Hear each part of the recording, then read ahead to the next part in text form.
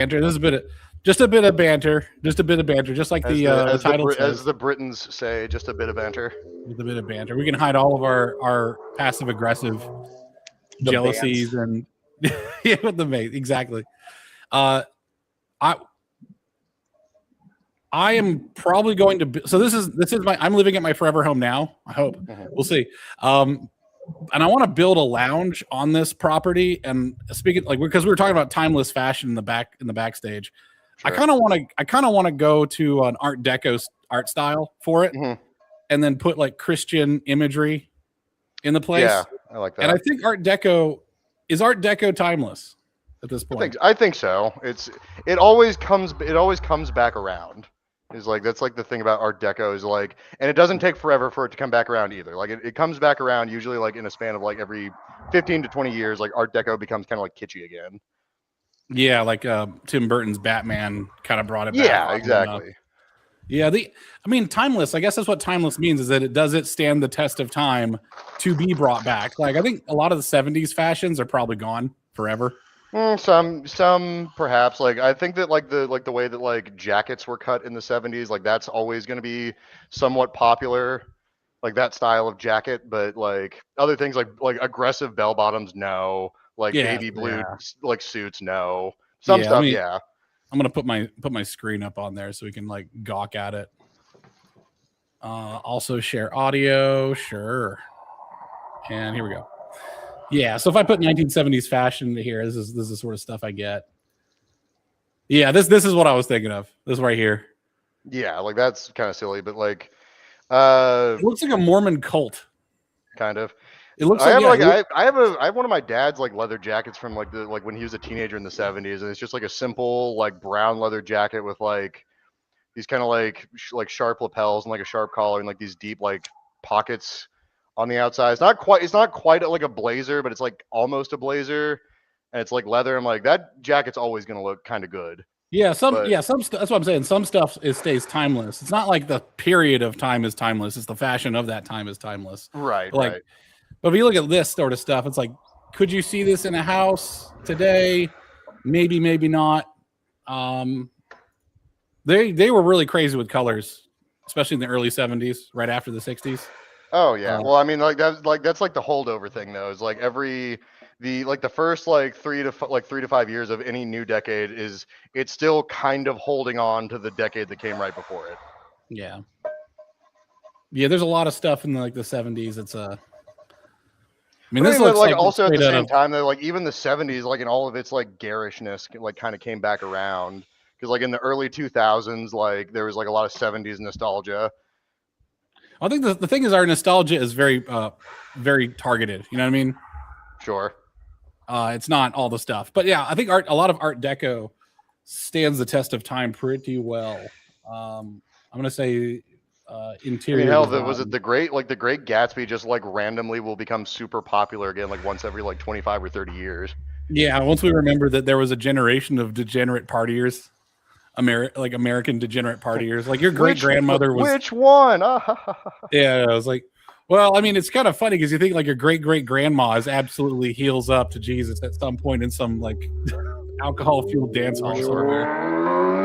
And I mean, we've also talked about that before, you and I think Kosma too. It's like it's the concept of like, oh, the past was this morally pure age. It's like, no, it wasn't. I mean, that's not to say it was like as degenerate as things are now, but it's like the idea that it was like Leave It to Beaver is like, it's very foolish. Like, that's not the truth. The thing I love about the 1920s style and Art Deco is it feels like a previous civilization of America that had an apocalypse. Like this is like the precursor. So to me, this is like looking at the Romans. If I'm an Italian, like there was a dark age that happened. Insert little dark age edit here. Yeah, exactly. Well, I mean, this is like the weird Gilded Age. It's so awesome, and it's and there's so much like American gangsterdom. Like America, I've said this before, that America has so many famous archetypes. Right? Like if you look at Italians, they have like, how many archetypes do Italians have? You got Roman, you got the Italian chef.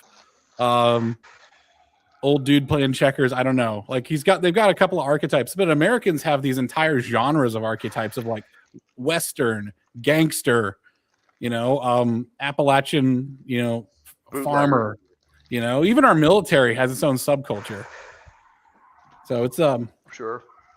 Well, it's like, I mean, it's kind of funny. There's a tabletop role playing game called Call of Cthulhu, which is based heavily in like the H.P. Lovecraft mythos, but like it's set like in the 20s or 30s, and instead of having character classes like D&D does, it's just you pick an archetype. So you're like professor or sailor, right. or bootlegger or something. Wouldn't it be awesome to use AI to make a Cthulhu series that is in the style of 1930s noir films?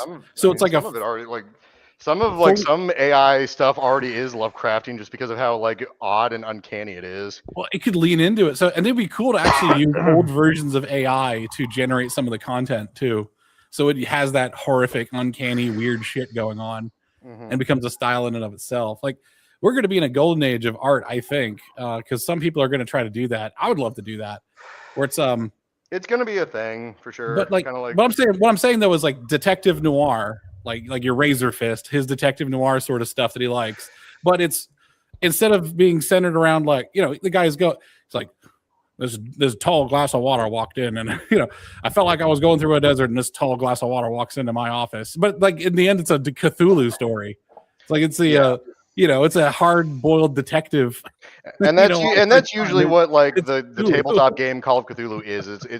Is yes, the Cthulhu stuff is important because that sets the stage, but it is like that's like 50% of the equation. The other 50% is just like Dashiell Hammett like pastiche or like stuff like that. Like it's meant to be more like kind of hard boiled like 20s pulp as opposed to just like and then the undescribable horror showed up. Now let me spend 5 paragraphs describing the indescribable horror. Was it Call of Cthulhu: The Sunken City? I think that was the one that played it pretty good. Yeah, there was a video game that like was I think it was from those guys who did that one like Sherlock Holmes video game series.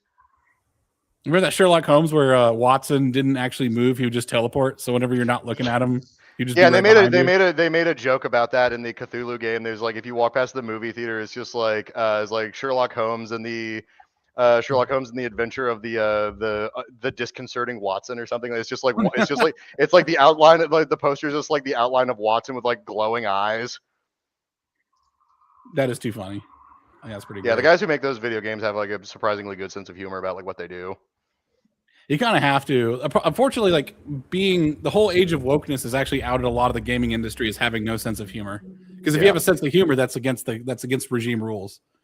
Well, but it's also like those were the guys who like made like Sherlock Holmes video games, and it was like their whole thing was like, I think it would be very easy for a company who wants to do that to just like get up their own ass about like it's just like, oh no, this is serious. This is a serious work of literature. We can't have fun. That is needless to say, like actual Sherlock Holmes stories, like there was a lot of humor woven into them. Yeah, sorry, I just started looking at the chat. I'm super sorry. I had my way with Nick Fuentes. Yeah, the military is surprisingly either ironically gay or on purpose gay. Like I've heard that like tank commanders will just play the most like absolute girlish music. Like they're all just listening to Katy Perry inside the tank. So it's like have you seen that meme that's going around where it's like people make like the edits of like a particular topic, but they started doing like Desert Storm edits, but like the music in the background is just like this like slowed down and like reverb boosted like edit of Macarena. It's like it's like a bunch of like F-14s like launching off of like aircraft carriers and like tanks like just like steamrolling stuff while like Doom Wave Macarena is playing in the background. I want to talk about the military right now because we're having some military fun this year. It is year of America can just do things, and everyone's malding about it or thinking it's fucking awesome. I think it's awesome. I want to just finish on this subject though, because this picture right here caught my eye. Like, doesn't this look like the office of some like mad magnate, some business magnate that's made a deal with the devil, like deal with Cthulhu? This looks like a place where you'd have a shooting gallery, like of just like guards, get them. All right, rattle them, boys. I mean, oh yeah, exactly. And then And then the arch bad guy jumps out the window and you just see a shadow dash off, and it's like the most. Anyways, that's what I'm saying. Like, this is a setting. It's an amazing setting. I mean, BioShock aped from it a lot. Sure.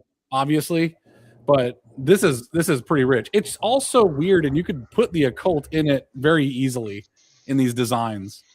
Yeah. I mean, well, yeah, it's also stark deliberate geometric order versus the forces of unreason.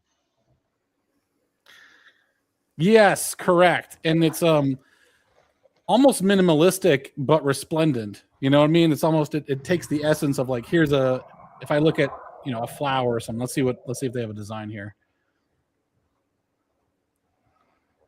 Yeah, geometric patterns. It's busy, but it's kind of easy on the eye, to be honest. To me, at least. Yes, yeah. There's a train station. There's a train station in Fort Worth where I live. That's the old TNP metro station, and they have kept it as like they've kept the actual like lobby and like railhead as a historically protected place. So it's not ever going away. But they actually a couple years ago they did this big like refurbishment of the inside, but they didn't change anything. So the interior lobby of the TNP station in Fort Worth, like it's still super Art Deco-y, and it's T and P, not TNP. T and P. Yeah, because it's Texas and Pacific Railway. Oh, I see, so it's the TNP. All right. Oh, okay. Nice. That's a better one, I think. Pretty cool. Yeah, That's it's awesome. great to just. They also have like they don't actually do any. They mostly rent that out for like balls and like events, but they do have like a little like rail. They have a little like railroad museum in there. It's really nice. And the train, you have to go to a different office for like train tickets, but the train does still run. You can still use that train station as a train station. Nice. I like trains. I think everybody likes trains. I don't know if anybody dislikes trains. Trains are pretty cool. I never had anybody. Either you have no opinion on it, or you think they're awesome. They're pretty cool. Yeah, this looks rad. This looks fucking rad. Light and steel. America runs on light and steel. And now, all right. I was gonna say another, just real quick, another good one to look up is the Texas State Fairground, because that was designed a little bit after like the super heyday of Art Deco, because that was in 1936 when they designed that, because that was part of the governor's scam to like get a bunch of money off of FDR when he was handing out like all of the investment bucks during the Depression. But they had this huge like Art Deco fairground built, and if you go walk on it, you can see like all the back buildings are like Art Deco-y and have like a bunch of like Art Deco statuary. And it was all part of a scheme from the governor at the time to basically defraud a bunch of money from the FDR administration. It's like, well, we need money for the state, so we're going to build this big hoorah of a fair, and he's going to help us pay to build it. Honestly, that's what you pay your state government for, to scam the federal government. That's exactly. Tennessee is so good at that. We're getting new nuclear plants, I think.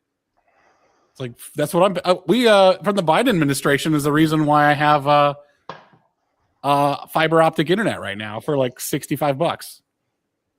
So I'm not complaining. It's like, that's why I pay you guys for. I'm not a libertarian where it's like I will refuse the free cake because it truly is not free. I'm like, someone's paying for the cake and it's probably me, but I'm taking the cake if I'm paying for it. Fuck you guys. There's never any such thing as a free lunch, but there is a heavily discounted lunch or lunch on somebody else's dime. Stolen lunch. I want the stolen lunch. Give me that stolen lunch.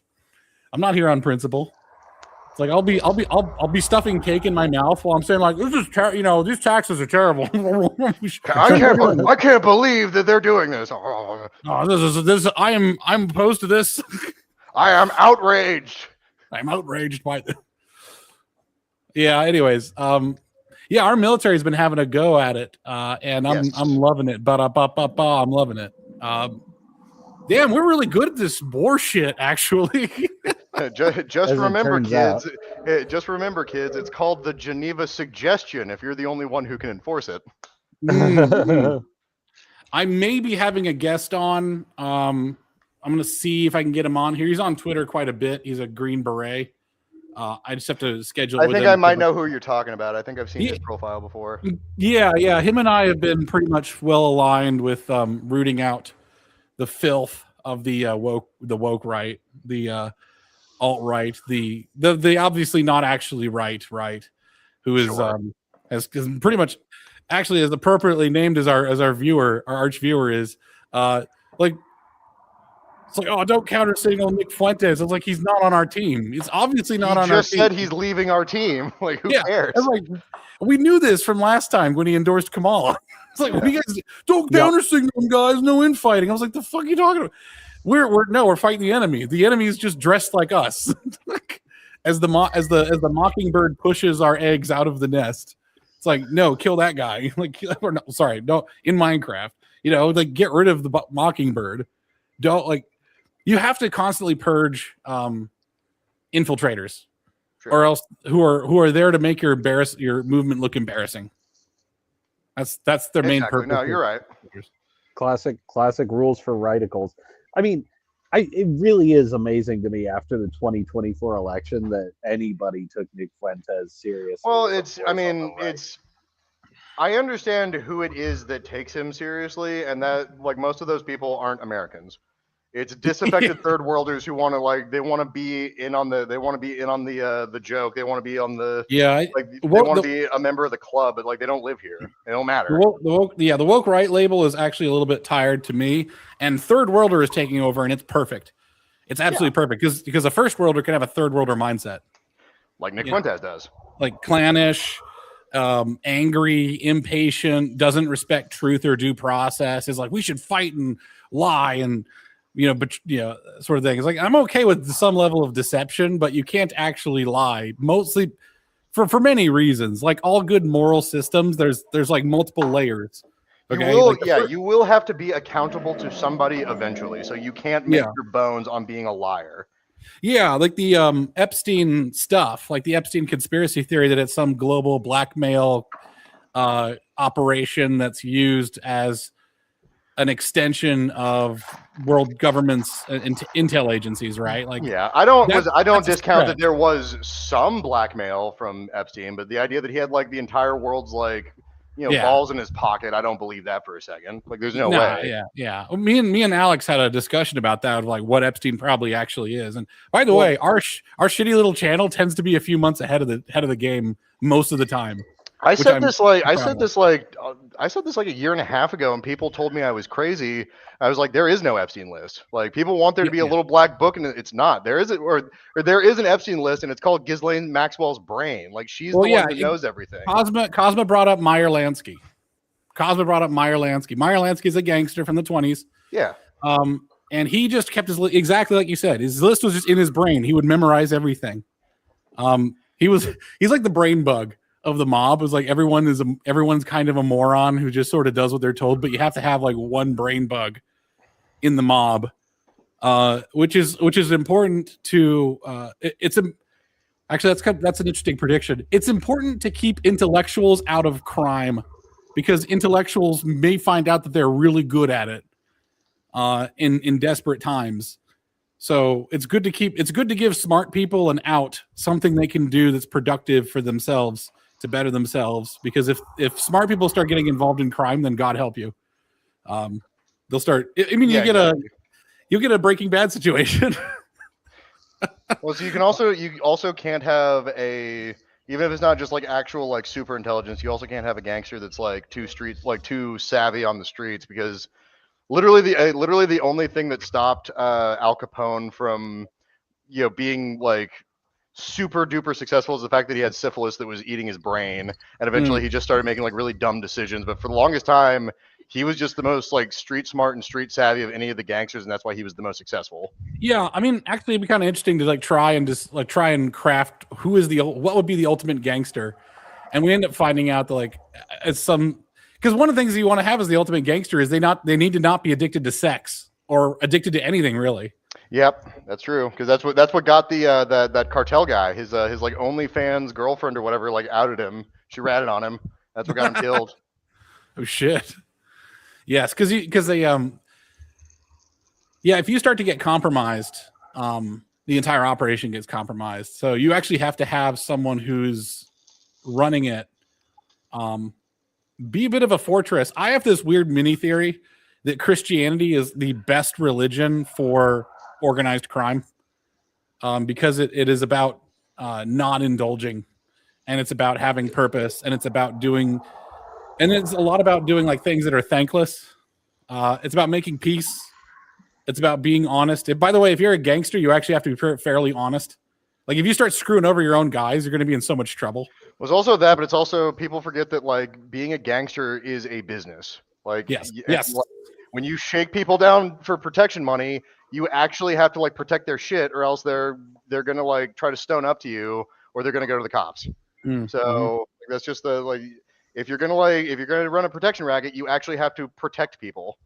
I think gangsterdom is fascinating to me, because to me gangsterdom is the backup government. Like your organized crime is your backup government, whether you want it to be or not. You can no longer control the streets. All of a sudden, yes, it goes to a protection money racket, which taxes it in another name, right? If you can't, it's also a place that relieves all the vices. So if you have like, imagine you have tradcath nationalist state, the Pope elects the leader of America and everything's hyper restrictive. It's like you're just going to have an underground industry for all those vices. It's not going to go away. It's sort of the pressure relief valve. Was it Hurricane Katrina? I forget which. Yeah. I think it was, organized crime also stepped up and started bringing in relief. That happens pretty much every disaster, by the way. Like every disaster. Your organized crime network actually has to. I don't fully believe this, but I suspect it may be true. Is that having a robust, organized criminal enterprise is actually fundamental for a stable state. They also enforce ethnic boundaries, which cannot be enforced in polite society. Well, it's also that's what happened in Japan when they had the tsunami, that really bad one a couple years ago. It's like the Yakuza guys like stepped up, and they were a huge help like in the aftermath of it, because it's like it's like they might be criminals, but like it's like their home too, like. Yeah, true. So you gonna say something, Kosma? Yeah, so that actually tracks. I don't know if you need organized crime, but you definitely need a fractally nested society where, like, the observation that is a parallel government structure is apt. What you do need is so I think it's Venice. Essentially fractal repetitions of St. Mark's Square. Is that right? Yes. Interesting. Yeah. So I mean, it's also like the Sun Tzu thing. Like, the same spirit should animate the entire body of the Force, top to bottom. Yeah. The parallel governments, governmental structures of organized crime can buy you that, but it's not the only end. It just happens to be a really stable governance form because they've sort of solved the revenue question. So yeah, I wonder if it could actually. Oh gosh, be... so as far as Christianity being the ideal operating system for organized crime, there is actually something to that. It seems to be historically that actually Catholicism is the ideal operating system. Yeah. It would be organized crime is relatively low among Protestant populations, but very, very high among Catholic ones. Now, it's a lot of variables that travel together, so it's hard to tell whether it's which is causal of which. But Catholics are more clannish than Protestants. There's more initiation rituals as well in Catholicism. Yeah, I think catechisms and such. Well, the catechism is just like that's just kind of like more or less the mission statement of the church. It's not really like that. We do have like for people who aren't Catholic, we do have something called OCIA, which is you have a formalized process of catechesis.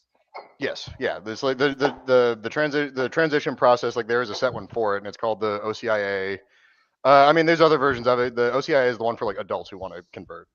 And I sponsor that every couple of years. I'll go to my parish, and one of the church ladies will be like, oh yeah, so and so like is interested in converting. Would you sponsor him? I'd be like, yeah, sure, why not?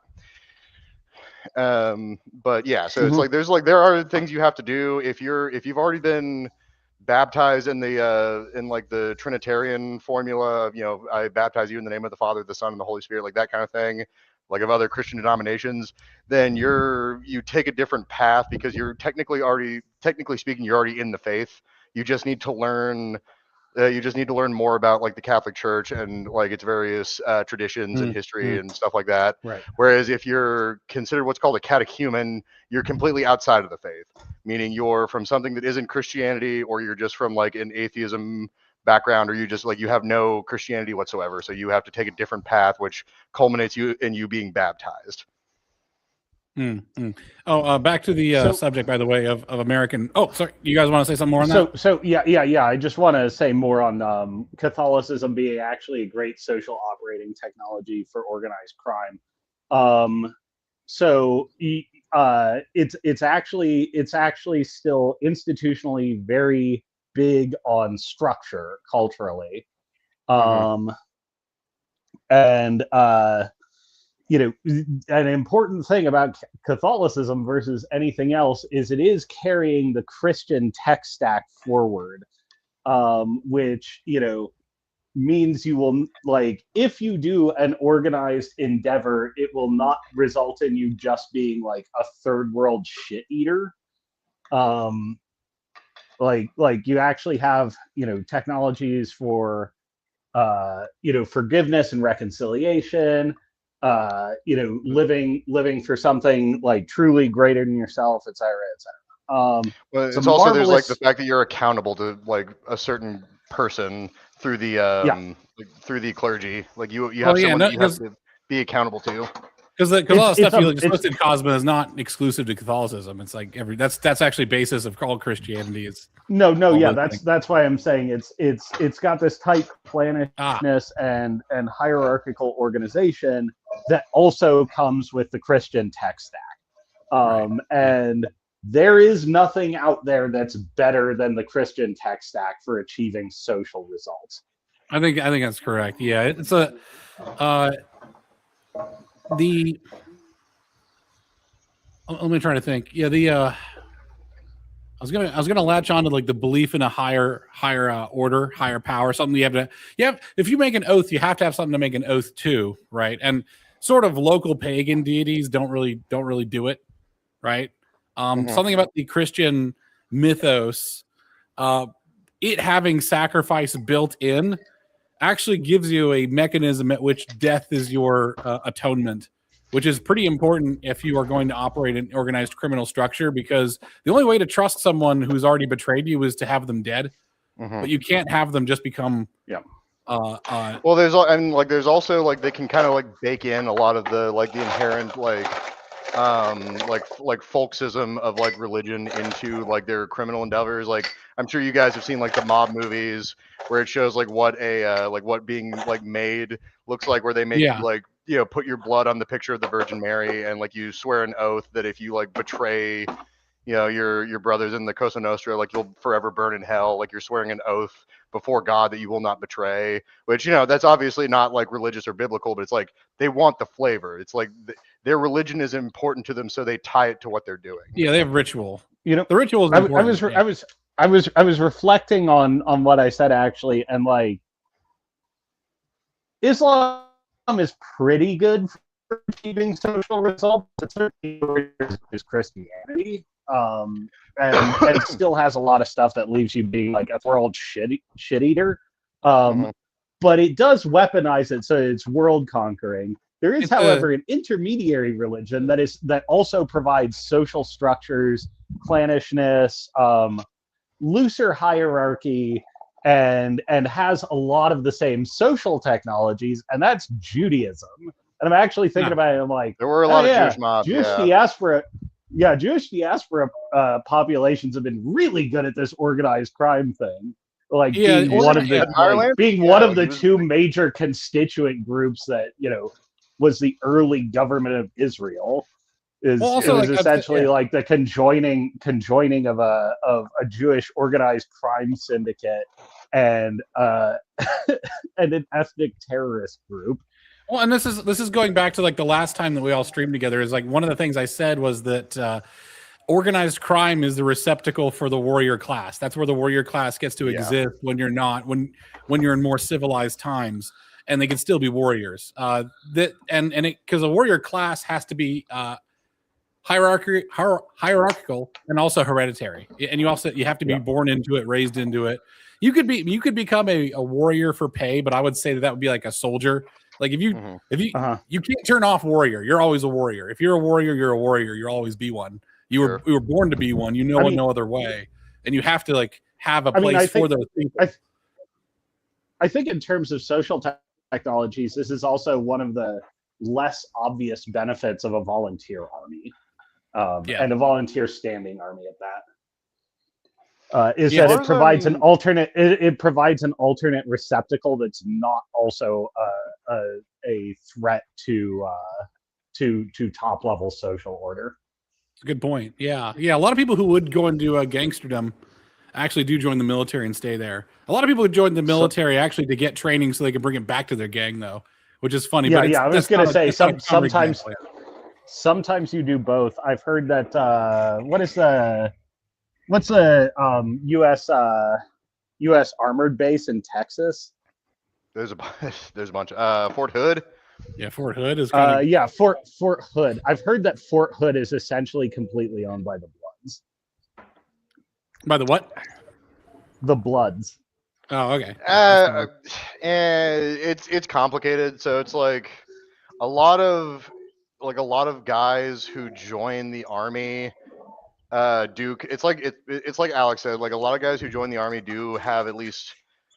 Not all, but like a large amount do have like gang ties, even if they weren't in a gang. It's like they grew up in a gang environment, like the inner city, and they kind of carry a lot of that with them.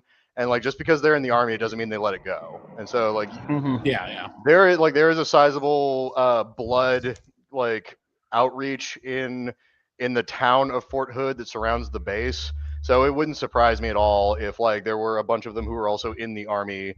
But I mean, that's also nothing new because I mean, like it's always been a thing. Like a lot of famous criminals have like honed their skills by being in the army. Like famously, the James Gang back in the Old West, they were Confederate guerrillas who were like the reason they were so good at robbing trains and stagecoaches is because they were trained in guerrilla warfare by I'm trying to remember who it was. It was right, and their gang was essentially like their animating principle was. No, we're not letting the war go. Yeah, we're not. Yeah, that was Jesse James, but like his brother Frank was like pretty adamant, like past a certain point of like, okay, this isn't about the war. This is just about like enriching ourselves. I think the Dalton brothers, like they also were pretty mercenary about the whole thing. But like Jesse specifically was heavily like just like he was not letting the war go ever. Yeah. But I mean, it's just like that's a pretty common thing. Like I mean, trying to remember, I think Frank Lucas, the guy who's like the Harlem Godfather, I think he was in the army for like a little while, and like he kind of like leveraged some of his army ties to like import heroin when Vietnam was going on. Like it's not a big it's very not in LA Noir. Yeah, LA Noir. Yeah. It's based on a true story, I bet. I mean, it happens a lot. I mean that's what biker gangs are from. Biker gangs are from. The Hells Angels. They were like the Hells Angels were started as a bunch of like. World War II vets who all just were like motorcycle enthusiasts. Yeah. And the thing is, you have to have the Aztecs had something called the Garland Wars, I believe it was called. And there's pretty much just wars for sacrifice. It was war for the sake of war. And you kind of do need to actually do that. You do actually need to have forever wars. There almost needs to be just Africa as a PvP continent.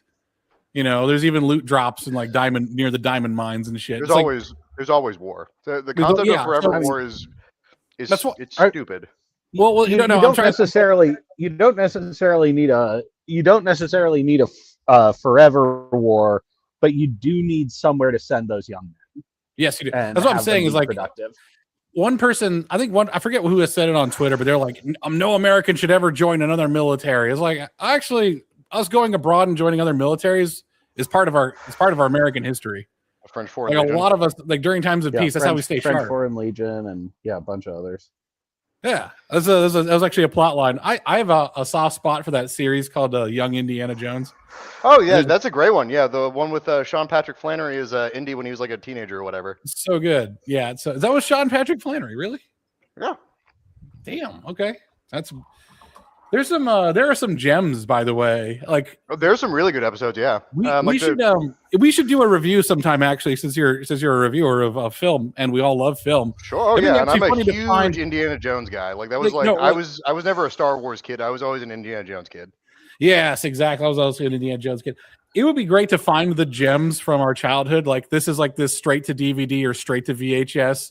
Looks like shit. Actually is awesome. There's a lot of that. There's actually a lot of that. I'd have to go through IMDb and just look through like from 1981 to like 2010 and just look at all of the different straight to DVD releases. Well, for me, it was like one of the like movies that everyone was like, this sucks. This movie's terrible. Who could like this? Like when I was a kid, I was like, this is so cool. And I got up, like I became a man. I'm like, this is still cool. Is Van Helsing with Hugh Jackman? Oh yeah, I don't care what anybody says. That movie's awesome. That movie fucking rules. You could cosplay that now. Yeah, it'd be so funny. Red Line is your favorite here. Red Line. I gotta check that out. All right. Oh, that's the anime movie about like these like insane like racing. It's really good. It's got these like super like trippy visuals for like them racing. And by the way, it's been forever since I've seen that movie, but it is good. Japan has a gangster culture too. Actually, I think after World War II, the Yakuza. Well, it's not just the Yakuza; it was the biker gangs. Is what I was thinking of. The Bosuzoku, yeah, they had a lot of gangs.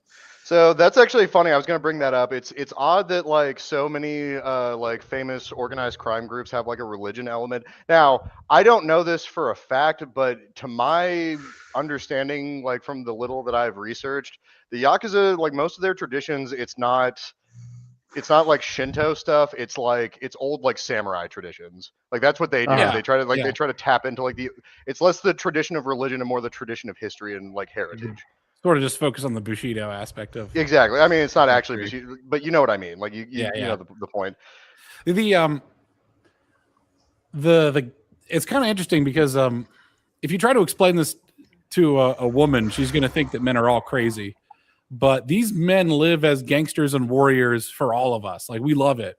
Like the boomers had the great movies about gangsters, and you could see it. That was they all the men resonate with it. Like all of us men kind of live through these.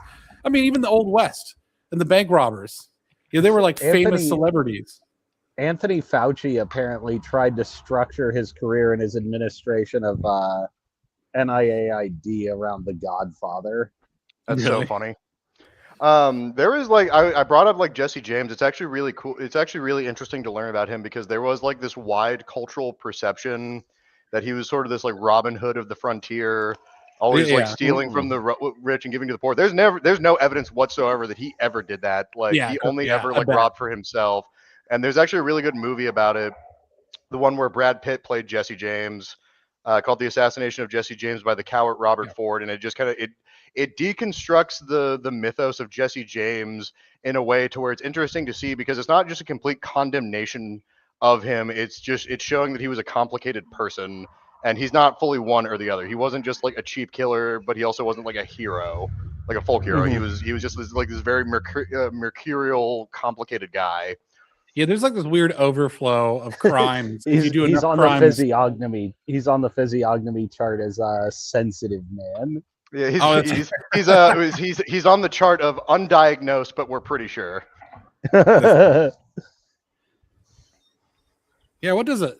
The autistic cowboy would be pretty funny. Like, I'm just straight up spectrum. Yeah, that's the Western starring Ryan Gosling. Yeah, as soon as Tylenol gets invented, we just see that happening. Yeah, just,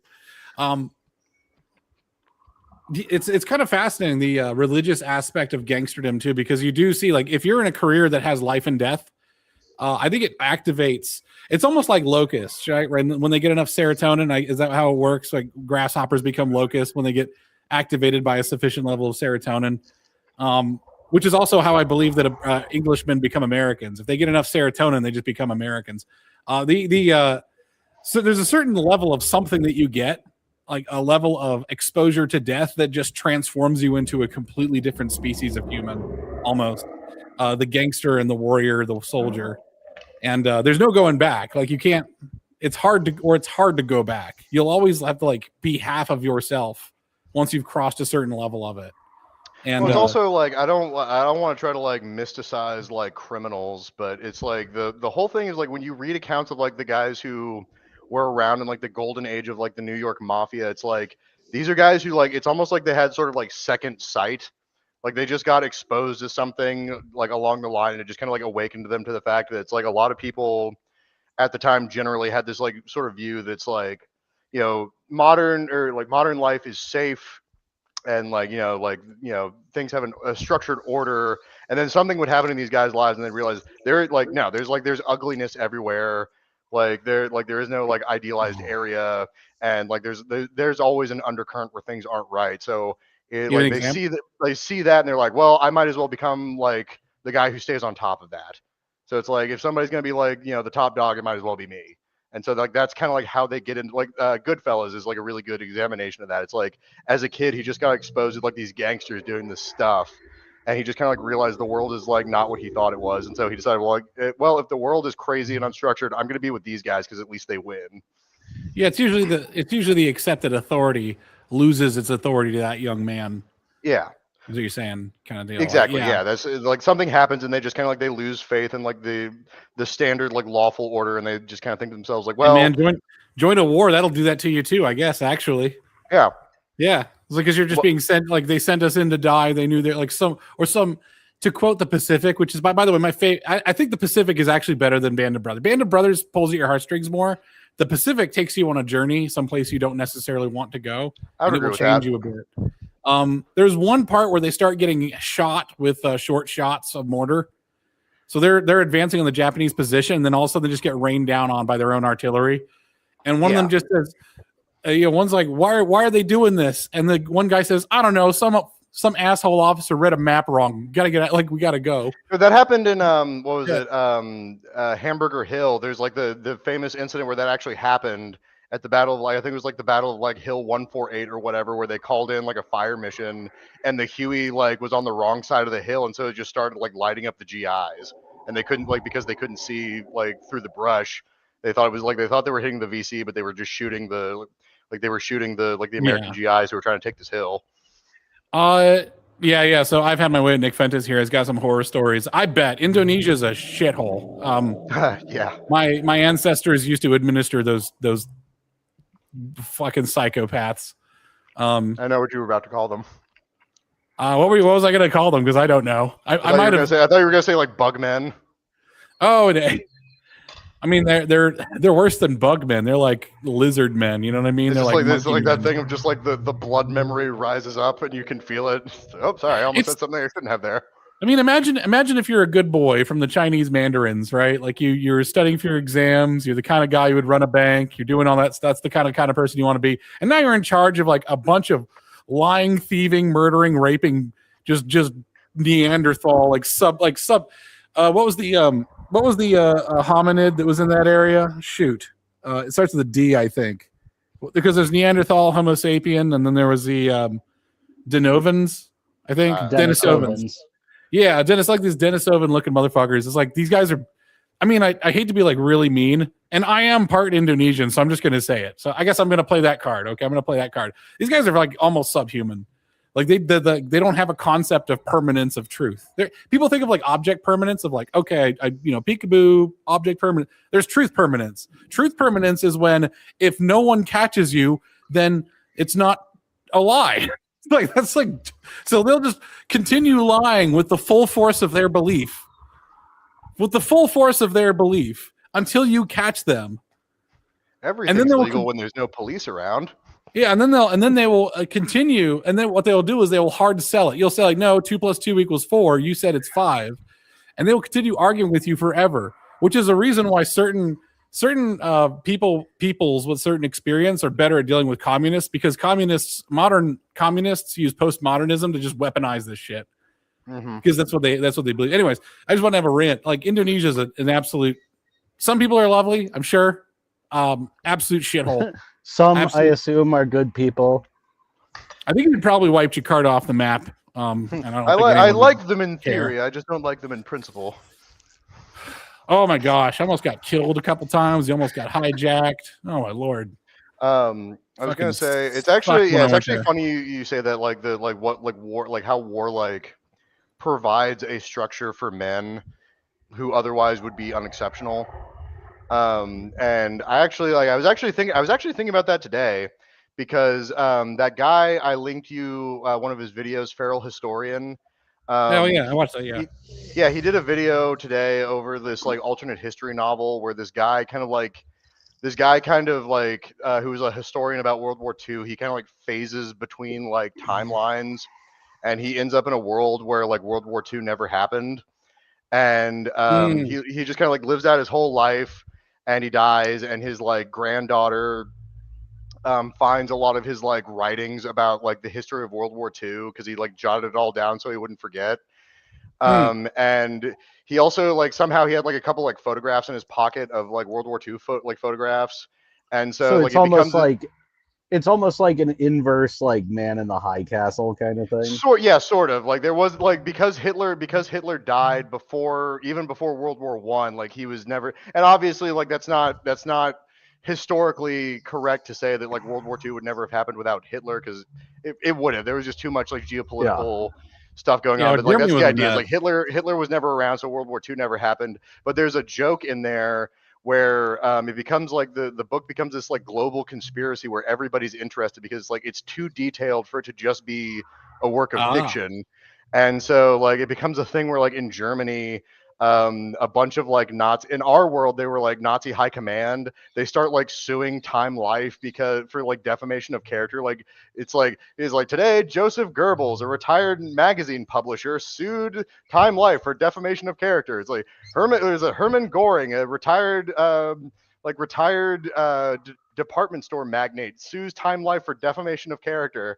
And it's like what would these guys have been doing realistically if there wasn't like it just like kind of like posed an interesting thought to me. It's like what would those guys have been doing if there was no like Weimar? Like what if Germany was just normal after World War I? Like what would those guys have been doing? Like where would they have ended up? Because they were all kind of like very weird like people with like a bunch of character flaws. So like would they have been like part of normal society? Could they have fit into it? Would they have been like criminals? Like what would they have been?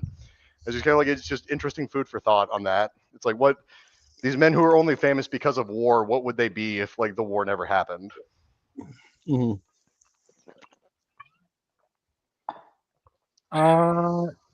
It might end up like this. Can you hear it? No. You can't hear it? The Hiles? Oh, I can now.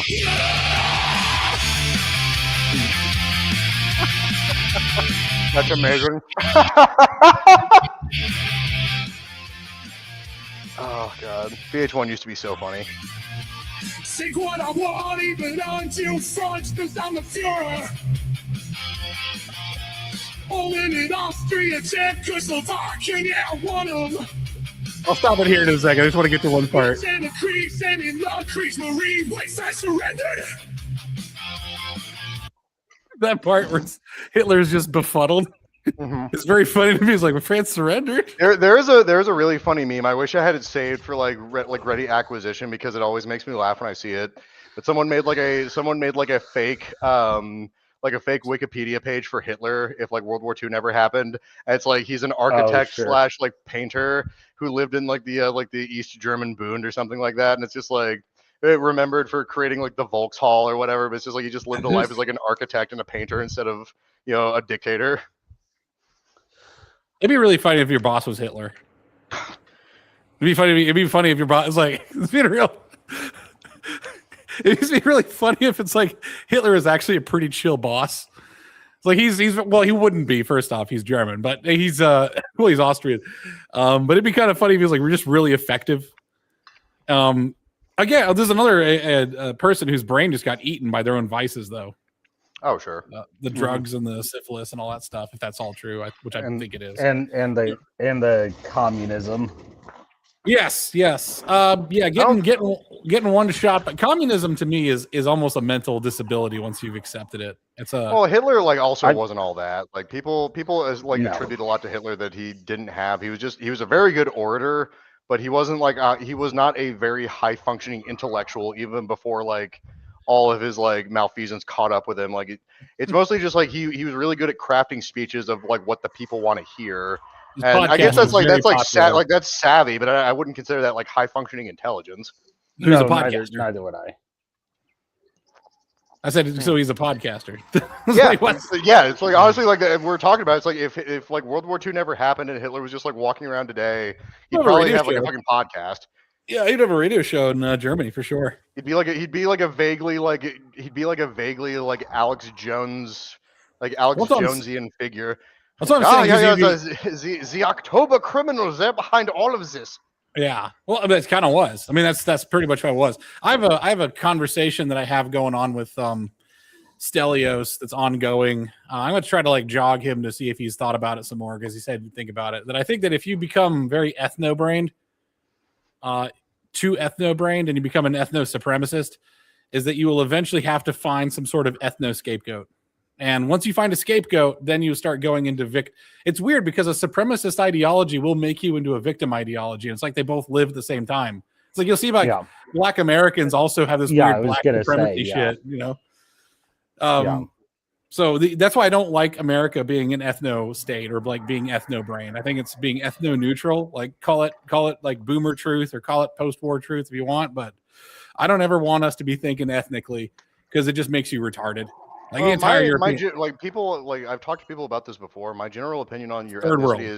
is it's like you should be proud of it because it comes with tradition, but like you should never denigrate it just for like political reasons. It doesn't like make you're not better than anybody else for it, but you're also not worse than anybody else for it. You need to remember that. Well, the problem is if you think about it too much, then you're eventually going to start thinking that way. I think. Right. I think it's kind of if you make it a defining part of your personality, it should be more important that you're employee of the month than that you're like Scots Irish, came here on the Mayflower or whatever the fuck. It's like it should be more important that you ran a good 10K, you know, last week. It's a failure of stewardship because there is being handed something that, you know, technologically like an inheritance that is just a world beater.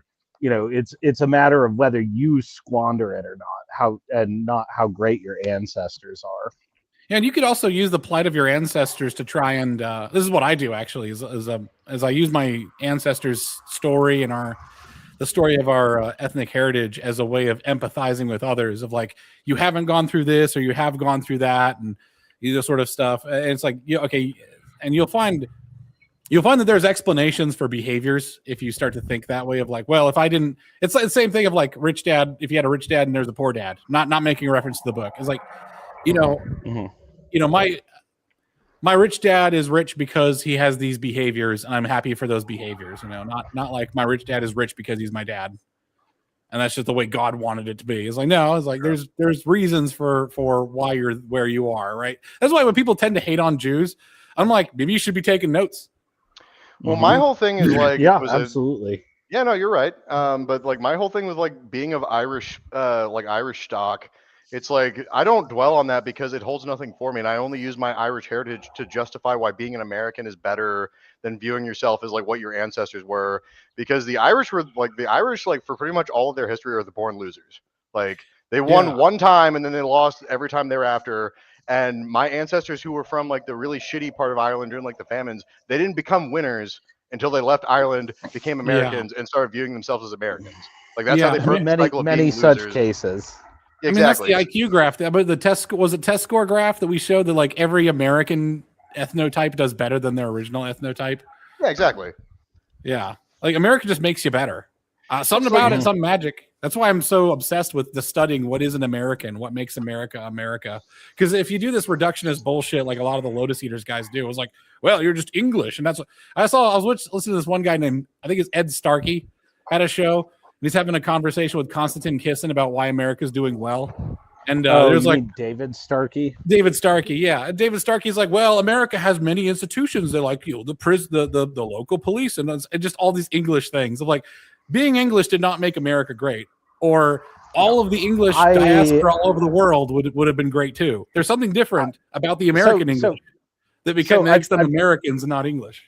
So I've mentioned the sort of Hackett-Fisher point before. Yes, the time. The time. Yeah, it's not just where they're from, but when they're from. Correct. Which is a combination of the ethnos and the time. It's like it's not just the ethnos. Yeah. That's what my point is. It's not just the English ethnos that makes America America. Although that said, the institutions that Starkey described that are just English things are straight up better than what the rest of the world has. Sure. Like America had a massive technological edge by being Anglos. Oh yeah, I know. Even the Aussies or whatever, like you're much better off in terms of your social institutions and ability to succeed on a social technological level than any scion of Spain. Well, that's what I'm saying is that it's not. My point is not that the Anglos didn't have that, but the technology is separate from the Anglos. In other words, the ethnos is not what. Oh, sure. The technology is from the ethnos. It's not of the ethnos. You know what I mean? You know what I'm saying? It's from it, but not of it, because it doesn't guarantee. I see your point, but other people have equally rich traditions and so on and so forth, and the way of doing things that have served them for a certain amount of time and so on and so forth. Well, it's like saying that you got it's not cost free to change tech stacks pretty radically. And I was going to say, if we look at like the Japanese in the Edo period or at Lee Kuan Yew, what they did was a pretty sudden about face. Like, nah, fuck all these local traditions. We're looking just results oriented. We're adopting this other tech stack and modifying it to fit with ourselves.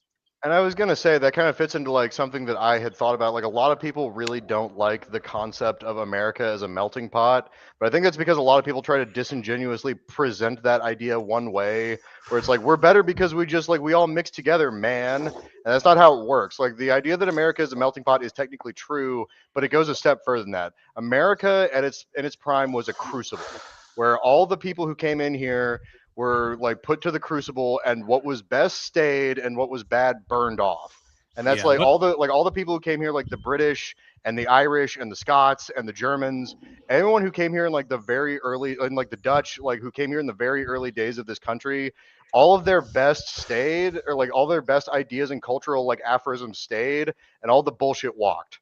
And like that's why America was at its peak in its like earliest days, because it kept all the best parts of every culture intact, but all the bad stuff got like, basically like trained out. And like that's why the melting pot analogy works, but people just deliberately misinterpret it to mean something that it's not. Well, we also accomplished this with one, ethnic quotas for compatibility, and two, massive remigration rates, colossal. Yeah, the Crucible, I like that. I'm going to steal that if that's all right. Maybe sure. Yeah, I was thinking about how to like phrase that. Another way I had to phrase it was it's not a melting pot. It's a pot still for making like fine scotch. It's like you're not just making something like soup where it's like all you have to do is get it hot and it's soup.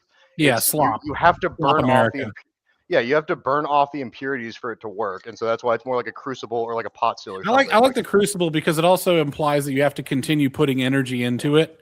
Yes. That is separate from the. And that's true, yeah, and that's absolutely correct. Like I never want America. This is the thing is why I don't like America as an ethnic construct, because I don't ever want this thing to I don't ever want the heat down.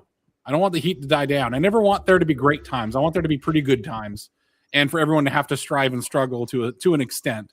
I also don't want things to freeze in place, because if you take the heat off of a crucible, it just becomes a solid, useless hunk of metal that hasn't. Like we will never truly form. I don't think we'll ever have an endpoint America. We're too large, we're too regional, and we're too adventurous. Well, that's the thing though, is nobody does. Like, because cultures are lived, one life at a time serially, or not serially, in parallel. so every culture is always forming. To put it in a very Greek philosophical way, they're in the constant process of becoming. Well, here, the constant process of becoming does slow down if you become too traditional. And here's a way that actually it does die. Is if you become is my theory. I have to work this out with Stelios. Is that I have a theory that if you become an anti-culture, that's actually a way for you to die out in terms of relevance. Yeah.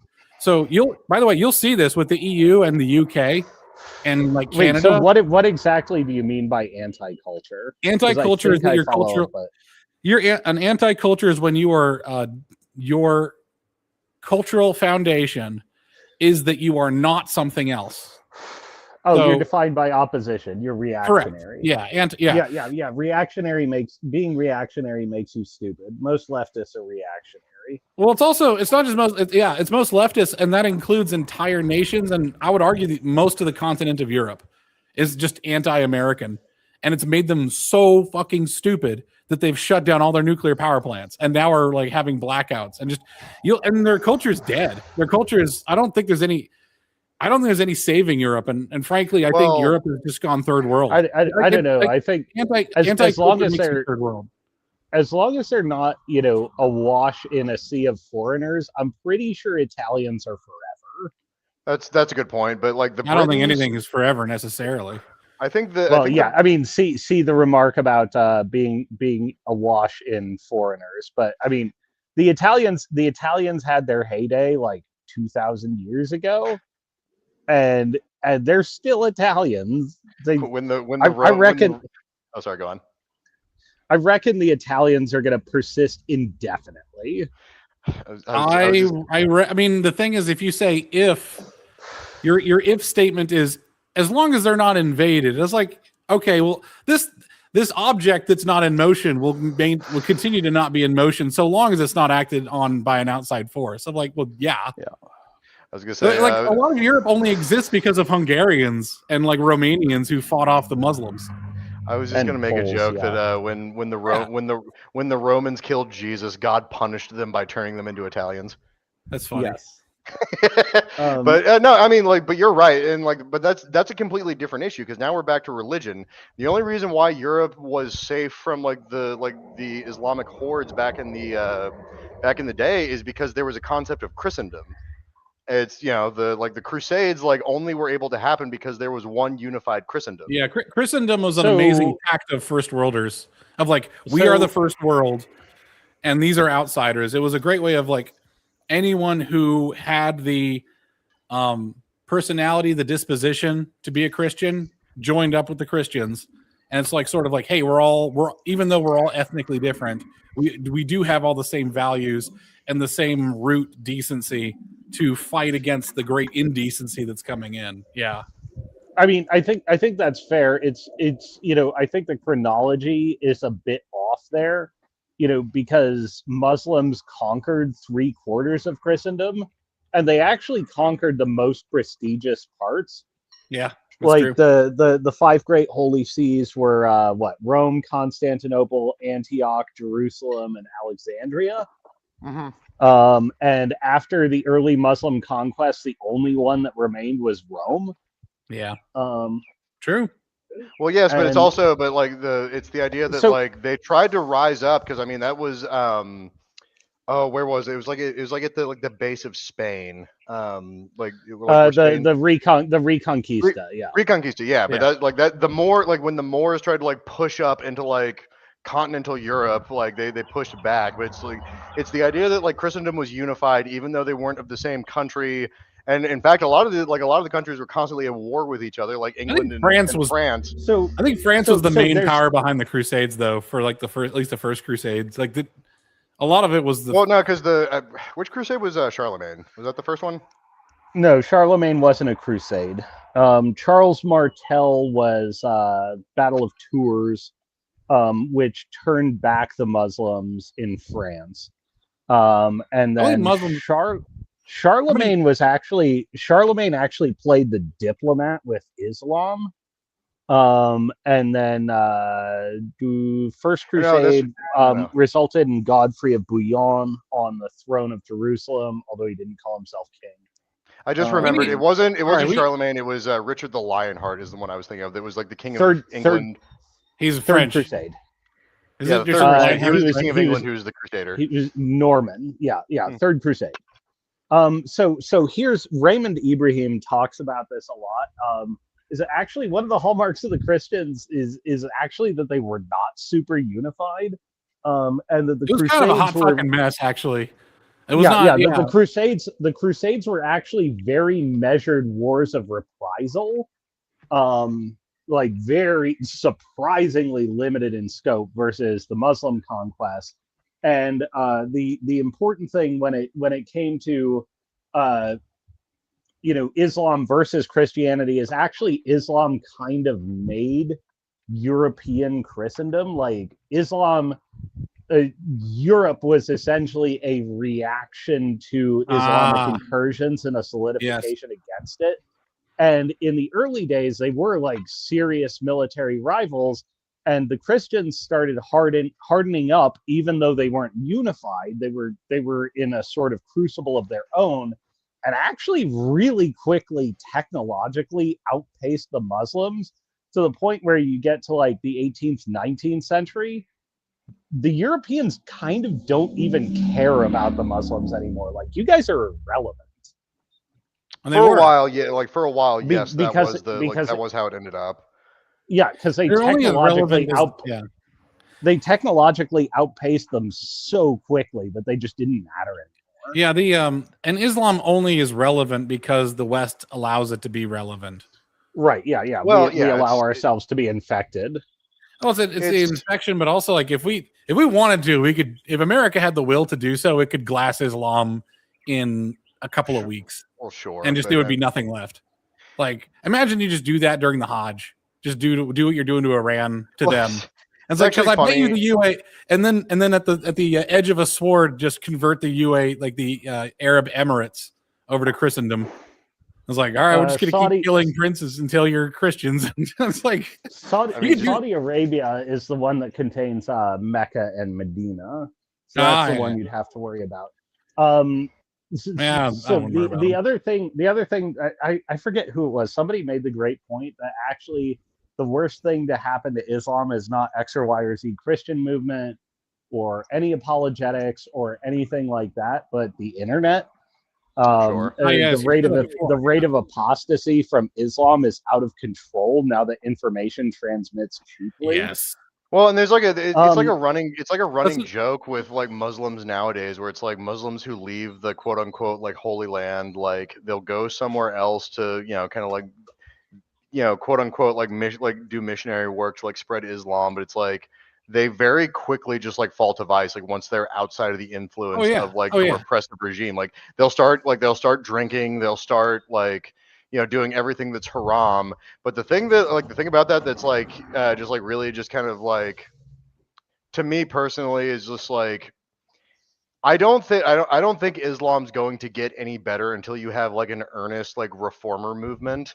Like an actual one that works, because the problem is those guys who do that, like it's the men who like it's the Muslim men who allow themselves to like apostatize and like do all the haram stuff. But if they see a woman do it, they'll still impose the rules on them, even though they're breaking the rules. And it's like it's just a perpetuating cycle where it's becoming a worse version of itself all the time. And like that's the thing about Christianity is like I'm Catholic. And so, obviously, like the Protestant Reformation is like kind of like a touchy subject, but I acknowledge that the thing about the Protestant Reformation that's actually good is that it actually made Christianity as a whole, even between denominations, stronger, like on the back end, because the Catholic Church did internally implement a bunch of reforms on the back of the Protestant Reformation, and so like. It galvanized a lot of different facets of Christianity on the back end eventually, but the problem is Islam has never had that. They have it's just a stranglehold where there's never any attempt to reform or change in earnest tradition. It's just one big iron fist just clenching forever. So I've heard this argument before, and I think historically it's actually incorrect. I bought into this for a long time. Islam did have its major Reformation movement, and it was the Salafis, or the school of Wahhabism. They had their Reformation, and they chose to be worse.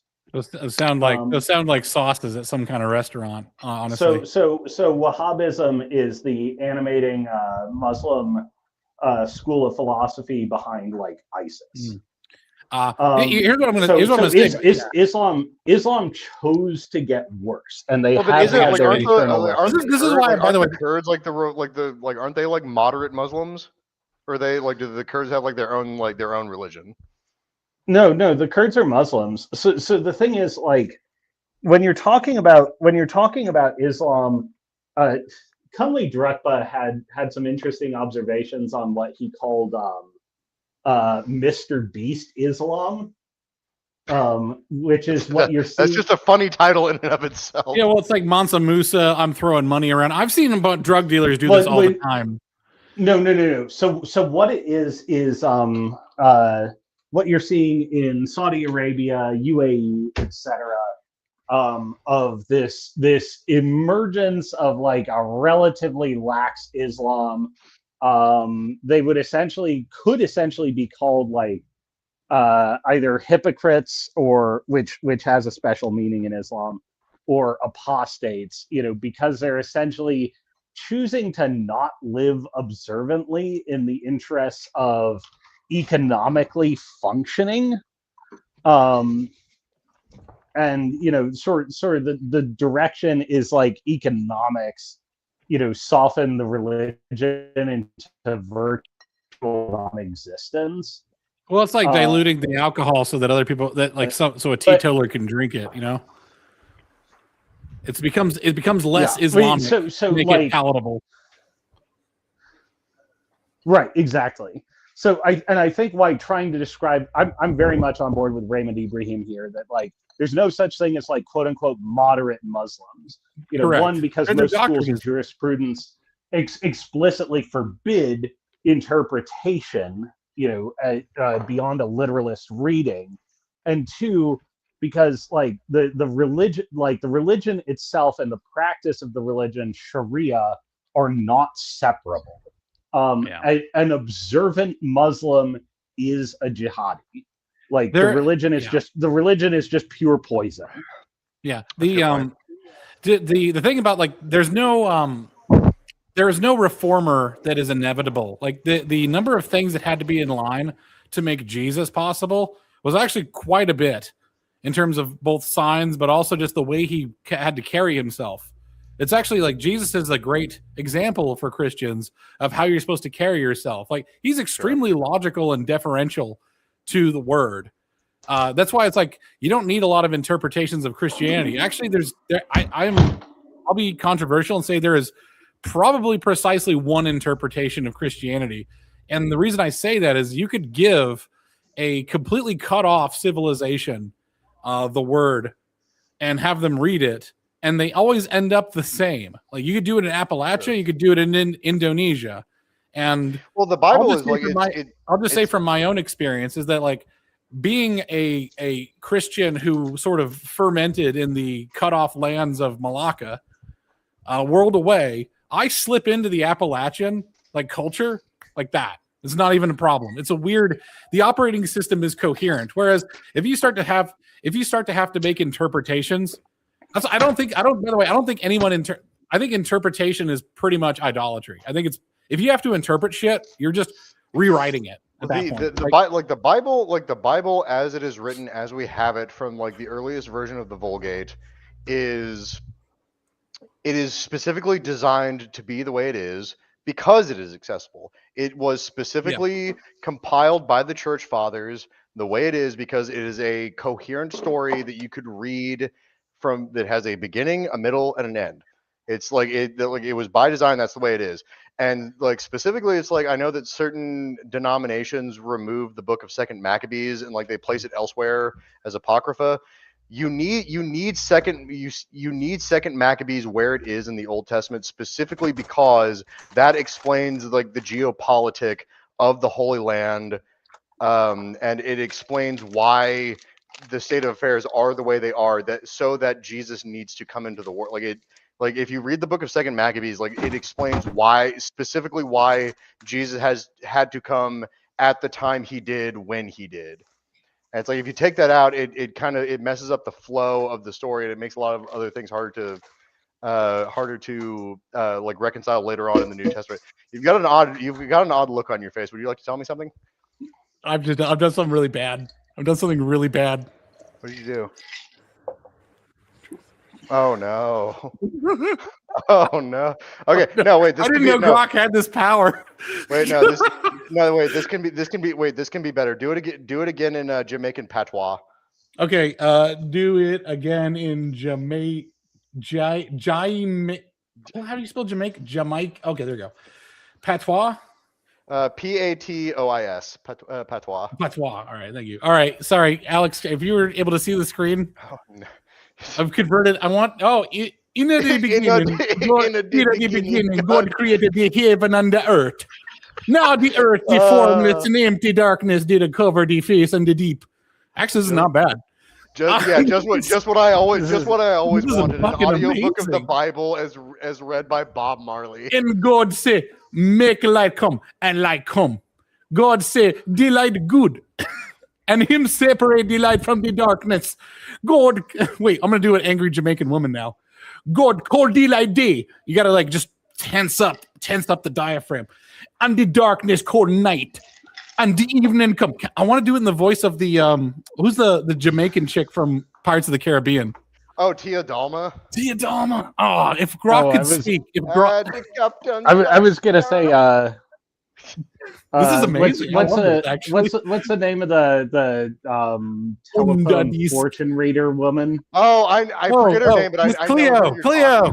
Cleo. Miss Cleo. There we go. Madam Cleo. And God say, make lights in the voltage the sky.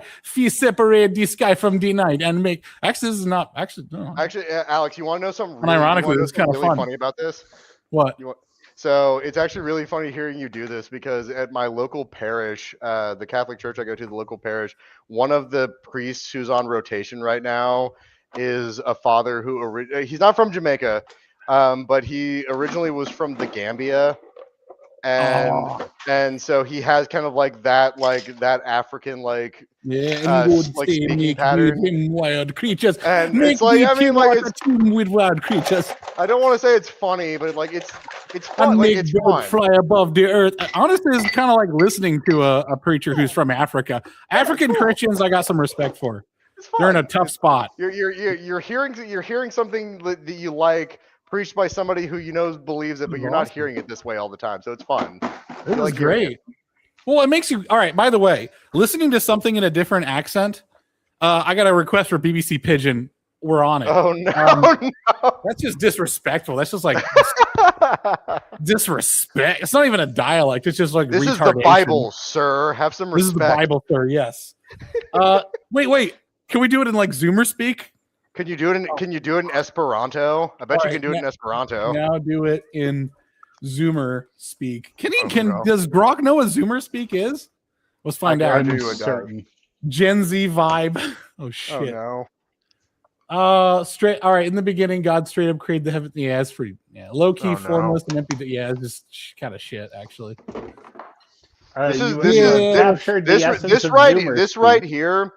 specifically why the copy of the Bible that I have is the Knox Bible. Drop the 6th day. Evening. All right, this one's actually kind of good. Evening hit, morning drop the 6th day. Put that on a t-shirt. That's pretty good. That's not bad. But like that's specifically that's why the Bible that I use for my personal study is the Knox Bible, because the Knox Bible is written in like quote unquote timeless English.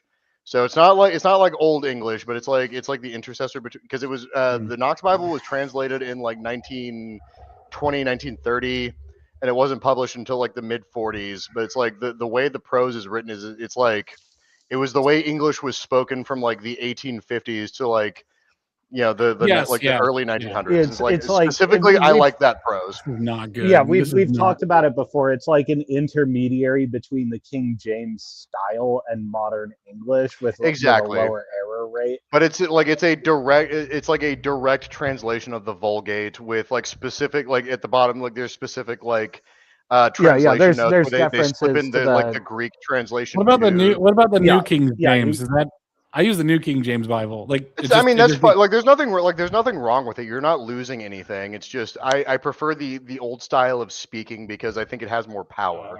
I think it has more. I think it has more like ethos and like when you read it, it feels more powerful because it's like we don't really know what like the Aramaic the aesthetics or the Hebrew of language. Yeah, it's like we don't really know how that would have sounded because we don't like it's so far removed. It's like when you hear it in like that intermediary English, it invokes power, and like you feel something when you read it.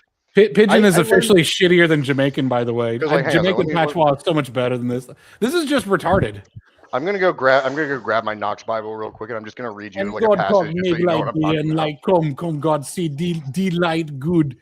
It's like a fucking. I'm sorry, this is racist. It's like talking to a monkey that you taught to speak. It's like that, like in Congo, where the monkey would like do motions, and it would auto translate would like, Amy, good. It's like nipple, God, see, delight, good. Nipple, Apple, nipple, you nipple. give me, you give me. Anna Kasparian ass. Yeah, so like here's an example. So I grabbed my copy of the Knox Bible. So here's fuck is vegetation unmolested? I don't know. That's a good point. But yeah, here's an example of the way the Knox Bible is written. So this is Psalm 23. The Lord is my shepherd. How can I lack anything? He gives me the resting place where there are green pastures. He leads me out to the cool water's brink, refreshed and content. As an honor paged by the paths he leads me. Like, you see what I mean? Like it's much like older. It's much older fashioned English, and so it's like we all know like the standard like King James translation is like, Lord is my shepherd, I shall not want. He maketh me to lie down in green pastures. That's the kind of King James version, but it's like the old direct translation. It just kind of adds something that you wouldn't like normally otherwise have. And I mean, like the Catholic Church does it too. Like the Knox Bible is very much not what is used in the popular liturgy. We have the new international version. I forget like the last updated version of it, but like that has like more modern English translation. But it's like I like the older, high fashioned way of speaking English because I think it invokes some of the power that like the word has. It's more majestic. Yeah, it's like, I mean, like this is the greatest story ever told. You want it told in a very way that's like pleasing to the ear. Yeah, this doesn't look bad. Yeah, this looks understandable. All right, I'll give it a look at. I just use the new King James version. For that's now, fine. But yeah, they're all fine. I think I thought they're all fine, but like it's. I am very cautious of aesthetic Christianity for a lot of reasons. However, if it makes your experience better, but honestly, this doesn't seem like it's aesthetic masturbation. It's not aesthetic. It's just this is more traditional because this is also it's also just having a vocabulary too. Like this is just having a vocabulary, like the proper word. Yeah, the whole thing about the Knox Bible is it was a personal project by Monsignor Ronald Knox, who he wanted to translate the Vulgate like as authentically and as like preciously as possible to English, but he wanted to do it in intermediary English so that way it felt more timeless, because he was worried that if he translated to like popular English at the time, which would have been like the 20s and 30s, like it would lose something over the years. So like that's why he did it, is like he wanted it to feel more authentic and therefore more accessible forever. And like that was like the point of the project for him. So it's not an aesthetic thing. It's just it was a project to like try to like give something that would like stand up to the ages.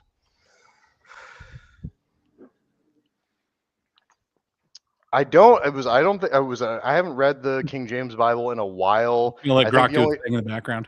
I think the only difference would be that I don't know that the King James Bible removes Esther and Second Maccabees, but I think it does. I'm not 100% on that though. Oh, all right. Grok is delivering some goods. There we go. Can you see the screen? Blessed be the Lord, my rock. Yes, I forget the specific psalm it is, but the one that I always like is like, blessed are you, the Lord, my strong deliverer. You cover my head in this my day of battle. Yeah, the Christians are not pacifists. We just try to do. We want people to convert. Like, to us, the real battle is the battle of the souls, which is why, like, even though we could glass Islam, Christianity doesn't. Now we hate pants shitters on this channel. Okay, we hate pants shitters. We hate panicans. We hate black pillars. All these sons of bitches, because pants shitters just can't wait. Like, you should just wait, a little bit. You should have some patience. Wars are usually not won with battle. They're won with an amenable ear and a silver tongue. That's how it's done. I talked about this with a guy on a Discord server where he pulled up like some statistic that said that like Iran only has like 1,500 like missiles left, and like just being very facetious, I was just like, interesting. How many do we have left? Like that was my response. Is is like, oh, they only have 1,500. How many do we have? It's like basically just like me just like opining on like our ability to wage war. And that's another one. Did you see that quote from like that Chinese military official when like someone asked him about like America's like war waging capabilities? Oh, we're addicted to it.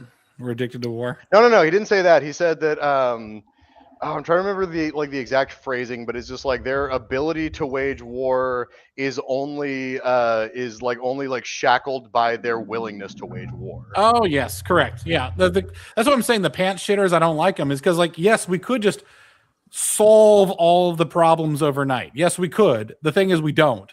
Like, we are like the Spartans waiting for the sheep entrails to say go to war.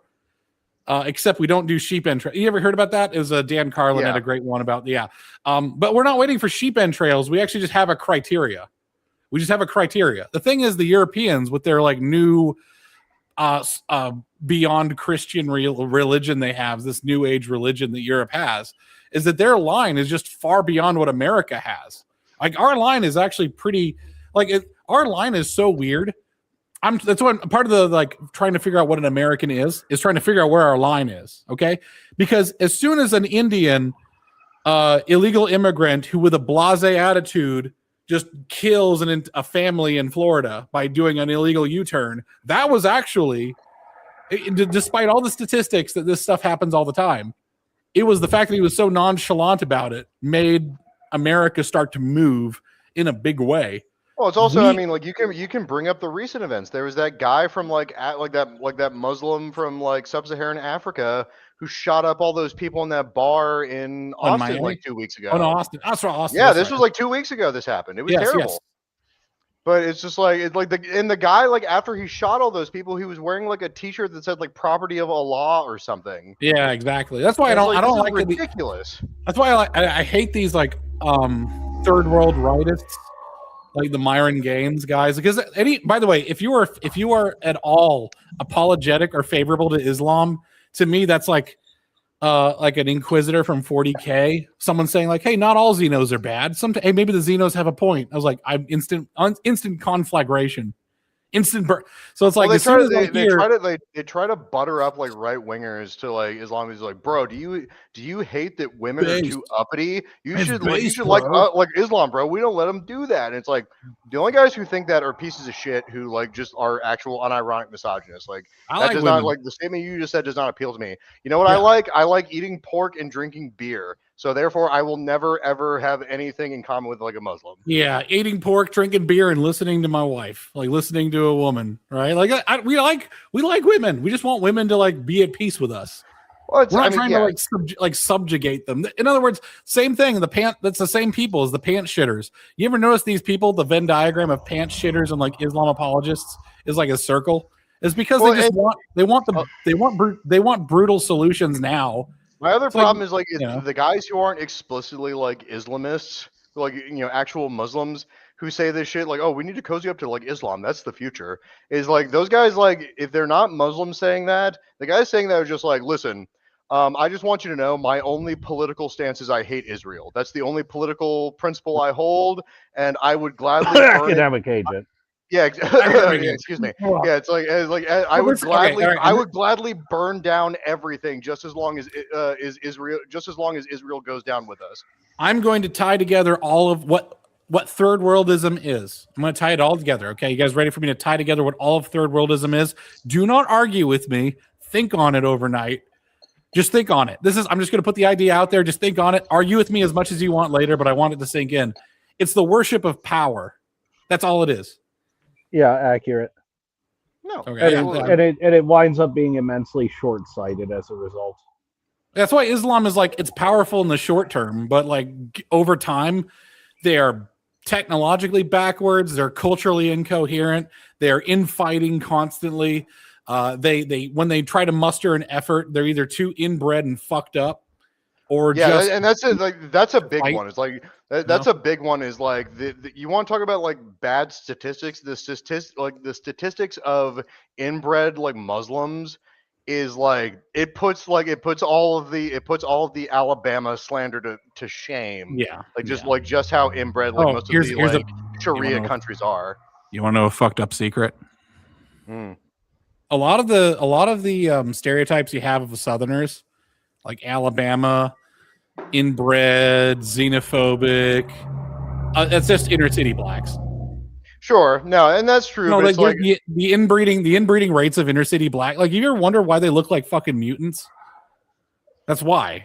Well, no, it's like no, you're massive. right, but like no, you're right, but like there's like the whole thing about like the whole like there's a lot of inbreeding in the South. Like that's just a bunch of like holdovers from like the antebellum period where it's like why yes, I did marry my third cousin on my mother's side. It's like that did happen, but that was also happening like in England at the time, and also that practice was like going away anyway, even at the time. Like that was I think third cousins are all right. Yeah, but it's like there's a big difference between like your great grandfather like so many generations removed marrying a third cousin, which is genetically pretty safe, to like actual like sibling marriages in like certain Islamic like societies. Let's ask Grok about the third cousin shit.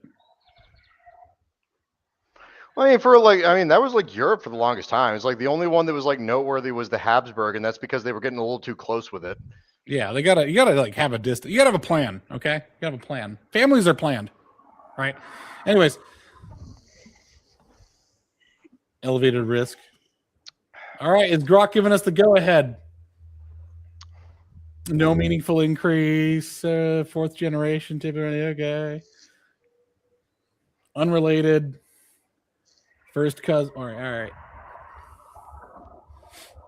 Average third and fourth cousin marriage is actually not terrible. I'm led to understand. Yeah, no, that's what I was always told in like European like medieval history, is that like it was fairly common because like you would send like a like some relative or something off to like a different country as like a diplomatic gesture, and eventually they would like marry someone from that country. They'd have a child, and then eventually there was like enough like after a certain point there was enough genetic diversity for it to be like not that bad. I'm kidding. I'm not going to venture that. Please find me some third cousins. I use Grok, by the way. Give me some of that hot third cousin action. I use Grok for a lot of weird shit now. It's like, just look at, like I had him look up, find me a big and tall tank top for men in the size like large tall. Also, I meant to ask you this because I saw tired on of Twitter. shopping Why did you want a like scarlet tank top? Wait, what? You made a post about that. You wanted like because it looks good. You were like dyeing your tank tops like it looks good. I got a girl gave me a compliment. I'm gonna replicate it. You son of a bitch. I'm not insulting you. I want to know what your thought process was. This is one of the shirts. It kind of came out more salmon. I got to work on it. There's apparently a pre-treatment and a post-treatment you're supposed to do, and you just stir it. You usually have to like dunk it twice. Oh, really? Dunk it twice? Okay. So were you using a RIT dye? I don't know what brand I was using off the top Okay, of my head but now. usually whenever you use like stovetop like boil dye, you have to do like 2 washes of it to get the right Oh, color. Because okay. I did Okay. that was I did that a while ago for a Vietnam reenactment I was doing. The color of Oh. olive green like BDs you can get from Rothko is not the right shade of green. So you have to make a dye. You have to make a dye treatment and like dye it. I bought a cheap ACU. That's the camo pattern that was really shitty, right, during the GWAT ACUs. The I bought are you talking about like the choco chip? a ACU camo pattern. It's either that or it's the digicams. This is the one. Oh no, the digicams. Yeah, Have you seen the video about I like got them the for cheap. it's like a video it's like a joke video, like a sketch of a guy pitching the digicams to the Pentagon. They were trying to be clever. No, I've not seen that. Oh I'll my check god, it out let later. me find it and I'll send you the URL Okay. for later because it's really All right. funny. But the thing is, I need to dye this thing, right? So I need to go ahead and dye this next as well. I'm a big fan of the jungle camo. I'm a big fan of Tiger Stripe. Oh, jungle Tiger camo. Stripe's great. That's my all-time favorite camo pattern is Vietnam Tiger Stripe. I have an A300 Patrol semi-automatic shotgun from Beretta that I want to go and have patterned. I used to own military surplus Tiger Stripe. I bet it's really expensive now, but I would love to get some. So I'll have to look that up again. It's my favorite. It's the Vietnam. Yeah, shit. the Tiger Stripe is the best. My personal favorite is the one that only the Navy SEALs, like the Gen 1 Navy SEALs got, because they had a specific version that was like the Vietnamese designed one, so it had a little bit more like yellow in it. They called it Golden Tiger. Okay. And that was only given to the first generation of like military advisors in Vietnam. Yeah, or no, if you type in a golden Tiger Stripe camo. Golden Tiger Stripe sounds very Vietnamese. Yeah, it's got a lot more yellow in it. It's a lot more arid. All right. But yeah, like that. Like the only guys who had like Golden Tiger camo were like the first wave of like military advisors that they sent in. Oh, by the way, I saw a fascinating video. Let me see if I have that on my bookmarks. Where are my bookmarks? Come on, where? Oh, there. I don't know where it was. I don't know if it was I put it in men's stuff or America. Fuck yeah. Okay, there we go. There was a video of a bunch of people in a vehicle, and they were it was like an open back truck, and they were just sitting there as they were getting shot at, and they got absolutely filled. Oh, by the way, we're going to go back to the war subject if that's all right, because we got some great shit. Yeah, no, that's not here. It's not here. Fuck. Okay. Well, anyways, I'm going to just describe it. A bunch of people are in the back of an open air truck, and you see that there's like behind them there's plumes of smoke because there's bullets hitting dirt. Everyone stays in the truck, and you just sort of see people one by one just slumping back or slumping forward. And it's like you're supposed to disembark and then return fire if you're under fire like that. Here's the thing. Third worlders, they are people don't understand how dumb third worlders are. They pretty much have to be governed by their father, a patriarchal figure, because they're too stupid to think on their own. The people didn't jump off the truck as they were being shot at because no one told them to jump off the truck. That's the only reason. You know what just hit me about third world being the worship of power? Sure. Yeah, what's up? Is one of the issues that makes it third world forever is it's a relative framework. There's no objective component to it. Oh, yes. One might say it's intensely feminine, but if you describe that linguistically as a game, it's actually a game that's winnable at zero sum or negative sum,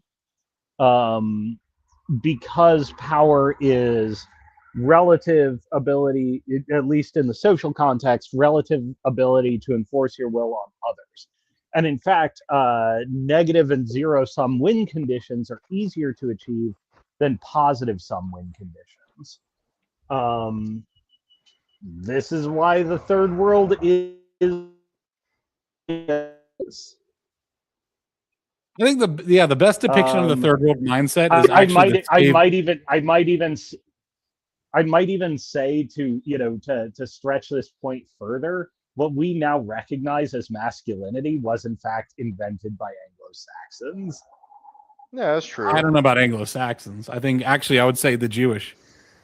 I would say the Hebrews invented masculinity. If you're going to say it, I mean, it could be. It could be. It all depends. But I mean, what I'm saying is Europeans there's a distinct break in how the game is structured that leads to a detachment from all these zero-sum or negative-sum societies that are in fact holding the human race back by their ideology. Go ahead. What I was gonna say was getting back to the topic of like the war that is, or it's not even a war. I'm tired of people calling it a war. We're doing a bombing campaign in Iran. We're like it's barely even like linguistically agreeable to call it a war. But the thing that like bothers. I'm gonna just insert really quick. Calling it a war is like calling a one night stand a marriage. We are banging them, and then we're fucking off. It's like calling it. It's Islam like calling it. Islam sanctifies one night marriages. By the way, it's like calling it. What? It's like calling it stealing candy from a baby without any candy. But because we spanked them doesn't mean we're their daddy. But here's the thing about it. So like, there's like the big thing. Like we sunk their we sunk their entire navy that was like parked in the in like the Gulf of Jordan, right? And so we did that. We ruined their navy. We took away their like pretty much most, if not all, of their like naval capabilities. I saw something that like a submarine like sunk sunk most of their navy, and like some absolute dipshit on Twitter was like these submariners, they violated the greatest unwritten law of all mariners. Which, by the way, unwritten law means it's not a law. And it's like they should have picked up those survivors because they said the submarine crew wasn't going to pick up any survivors from a naval engagement is extrely new. And I said this to somebody. It's like that is a bunch of that's a bunch of bullshit, because never ever has it been like part of like the United States Navy's like military doctrine that if you're going to jeopardize your crew or your mission, you don't have to troll the waters of war for survivors if it's going to put you or your crew at risk. You don't do that. And him saying like, oh, like we're being very dishonorable right now. And it's like we don't owe it to them to do that. We are in a state of battle. Like if we sink them and like for them to like surface and then like trudge for survivors, that's going to ruin a submarine's mission. The entire point of a submarine is to remain submerged and therefore hidden in the field of naval warfare. So no, they're not going to surface and look for survivors.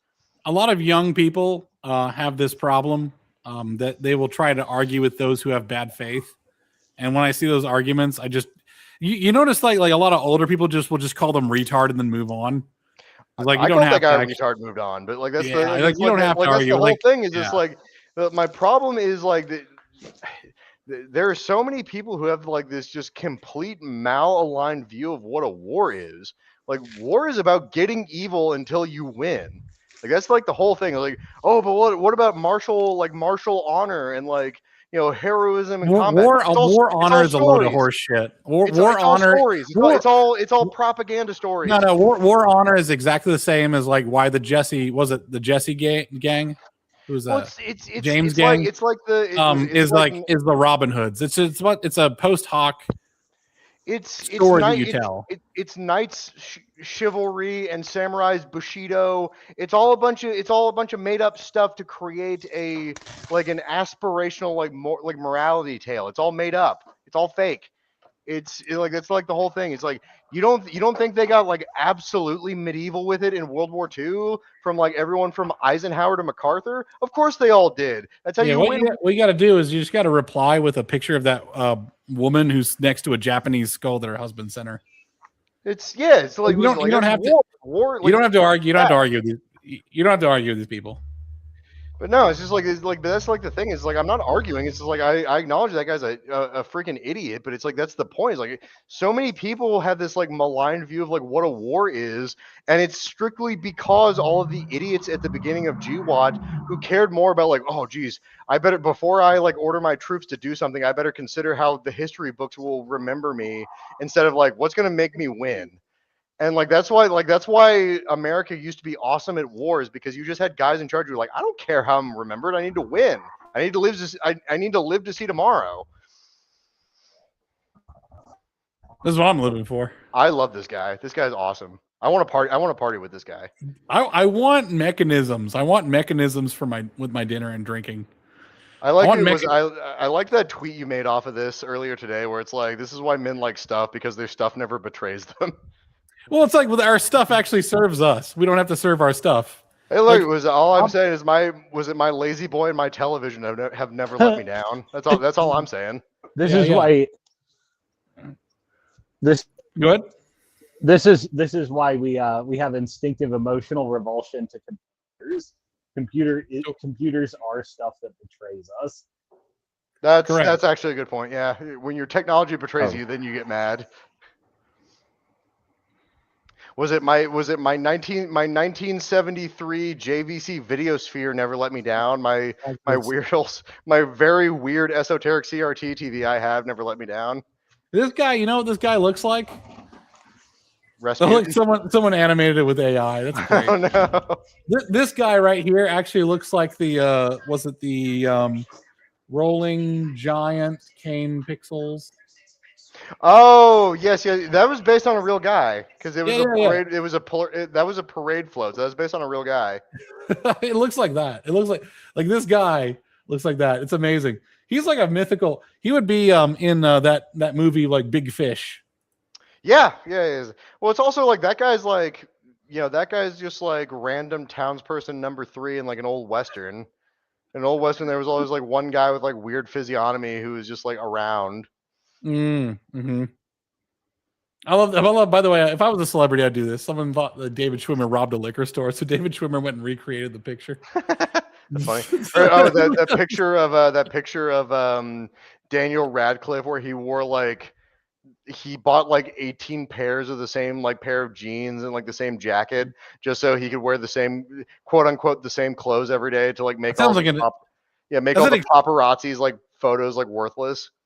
All right, I know this is really old, but good for you. I had my way with Nick Fuentes. I'm sorry I didn't catch this. Good for you, man. Hey, was it? Is she single? Get at it. Maybe you take her to dinner. You could create a European lineage. Yeah, compare albums, photo albums. By the way, the Skaven to me, the Skaven are the perfect way to indoctrinate young children into how third worlders think. Is exactly how they're just Skaven. It is pretty much like negative sum, getting advantage over negative sum. I am looking for fucking hell. I'm gonna keep looking for this because this video is unreal because these people stay in this. I love this picture. I like that one too. I had to do it to him. I had to do it to him. I love that. I love that quote. I love that quote from Trump when he was talking about it like yesterday or the day before yesterday, where he was talking about Iran, and he said something along the lines of, "They called me asking for a truce, and they're trying to negotiate." And I said, "Yeah, well, you're a day late. You're about a day late." Yeah. Well, if you don't negotiate with us at first, why should we negotiate with you later? Yeah, I mean, he put out that presser today saying like he's not going to accept anything short of like total unconditional surrender. So it's like, honestly, at this point, fuck Iran. I don't care about Iran. Yeah. It's like I see all these people being like, "Why are we doing Israel's bidding?" I was like, "Okay, listen. Here's the problem. Even if we actually did just completely scrape Israel off tomorrow, even if we did that, Iran would never stop saying death to America. In fact, they'd start shouting it louder because we showed them that terrorism works, and that's the problem. They want us dead. They hate us. They have hated us for like 45 years at this point. They're parasites on our mercy. It's a screeching moron problem. Like, man, who gives a shit if something is good for Israel? This is obviously and like unadulteratedly good for us and good for Exactly. the And this is something I saw somebody else on Twitter say, where it's like anyone who says like, "Oh, we're just doing Daddy Israel's bidding," you can immediately dismiss that person because it's obvious that they don't know anything at all, even a little bit about how geopolitics work. Like if they They're try to yeah, blame yeah, they're everything on Israel Israel, branded. it's obvious Rubio- they don't know anything about geopolitics. Rubio's observation about like essentially Iran is turning itself into like the missile and drone porcupine, where after a certain point you will be unable to interfere with their nuclear program. It's like, okay, I buy that. Totally adequate. Explains the situation Well, it's also it's like 100%. I'm sorry, you're not gonna make me feel bad. Oh, but Donald Trump said no new wars. Well, one, we're not in a war. There's no boots on the ground. Second, you're not gonna make me feel bad about atomizing the Ayatollah, who is a guy who every day when he woke up, his first thought was, how can I fuck with and or destroy America today? It's like you're Yeah, not gonna make me they feel killed a bad lot for of that people man. in We should have Jihad. killed him 20 years ago. Like I'm sorry, but like Iran either directly authors, directly funds, or directly cosigns every single Islamic terrorist attack that negatively affects America. They need to go down. Iran, like there's nothing you can say to deter me from. If we drop bombs on Iran, we're justified, and there's nothing that you can say that will deter me otherwise. My face when we atomized the Ayatollah. Fuck them. And yeah, and apparently, according to John Fetterman, we killed like 8 of the mullahs. They're like the guys who are like the mullahs are the guys who get like tapped to become Ayatollah when the Ayatollah dies. So not only did we kill him, we killed like the 8 that come after him. So that's that's awesome. We're doing a great job. This is one of the America fuck yeah ones. The Iranian militias getting a text message on their phones. By the way, this has been a thing that America can always do. Your weapons are worthless against our airstrikes. You're dying in a fight you already lost, like et cetera, et cetera. Yeah. Just being in the. Well, it's also like it's like did you see that story that apparently like Israel has like been tapped into like Iran's like all of Iran's like, traffic camera network for like 10 years? Into Tehran's traffic camera network. Yeah. And it's like yeah. Honestly, that right there, like that sole fact alone, that's worth the $3 billion we give them every year. This is what I'm saying. Is I said long ago that Israel is our greatest, one of our is our greatest ally because their intelligence is really good. Their intelligence is great. The only reason why I say that Japan is our greatest ally, that's for cultural reasons. Yeah, well, sure. That's for cultural reasons, and that to me that's more important because I mean you can be a good military ally, and I respect that. Like, if you're going to be a good military ally, I respect it. But being a good cultural ally is more important because that's actually how you move the needle forward. Well, and the cool thing is Japan has not yet joined the fight. I think they will. It would be really if awesome. We let them. Yeah, it would be really. It'd be really awesome if Japan actually joined this fight and helped us patrol the Pacific. If they became this massive naval power. They already are a massive naval power. Japan, massive. But they like activate them though, like get them fighting.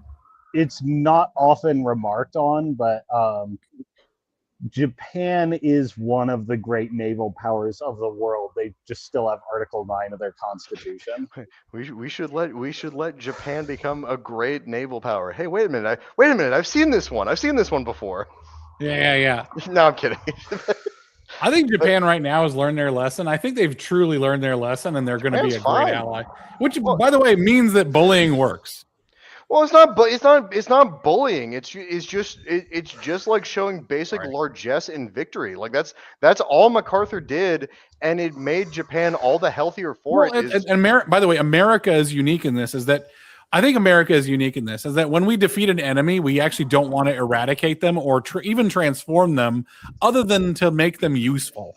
Like once they become useful, someone we can work with, America is actually pretty good with it. We don't try to transform. We don't think that the American way is actually like, you have to do everything the way we do it. You know what I mean? Well, we let Japan stay Japan. Well, but you and I talked about this. Well, Dick Cheney can go suck a fucking dick. He's Dick Cheney. Like Dick Cheney is not really the American zeitgeist anymore. And he was a flash in the pan. You and I talked about this the last time we did a stream together, where it's like we did do that once, and we did it with Germany after World War II. Like we gimped them, like we cut their balls off, and like that's why Germany is the way they are now. Is like we didn't give them any largesse and victory. We gave it to Japan, and it's basically an A/B, like it's like an A/B testing program. You can see that Japan was better because MacArthur treated them better, as opposed to Germany, which was treated better by treated worse by Eisenhower. Like it's what did we do to Germany? Like, all right, here's the deal, right? We socially engineered them to like never be able to move on from the Nazis. So now they can't ever have any kind of nationalist sentiment ever again, or else. Oh wait, well hold on, we're getting too nationalist. We might become the Nazis again. And so it's like they're not going to get any better because the problem is that their nationalist sentiment is tied to their ethnos, but also yes, like we did get at them for that, and probably the Japanese were just as guilty as the Germans in terms of being ethno-nationalists. I don't know what the difference is, other than the fact that Germany could not withstand the American influence. Like America actually kind of likes it when you can withstand our influence and not just. We completely dismantled their like national infrastructure and built it back up in a Western style democracy, and they did it on East Germany. The Soviets did the same thing, but under a like Soviet style like communist like society. Whereas in Japan, we allowed them to like retain their national identity as a representative monarchy with like capitalist sentiment. And we just kind of like crafted the narrative of like, what is the history post-war? Well, like we had some bad leaders, and those bad leaders are gone now, so everything's good. Like that's like that, and that's a very truncated view of what happened in World War II. But I mean, it's not a lie. That's what happened. I think the Germans imposed a lot of this stuff on themselves, though. I mean, sure, but it's just like we're generations removed now of like what we've done to them, and it's just like, okay, can we have like a national, like a right-wing nationalist party? No, we had that once. It was called the Nazis. We can't have that. It's like even their most like even Germany's like most conservative person who's like allowed to hold office is like still pretty like left of center, like by American standards. Well, Americans don't like ethno-states, generally speaking. If they're and people say like, well, Israel's an ethno-state. It's like there's a lot of Christians in Israel. I'm not even talking about like being an ethno-state. It's just the concept of like, look, we're Germans. This is Germany. We don't need all these Muslims in here. Let's start deporting them. Like, you can't have a guy who says that. He's like, well, we tried that once. Like that's like always the deterrent to a guy who has just like very. Hard disagree. That's not American influence. Hard disagree. Well, no, it's like, but we didn't tell them to not do that. Like, because Americans don't believe in that either. Like, what I'm saying, what America doesn't like is when you are an ethno-supremacist state. It's not even ethno, because we're okay with an ethno. That's not what I'm saying. It's like we've never allowed them as a society to move on. You don't need to allow them. They need to assert themselves. America also hates a weak bitch. Assert yourself, motherfucker. So if you can't assert your own ethnos, fuck you. Like, honestly, like push back. Like the thing is, like, America doesn't even mind German nationalism in America. Like, if there was a German festival and if there's a German festival and a German restaurant and a German ethnos in America, we don't mind it. Like, the Amish are unabashedly German. Like, that's a different kind of thing, though, because it's like it's so far removed from like Germany as a country. It's just German heritage. It's like I don't think America culture, like maybe the leftist Americans, but it's like the leftist Americans also undermined America. That's like it's just like it's a plague upon us all. Like saying Oktoberfest is like a celebration of like German nationalism is like saying that St. Patrick's Day is a celebration of Irish nationalism. Like, it's not. It's just a cultural holiday. I'd say they're pretty nationalist. Well, I mean, like, but they're like the average Irish American, like, they're not being like, yes, we need to overthrow the Sinn Féin party. Like, they don't care. It's just like, yeah, I'm gonna go drink a bunch of Guinness and eat some corned beef and cabbage, and like sing like and be proud of being Irish. Yeah, be proud of being Irish. So, I don't know that America hates ethno-states because most nations in the world are ethno-states. And if you look at just no, I didn't say. I said I had specific wording. I'm going to stop you. I had specific wording. Okay. What was that wording? What did I say? Can you remember it? ethno-supremacist states. That's what I said. Because we're okay with Israel. We're okay with Japan. We actually don't. America actually likes ethno states. We don't like ethno-supremacist states. Like, we don't like it when Japan says the Chinese must be eradicated. It's like, no, or the Chinese must be our subhuman. We like it when the Japanese say, we love Japan, we're Japanese, we love it. We don't like it when Japan says the Chinese must be exterminated. It's like, there's a ethno state and ethno-supremacist state are very different. So you must be, this is the problem I have with a lot of people, is that they'll like not understand the nuance of my language. I speak fairly carefully. Ethno-supremacist state. So that's why I wanted to stop you right there. Okay, because I definitely did hear both, but I corrected myself.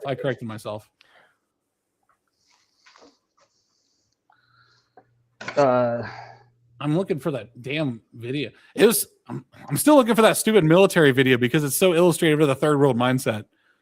I described it to you guys. Everyone on the truck getting shot to pieces. It's like you could have just jumped off and found cover, but like a lot of the third worlders do not, because they worship power. Power requires obedience. Usually, you get like the small group, like the Brahmins, who are in charge of all of these people who don't know what to do, without the Brahmins telling them what to do. I was promised. Promised my superiority over you 3,000 years ago.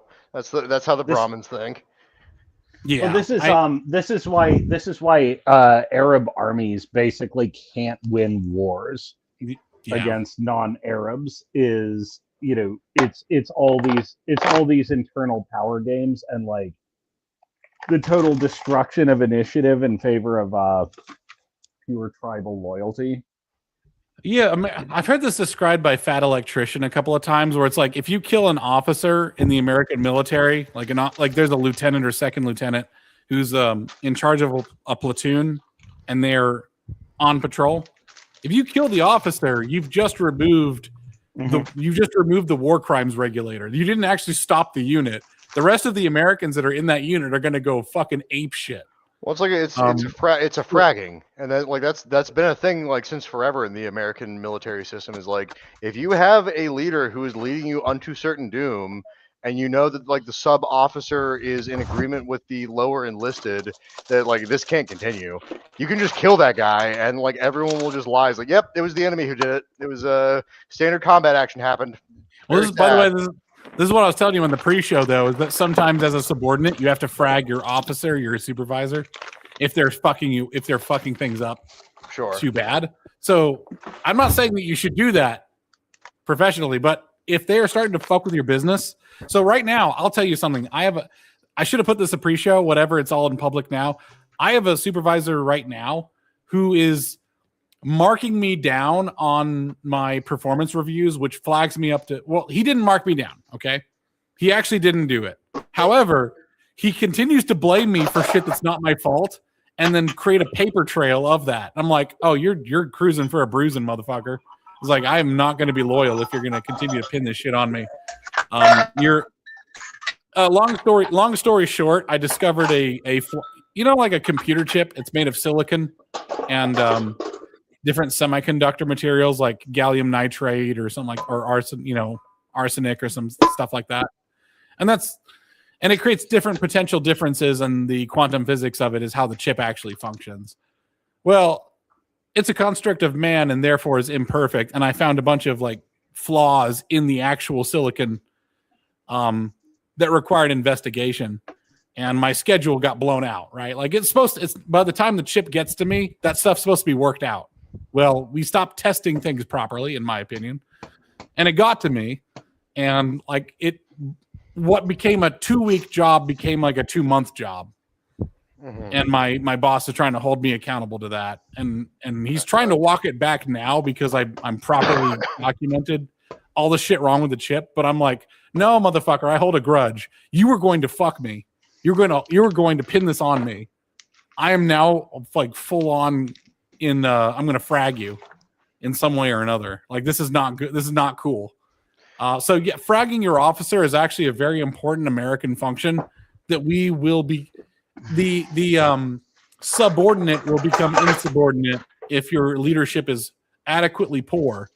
I liken America to being a pirate nation for this reason. It's that's also like a lot of people don't talk about it, but like that's one of the reasons why the Confederacy had a bunch of like personnel problems, is because like the Confederate States, like they tried to run their army almost as like sort of like almost in the tradition of like a British like aristocratic army, where it's like the planter class were given like specific like appointments over the lower enlisted and this and that, and like a lot of the officer class who came from money thought they were better than the lower enlisted, and just it caused a lot of resentment. And like the South was not nearly as unified as a lot of people like to pretend it was, whereas the Union was run in exact accordance with like the pre-Civil War split of, what's the word? Like meritocracy is the rule of the day. Obviously, like if you went to West Point, you have been like properly trained to be an officer, but like an enlisted man could become an officer like on the battlefield if he like showed sufficient like ability and valor. But like the Confederacy, like there was a massive disconnect where like the planter class just thought they were like oligarchs that were over the picking class. I have a big thought. I've got a big thought. I don't mean like a fat chick who's also an e-girl on Twitch. I got a big thought here. Is the Civil War actually a conflict between the emergence of American industrialism and all that entails, and the remnants of European, I don't know what this word means, but it's like this sort of majesty of class. Like the word apostolic keeps coming to me, but I don't need to look that up. No, parochial. Parochial apostolic is apostle. Yeah, I was gonna say parochial interest is a better term. It kind of is. It kind of is, and it's kind of not, because the Union didn't necessarily lose its own class system, but it definitely was. It was an industrial class system, I think. Yeah, I mean, like the industry was highly consolidated. Kind of. I don't know. I'm literally poking you guys for information, because here's the thing. It's a thought that came to my mind, and I'm not sure, and I don't like what was the majority of. I mean, is it the majority of the industry? Sorry, I'll let Kosma go. I'll let Kosma go first. Age before beauty. Is it a culture war in a certain sense? Yes. Is it directly breakdownable to aristocracy versus meritocracy or something like that? Not really. I didn't say when I say aristocracy, that's not the right word. I meant like an oligarchy system. It's not an aristocracy, but the antebellum South was very much. Well, I think an aristocracy is by its nature hereditary. Well, yes, but there weren't bonded titles like there are in there weren't bonded titles, so it was a looser aristocracy. But yes, it was industrial versus an agricultural aristocratic Southern culture. Is it the last dregs of Europe? No, not really, because the Southern aristocracy was like sufficiently diverged in its culture. But is it these two things colliding in general? Yeah, absolutely. Well, it might have been similar. Okay, all right. How about this? Capital holders. Okay, so Southern versus. Sorry, I'm sorry. Go ahead. Like landholders versus capital holders, maybe. Perhaps that's one. You're turning into a robot, Kosma. Are you someplace away from Wi-Fi? I'm losing your mic. Kosma, are you near your router? I don't know what's happening with my audio. Okay, wait, hang on. There's that victory favors the bold or whatever. It's another way of putting it, I think, realistically, or like victory is on the side of the big guns, is history is on the side of material sciences. Right. Sure. And maybe the Civil War was actually a victory of the emergent intellectual class over the Well, landed warrior class. the It Civil, wasn't. like, It the wasn't Civil intellectual. War, It was industrial. Well, the, no, the Civ- intellectual is what drives industrial, though, isn't it? well, no, it's both. Like, No, it is no, both. no. In Mm. intellectuals are an ex post facto cope. Well, Really? here's The but wait, accomplishments of Very the interesting. intellectual class are generally pretty fake. well, here's the Wow. like, but like Okay. the whole outcome of the Civil War is like it's very easy to say it's like, oh, it's just like the North had the industrial power, so therefore it won. But it's more complicated than that because you're No, discounting yeah. you're discounting the No, fact that like you're the right. South There are had sufficient industry to the point where it's like a good example is Colt. Like Colt firearms, they used to supply both sides of the conflict, and then past a certain point, like the union said, hey, because like their factory was based in Connecticut, they said, hey, if you keep doing this war profiteering and we win, we are going to sanction you and we are going to take you to court. So they signed an exclusivity contract with the union, and so instead of like worrying about it, the South just went to a manufacturing company in, I think it was Mississippi, called Griswold and Gunnison, and said, here's the exact schematics for the Colt 1860 Army. Can you like remake these for us and cheaper? And they said, hell yes, we can. And so that's why the Griswold and Gunnison was like a popular sidearm for Confederate officers. And it's basically a knockoff of the 1860 Army, just made a little bit cheaper by having like a brass frame and stuff like that. But it's like the South had sufficient, they had sufficient manufacturing capabilities. It's just the Norse were better.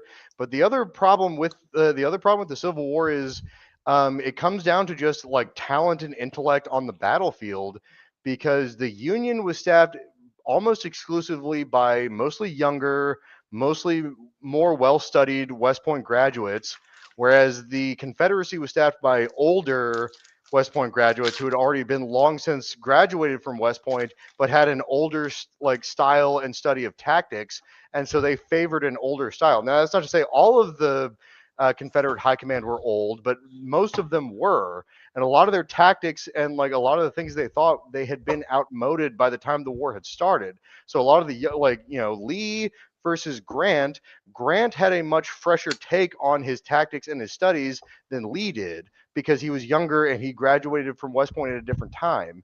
And like that's the problem with a lot of the Confederate leadership, is they had this old-fashioned view of combat where it's, raw, we must do a hard charge down the main line for the glory of the South.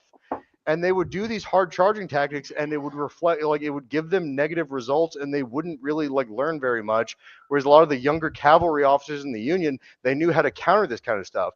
And like, plus on the backside, on like infantry tactics, you had guys like Hiram Berdan, who had the idea of like, hey, I want my guys to be given dark green uniforms instead of blue, so we can go hide in the trees, and we can use long range rifles to do sniping tactics. And so, like, that's where you get the unit of Berdan's sharpshooters. Like, they had ideas like that. Now, the South wasn't, like, stupid. I mean, like, the South dominated in guerrilla warfare because they knew the land. You had cowboy regiments of guerrillas like the James Gang. Like, they studied under William Quantrill, who was known as Bloody Bill because he was so apt at guerrilla conflict. It was different. Like, it was different strokes. It's just the Union had more talent and more back end support on their side. That's why they won. Right.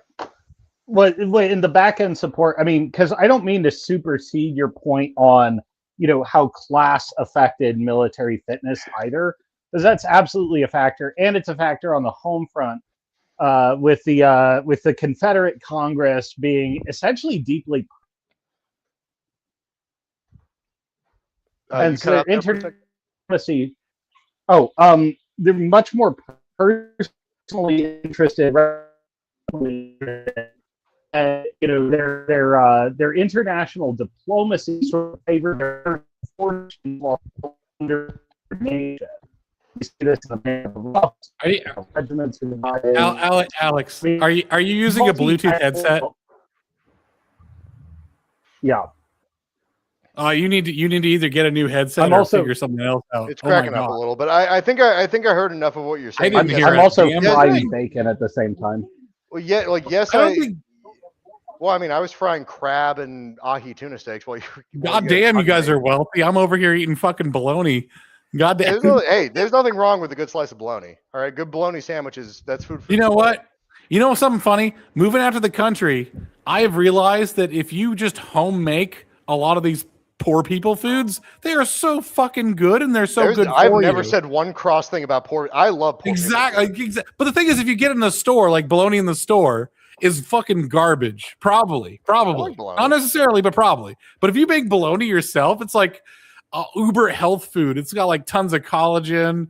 It's fantastic. Yeah. I don't understand. Good good old fashioned bologna egg and cheese sandwiches, like one of the best breakfasts you can have. Yeah, man. Great. Dude, eggs when you raise your own chickens and have eggs from that, the eggs taste different and they feel different. A lot different. Normally I'd be it's Friday night. Normally I'd be having a steak, but because it's Lent, I have to have fish. Now I say that I like fish. I like fish just fine, but it's just like I always have to find new and exciting ways to do it because fish can get pretty stale. So you have to. Can you use shrimp? I made like ahi tuna steaks, which is the main, and then I fried some crab meat so I could have a crab Louis salad on the side. Can you do shrimp during Lent? Yeah. Anything that is cold-blooded and comes from the sea is acceptable because that's not considered "quote unquote" meat by the ancient Levantine Hebrew classification. So you can have fish, you can have shrimp. So you can have... what you're telling me is they finally delisted beaver as being a fish? No, it's still on there because beaver is cold-blooded. Don't. Just let him. Just let just don't over. No, I'm kidding. I'm kidding. It's the reason why they have beaver on there isn't because they're cold-blooded. It's because they mostly live most of their life is lived in like aquatic setting. Same with capybara. Capybara is also considered like Lenten food. Yeah, it's the dedication and the sacrifice that makes it acceptable. It makes it good, not. Well, it could be. Right? It could be better. There are some Catholics who actually do honest to God fast for 40 days and 40 nights, like the same that Christ did, and I salute those people. But I could not fast for. Yeah, I did a 3-day fast, and I actually ended it with going to restaurants 5 times. Pretty much, I was like an Alzheimer's patient with Starbucks of hey guys, I think it's time for a cup of Joe. I'd get out of a restaurant, I'd walk a little bit and be like, I'm going to go into another restaurant and just have a full ass meal. I did that 4 times in one night and drink a shitload of beer. I try to do the more honest thing of just, fast is over. Yeah. I only eat my fish and non, just completely non-meat products whatsoever on Fridays, and then on Ash Wednesday and Good Friday, I only eat one meal when it's acceptable, and I do that. I might try the honest one. They call it Exodus 40 is the actual name of it. There's a challenge in Catholic communities to do the full thing. I'll try it maybe next year, but I don't know if I'll make it. It's just that's a lot of dedication that I don't know if I can do. Cat. Is that what is that, a Maine Coon? He's some sort of bastard of a Maine Coon. Yeah, I like Maine Coons. Come over to molest me. Weird lion cats. But yeah, okay. Cosmo's muted. He can correct me if I say anything wrong here. But yeah, no, he was right. The thing about the state of the South was very kind of top down. I tried to make the best of what I could hear of him, but yeah, that's a big problem. It's a lot of people try to do the whole, well, the Civil War wasn't really about slavery, it was just about states' rights. It's well, it was about the states' rights to have slaves. And that's the problem is most people at the time before the Civil War did not own slaves because they could not afford to. Right. But the wealthy planter class, they owned a lot of slaves. They consolidated the slave market to themselves. And so therefore it was in their interest that would go on because it was good for them. It was good for their bottom line. And so they wanted to perpetuate it. And the whole concept of states' rights, that was a lie that they used to whip up the poor planter class and to support them because it's like, well, yeah, they're taking my right to own slaves, which doesn't affect you, but like, think about it. If they take away my right to own slaves, what right are they going to take away from you? And like, that's POV, like, you're looking at an average Southern man being drafted into the Southern Confederate Army. There well, you go. actually, like going like for the average like Southern Confederate like son going into the army, it was actually good for him because he was guaranteed clothes, he was guaranteed food, he was guaranteed equipment, which is like that's like stuff that he had never been had like before. So like that was good for him. Now, eventually, past a certain point, like the Confederacy did start losing a bunch of money, and so like their supplies got a little bit more lackluster with each like redeployment. But for a lot of like young Southern men who chose to join the Confederacy, they were Dude, given a lap of luxury that they were not used to. A lot of people died though of like starvation and diarrhea. Yeah, it happened. Absolutely on both sides. I don't think being like, okay, joining is great, but like being on the actual campaign, I think it was a downgrade. Like, if I'm not misremembering, I think you trust those guarantees as far as you can throw them. But for some people, a diet consisting mostly of hardtack is an upgrade.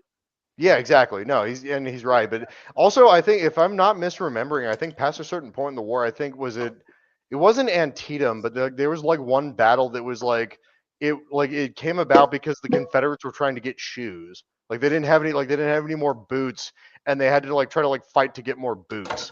Right. Well, I mean, I don't know if that the happened Battle in the of North the Nike well. store. That'd be so funny. Gentlemen, we need to reclaim those Air Force Ones in the name of our proud Southern forebearers. The No shoe palace north of the Mason-Dixon line is safe. That's great. I like that. By the way, this is going to be really triggering for some people. People who want a trad wife, here's your trad wife. Let's turn the volume off on this. Isn't it great? Trad wife. She's packing your lunch. She's getting everything ready. Getting everything ready. Getting everything ready. Looks good, right? Doesn't it look good? Okay. All right. You can put the meat. You could put the meat in the tacos first, but okay. There. Well, it's in there. She's packed the lunch up. Okay. Aww. And boom, trad wife. How's that feel? Do you like that? Wait. Run it back to the frame where she's like kissing her husband goodbye. Run it back to that one. If you can find it. Okay. No, that tracks. I see his face. Yeah. I'm like, yeah, that's about right. Yeah, it's Look, you don't want to hear this, but this is a looks maxed couple. That's also that's like an RV. Like that's also looks like an matched. RV. Looks matched. Thank you. But that's also like an RV trailer. I can tell by the way the door latched. Correct. Yes, it absolutely is. I mean, like, I'm sure they're very happy. This is a fucking clean ass RV. Look at this. There's no clutter. It's great. Actually, I gotta applaud their. By the way, if you that's actually some on point white trash trad wifery. Yes. This is not white trash. This is white gold. Okay. True. By the way, okay. I do actually resent the phrase white trash, but it's a good shorthand. Listen, my personal business is selling trailer houses. Okay, I'm not afraid to say that. That's what I do. I sell trailer houses. You might call them trailer trash. I call them damn good customers. That's what I trailer call them. Treasure. I call them damn good customers.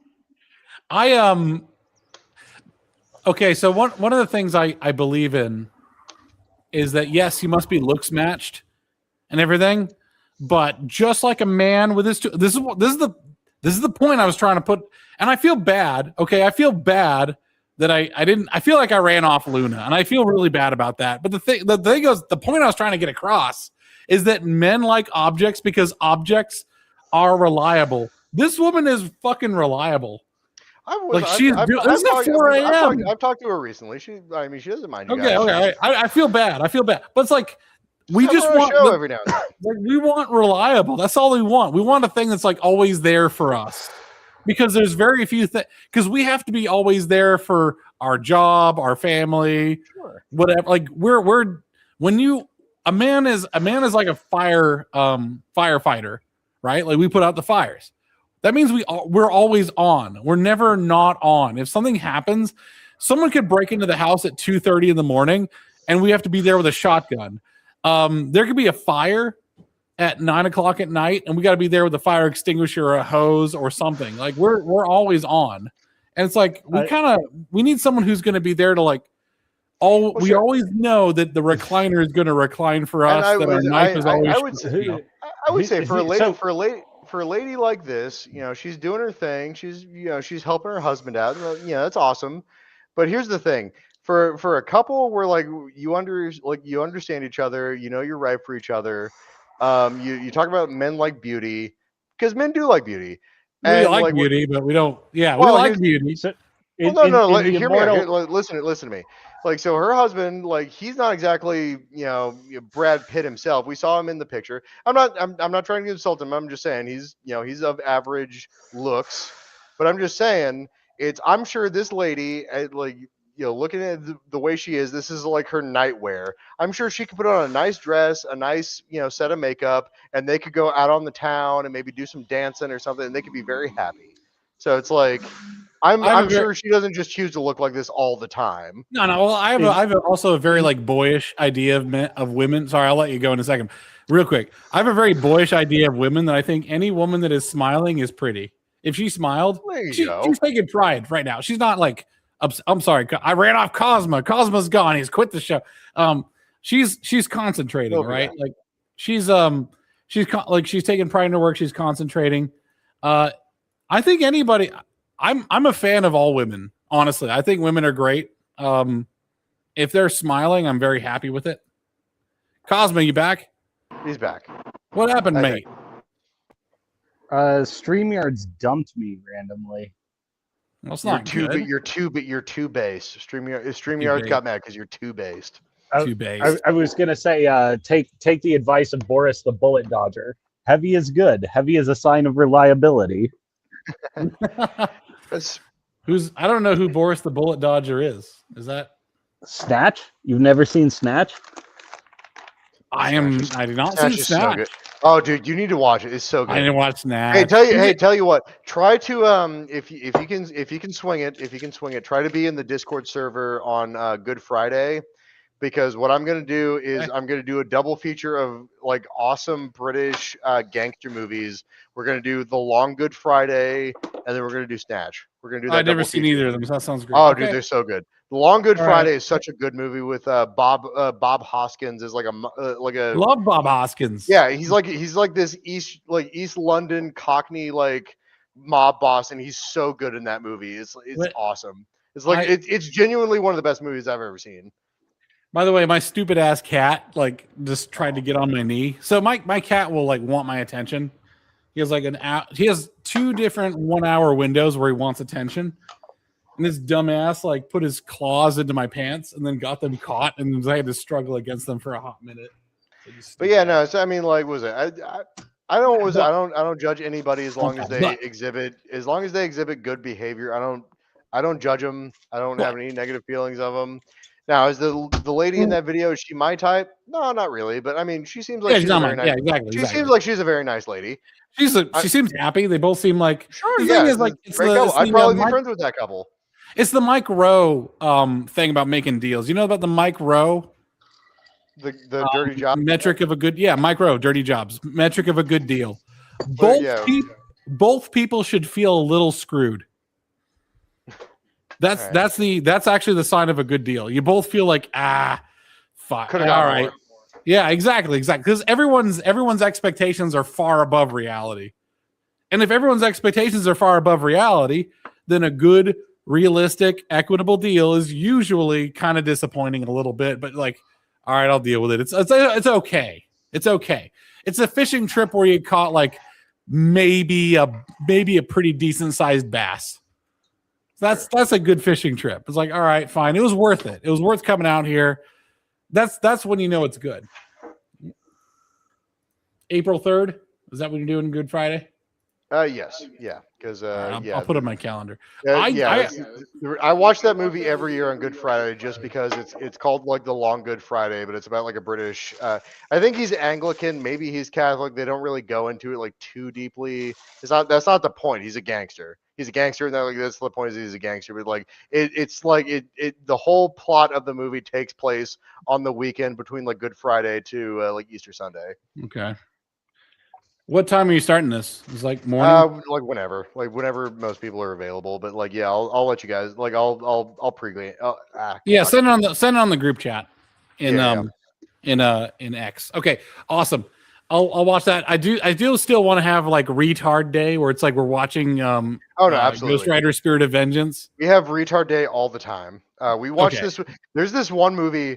This is one of the worst movies I've ever seen in my entire life, but it is so much fun to watch. It's called Mad Dog Time from the 90s. And I it's never a heard of movie it. with- Okay, Is so okay, this okay. like, let me tell you This is something. like the straight to DVD. This is like one of those straight to VHS Oh no, this had DVD a gems. theatrical. Let me tell you the story of this movie. So this movie stars Richard Dreyfuss, Jeff Goldblum. It's called, what is it called? Mad Dog Time. Mad Dog Time. That's so. So, but it stars Jeff Goldblum, Richard Dreyfuss. Who's that one Irish actor that's like Gabriel Byrne? Gabriel Byrne's in it.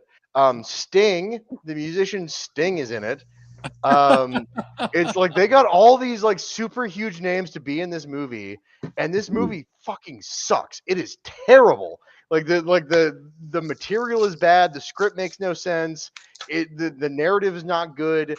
But the whole thing about it is the guy who directed it is a guy named Larry Bishop, who's the son of Joey Bishop, the guy from the Rat Pack.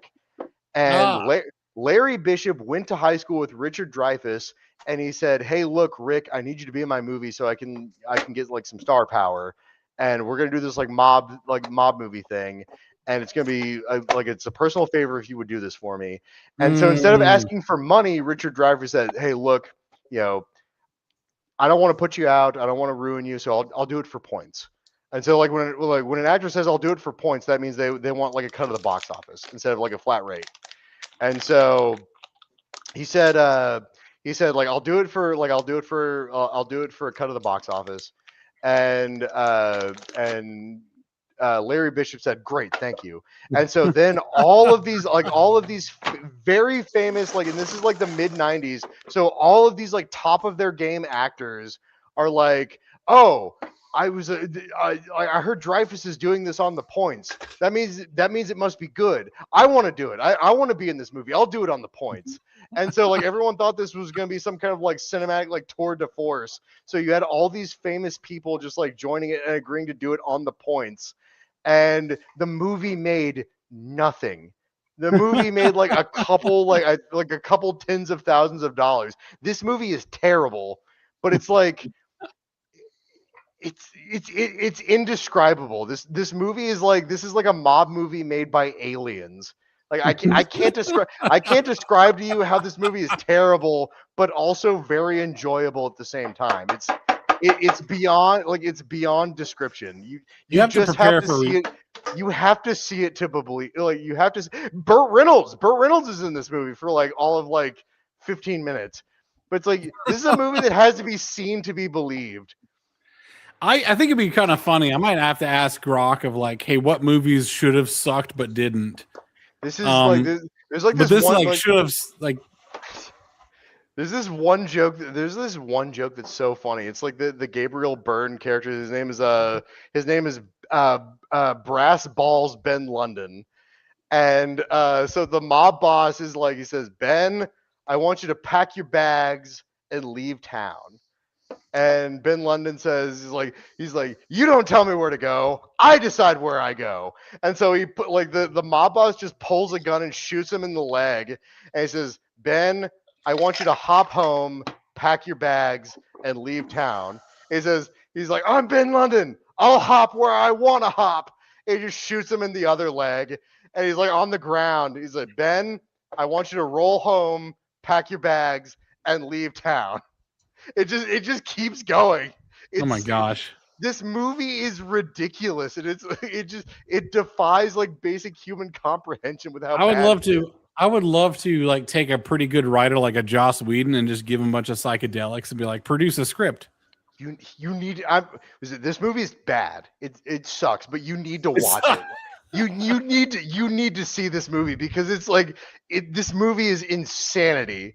Like I can't describe. It's so much fun to watch this movie, but it's terrible.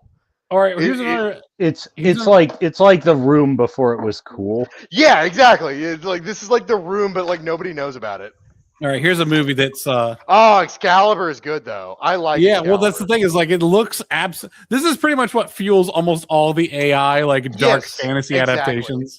It's like let's just watch the original one. It'd be actually kind of cool if you. I mean, the sword. I would love.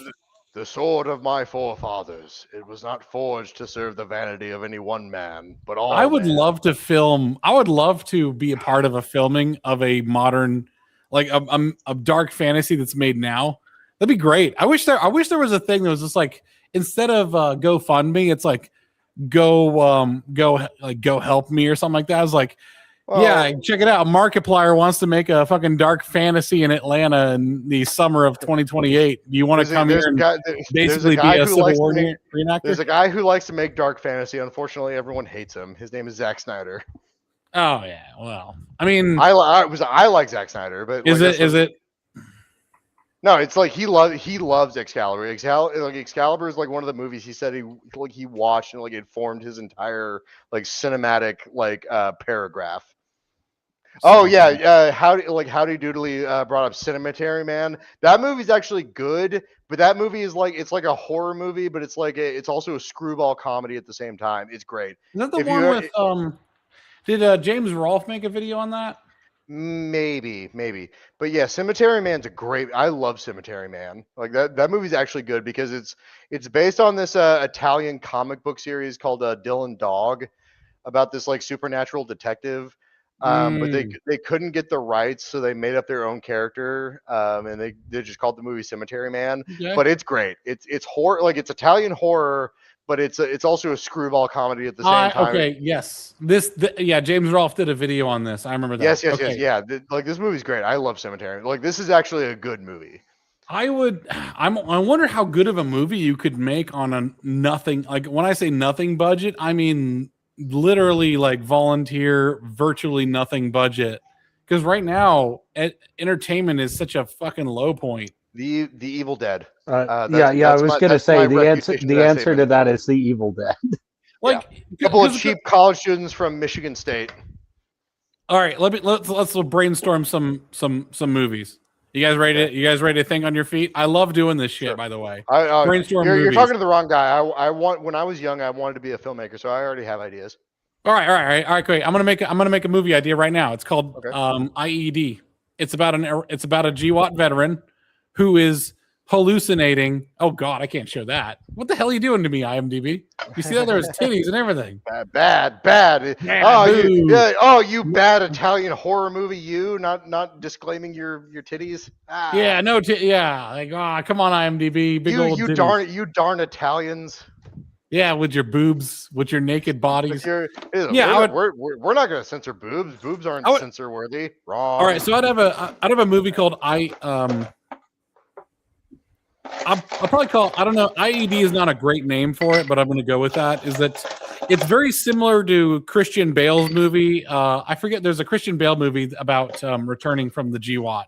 You ever hear about that one? Where he's like a GWAT veteran? I don't remember that one. It was pretty fucking awesome. Who's the guy that was Black Panther and then he died? Geez. He was in everything. What was his name? I know his face. I can't remember his name. Yeah, me neither. I'm gonna look it up. It wasn't Rescue Dawn. Shit. Chadwick Boseman. Chadwick Boseman. So, Alex, the movie you're describing is like actually there's a Chadwick Boseman movie that's basically this. Oh, I think every idea has been done. It's also bad. Well, the thing is, what I'm saying fucking sucks out loud. This is the thing is like ideas actually aren't worth that much. That's why I don't like the scholar class very much. is like Mhm. it's the execution. The thing is, this movie would be based on a college roommate of mine who was a GWOT veteran, and he was just forever always watching everything. He had a girlfriend who went to the same college, and she would join him everywhere. I don't even know if she gave a shit about the actual degree program, but she joined the same degree he did. I think it was actually to just keep an eye on him. The only time he ever got really out of it was when he drank, but I noticed he would walk around like this all the time, like just lean back. And I thought it was like, are you being a chill dude? It's like, no, he's looking at roofs all the time. Like he's looking at stuff He's all the looking for time. It's like, snipers or whatever. and what you could, and the twist I would do with it is it starts becoming a psychological horror, almost HP Lovecraft, where it's like the things that he's imagining are actually start to show up. And is he crazy? Is he not crazy? That's what I would do with it. So that's good. I like that. Like that sounds like that has legs. I think it'd be interesting if there was an actual school shooter at his university that he stopped, and it starts like, did I validate all of my suspicions and my psychosis? Because the guy is real. Make that be the payoff. Is like he's paranoid, and people think he's crazy, and people think he might become the liability. Yeah, and then the thing where it's like he's following around a Muslim student. He's like following around a Muslim student, stalking him and shit, and just doing GWOT shit. But yeah, but like make that the third act card turn is he's actually right, and there is like a school shooter conspiracy, and like he stops it, and everyone's like, oh, he was right the whole time. Like that's like I think that would be cleaner, as if like you just make that the third act card turn. I don't know what this Christian Bale movie that I was thinking of. God, was it Christian Bale? There was a scene. It was a scene where everyone he was having a war flashback, the scene would turn yellow, like very like hyper yellow, and he would become extremely intense. And I'm trying to think of what the hell it was. It's not ringing any bells, unfortunately. I don't know.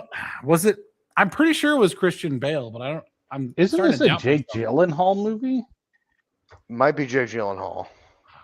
I'll look around. Another literally me guy. They're all just so interchangeable because they're all literally me. Christian Bale movie, Mexico, PTSD. I'll look that up. So the idea, like one of the ideas for a film that I always revisited because I had this idea and I've just kind of like thought about it for years and years and years and years. And I've just like revisited it like throughout the years. Because just like kind of like remained a part of my imagination is I had this idea for an action movie where it's set in an alternate history of the American United States, where the Pinkerton National Detective Agency was never like legislated against. So the idea of becoming a mercenary on American soil is not illegal. You just have to register with a guild first. So even if it's not the Pinkerton National Detective Agency, as long as you're in a legally registered guild, you can basically be a mercenary on American soil. And then eventually, after a certain number of years, that excludes not just into just mercenary work, but also espionage work. With the invention of like intelligence agencies. And so eventually it's set like in the near future where you can be a mercenary on American soil or you can be an espionage agent on American soil, but you just have to be legally registered and bonded. And so the idea I had was sort of a retelling of The Good, the Bad, and the Ugly, but there is a story about a long since buried treasure that somebody has recently discovered the coordinates for in the middle of the Mojave Desert. And the guy who discovers it first, who gets like the exclusive coordinates just because he's the quickest and the luckiest, is a guy who's a mercenary. And meanwhile, there's a guy who is an espionage agent who is completely independent, who has been shadowing this guy, and he hears about it, so he steals the details of it from him to go find the treasure, but the mercenary is not letting it go, so he starts chasing him. Now, on the exact opposite spectrum of these two guys, who are both very motley and working class, like he's a very independent mercenary and a very independent gentleman thief kind of like espionage agent, there is a highly corporate assassin who works for a corporate mercenary agency that's trailing the both of them. And the three of them get kind of entangled on this treasure hunt. And they basically agree, all right, we're too interconnected on this, and we know we're going to kill each other if we don't cooperate. So how about we just split into thirds and we work together to find it? Now, on the opposite end, there's a highly militarized mercenary agency that also wants it, and that's the one that they're working, all three of them together are working against. And so basically it just becomes like the good, the bad, and the ugly, plus the even uglier. And like it just kind of like it devolves into that. And I've always toyed with that idea, and what do you guys think? I mean, it's almost like an alternate version of No Country for Old Men too. By the way, the movie I was thinking of was Harsh Times with Christian Bale, 2005. Okay. It was a very Quite, it was a quite very not different, like movie. but certainly pretty close to the plot of the novel, at least in some of its core conceits. But you have this work together element. But yeah, it's just I've worked on that plot premise for a long time because I think it's compelling enough. But like I would add in like subplots like, so the idea is like the corporate assassin that like gets tangled up in this is like is a woman, and her and like the mercenary man, like they like have this sort of like romantic tension. The gentleman thief character, he's a little bit of like a dandy, so he's kind of there as like the comedic relief, not too comedic, just like a little bit. He's kind of like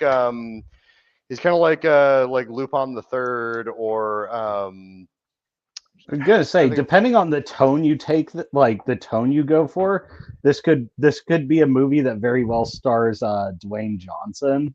So okay, so here's my ideal casting is for the male mercenary. I always kind of envisioned like a Henry Cavill type. Mm-hmm. Like just kind of like, you know, strong. Well, he has the same agent as Dwayne Johnson, so you'll probably get Dwayne Johnson. I'm not getting Dwayne Johnson. I want like a rugged kind of like, I want like a rugged cowboy, and that is not Dwayne Johnson. I do believe that even though he's British, I do think that Henry Cavill could play a cowboy character, but like no, I want this. I want sort of like the rugged. How old? I want sort of like the rugged cowboyism that like he kind of exudes, even though he's not a cowboy. Like the way he kind of like acted in The Witcher, that's what I want. How old is this cowboy? I mean, like late 20s, like early 30s, like somewhere in there. Like still youthful, not he's, fresh. Yeah, he's a man who still has like some prime left in his career as like an assassin or as like a mercenary. The problem is we don't have a really good fresh crop of. He needs to like. He also needs to be like. He also needs to be like strong. He needs to be beefy because he's like a tank. Like that's the way I'm envisioning him. He's a very deft gunman, but he's also like if he needs to get like fist to fist, he can still hit. You know, there's an interesting thing with cowboys. This sounds like actually. The premise is really cool on this, and it almost sounds like a cinematic universe franchise bait, or that it could be. If you sold this at the right time in the Hollywood cycle. I've also thought of the ideas of sequels, because like this is like these three group of people, like they could be friends and they could like hang out together, but it's like one guy could go do his own adventure. Another guy could go do his own adventure. They could do a team up, like that kind of thing. It's like these people are friends. They'll help each other out. Like they're not always together as a team. I would say it's also a vision of like a militarily and politically like quite different America, and it could be like, you know, depending on the time frame that you have this like bonded guild mercenary thing set in, like it could yield a pretty damn different. You know, United States. Because you have to like that's why I said like the whole thing about the Pinkerton Agency, because you have to remember historically, factually, the Pinkerton Detective Agency had a standing force that outnumbered the U.S. Army at the time. Mm-hmm. And I would also. All right, so I've been trying to like butt in for a hot minute, but you guys have, have a lot of good points. Cowboys are not beefy. Beefy requires a lot of sustenance. No, do not interrupt me. Oh my fucking god! It's like. Cowboys are not beefy. Like they are on minimal sustenance. That's the thing about being a frontiersman. Like you are not. Look at the famous cowboys. Is there any cowboy that's ever been beefy? Like look at Clint Eastwood. The man is wiry. That Okay, is what, but he the thing wasn't is, a real. He was a cowboy in movies. He was an actor. He was from California. do you really think that like cowboys in history were They were strong. They were big. they big? Like a corn-fed fool who just manhandled cows around. Like, yeah, that guy's gonna be big. They didn't manhandle cows. They herded them. Do you know what bulldoggers are? Like, I don't think. By the way, people in history have been pretty small and scrawny compared to like the well, cowboys didn't know how to. it's all relative. cowboy, It's also like, all right, sorry. Are you guys? You brought up a warrior before. What warrior did you bring up in the last time we talked? Do it. One. Come on. Who was it? What was it? I'm forgetting. You brought up a warrior, an American warrior. Say his name. Who? Vining.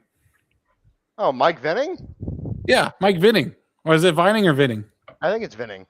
Yeah, he's not buff. The thing is like no, but he's like that's different. He's just like a U.S. Army soldier. He wasn't like lifting a lot. He was just doing like basic like fitness stuff.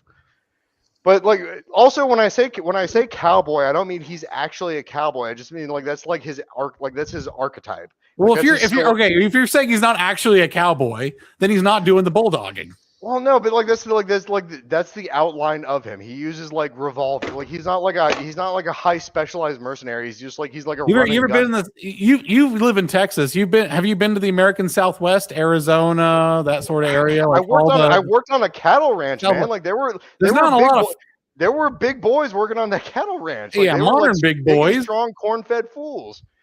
Yeah, like in modern times. Yeah, I'm saying like.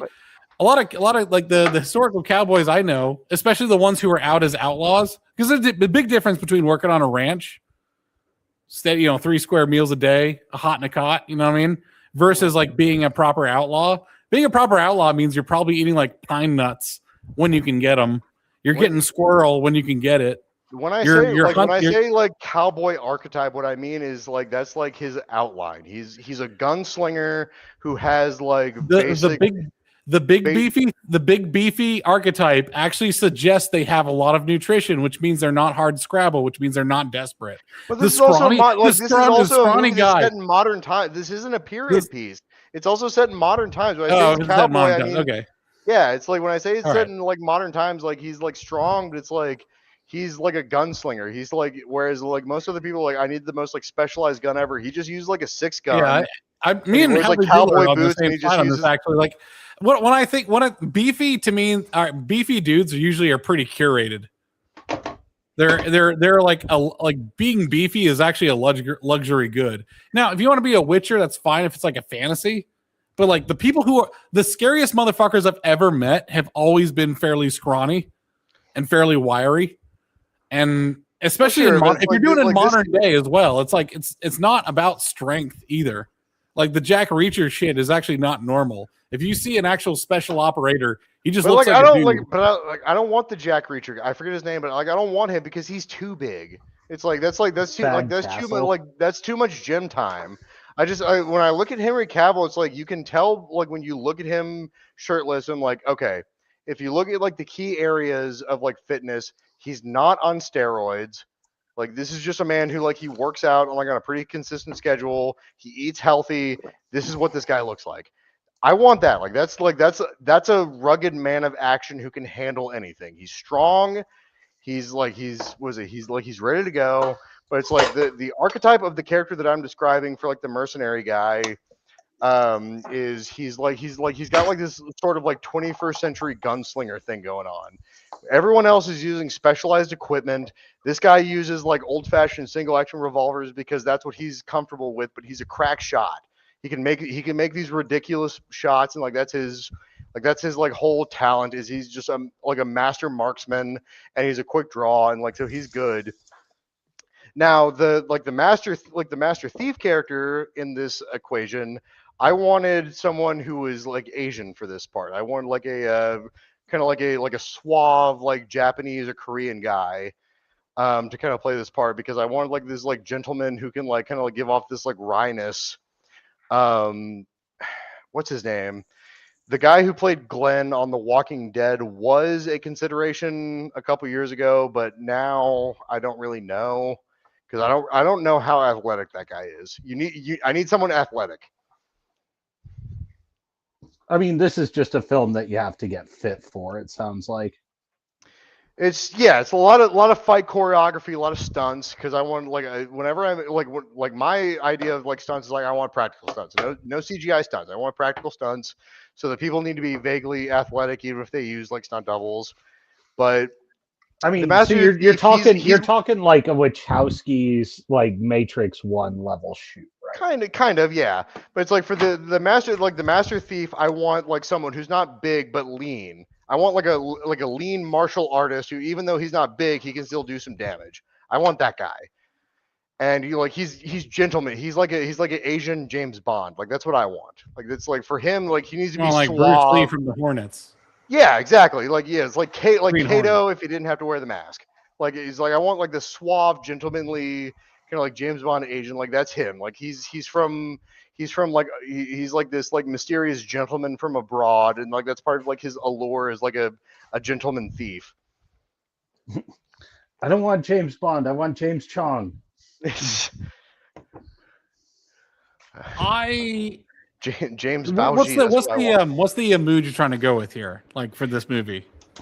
So just kind of like is it like a fantastical hero epic, or is this like a gritty kind of like desperate, rough? You don't know what's going to happen. Well, I said it was in the style of The Good, the Bad, and the Ugly. So I want it to be kind of like a gritty action film, but with like a little bit of heart. Like the people who want this treasure that like you're rooting for, they're not bad. Like they're bad people because like one guy's a mercenary, so he kills people for money. Or sorry, two of them are mercenaries, so they kill people for money. One guy's a thief, so he steals for money.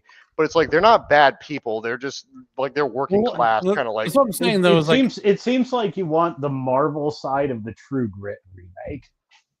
I don't want Marvel humor. Like that's the thing. Is like no, I'm not saying Marvel humor. I'm just saying directionally.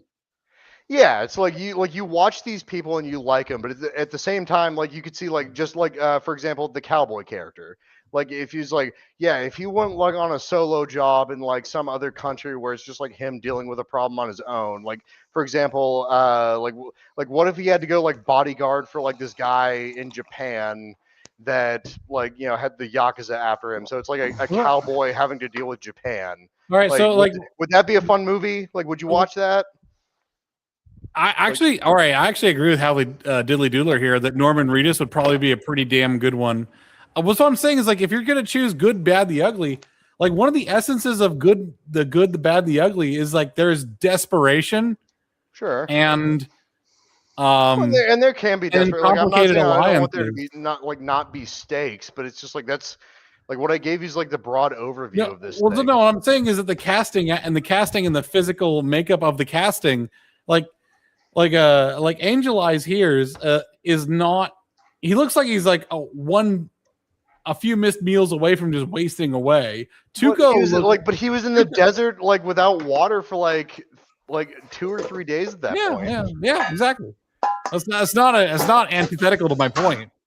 What I'm saying is that like if you have like some big buff dude, what I'm saying is that big and buff is too powerful for a setting where everyone is desperate. Well, no, like and fighting. I think you're misunderstanding what I'm saying. When I say I want the feel of the good, the bad, and the ugly, I don't mean I want it to be like a play-by-play. What I mean is like I want a story where like none of the people you follow are exactly desperation is a central theme. And like desperation can come into it, but it's not like what I'm like trying to describe is like these people you're following, they're not necessarily the good guys. They're just people who are on this like desperate scrabble for a job.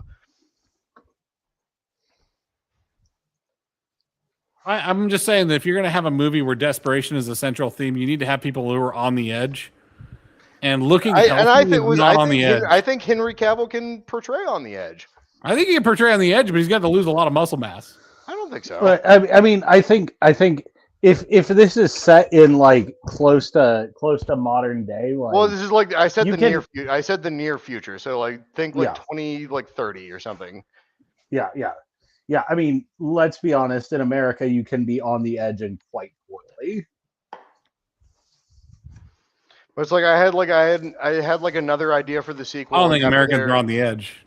I had like another idea for they're a not sequel really. where like after the treasure hunt story is like resolved. What I'm saying is that's what I'm saying is like if you're going to depict something, it has to be extreme. Like the if you look at the Greek, if you look at Greek statues, that's not normal Greek people. What they're doing is they're depicting the gods. But I want idealized drama. Like, that's why I specifically picked like Henry Cavill or said I want like Bruce Lee is like the Asian thief guys. Like I want the idealized form. I want the idealized form. The wrong extreme though. Desperation is not compatible with being extreme fitness. I didn't say they're desperate. I just said they're on a hard. But you said good, bad, and the ugly, and one of the central themes of good and bad and the ugly is they're hard scrabble and desperate. They're on the extreme. But he's not desperate until later in the story. In the first part of the story, Clint Eastwood's character is wearing nice clothes and a nice hat. He's pretty. Is he? I don't think he is. He wears like a nice shirt and a nice coat and a nice hat. Like he's doing good in like the first half of the movie, and then when Tuco fucks him over, like that's when he gets raggedy. He's a man walking in the desert, kind of on his own. Yeah. But like that's the thing is like when I say I want the feel of the good, the bad, and the ugly, I'm not trying to remake the good. He's not landed. He doesn't have like a wife. He doesn't have a job. He's a wandering gun. I'm not trying to remake the good, the bad, and the ugly. I'm just saying I want that feeling of where it's like three different people of different morals. If you show a dude who's got a bunch of muscles, no one's gonna fucking think he's on the edge of anything. So here's part of the problem. Like I understand where you're coming from in this criticism. But this is sort of like complaining like, most characters in movies are too good looking. Like, yeah, it's an idealized representation in fiction. Like, so you need to do something to make him look. You need to do something to make him look like he's on hard times. He doesn't live like this all the time because it's modern day. He's on one job that requires him to be a treasure hunter because he wants the money. He lives in a regular like house and has a regular routine outside of this. Just like he's on an extended job because he's a mercenary. Like it's modern. Like that's what I'm saying. It's modern day. So like the type of living is different. He's away from his home for extended time. I'm just saying that his living should be reflected on his appearance. I'm just saying his living should be reflected on his appearance. And having like a cultivated, physically like muscular body is actually kind of a luxury good. And it's sort of over the.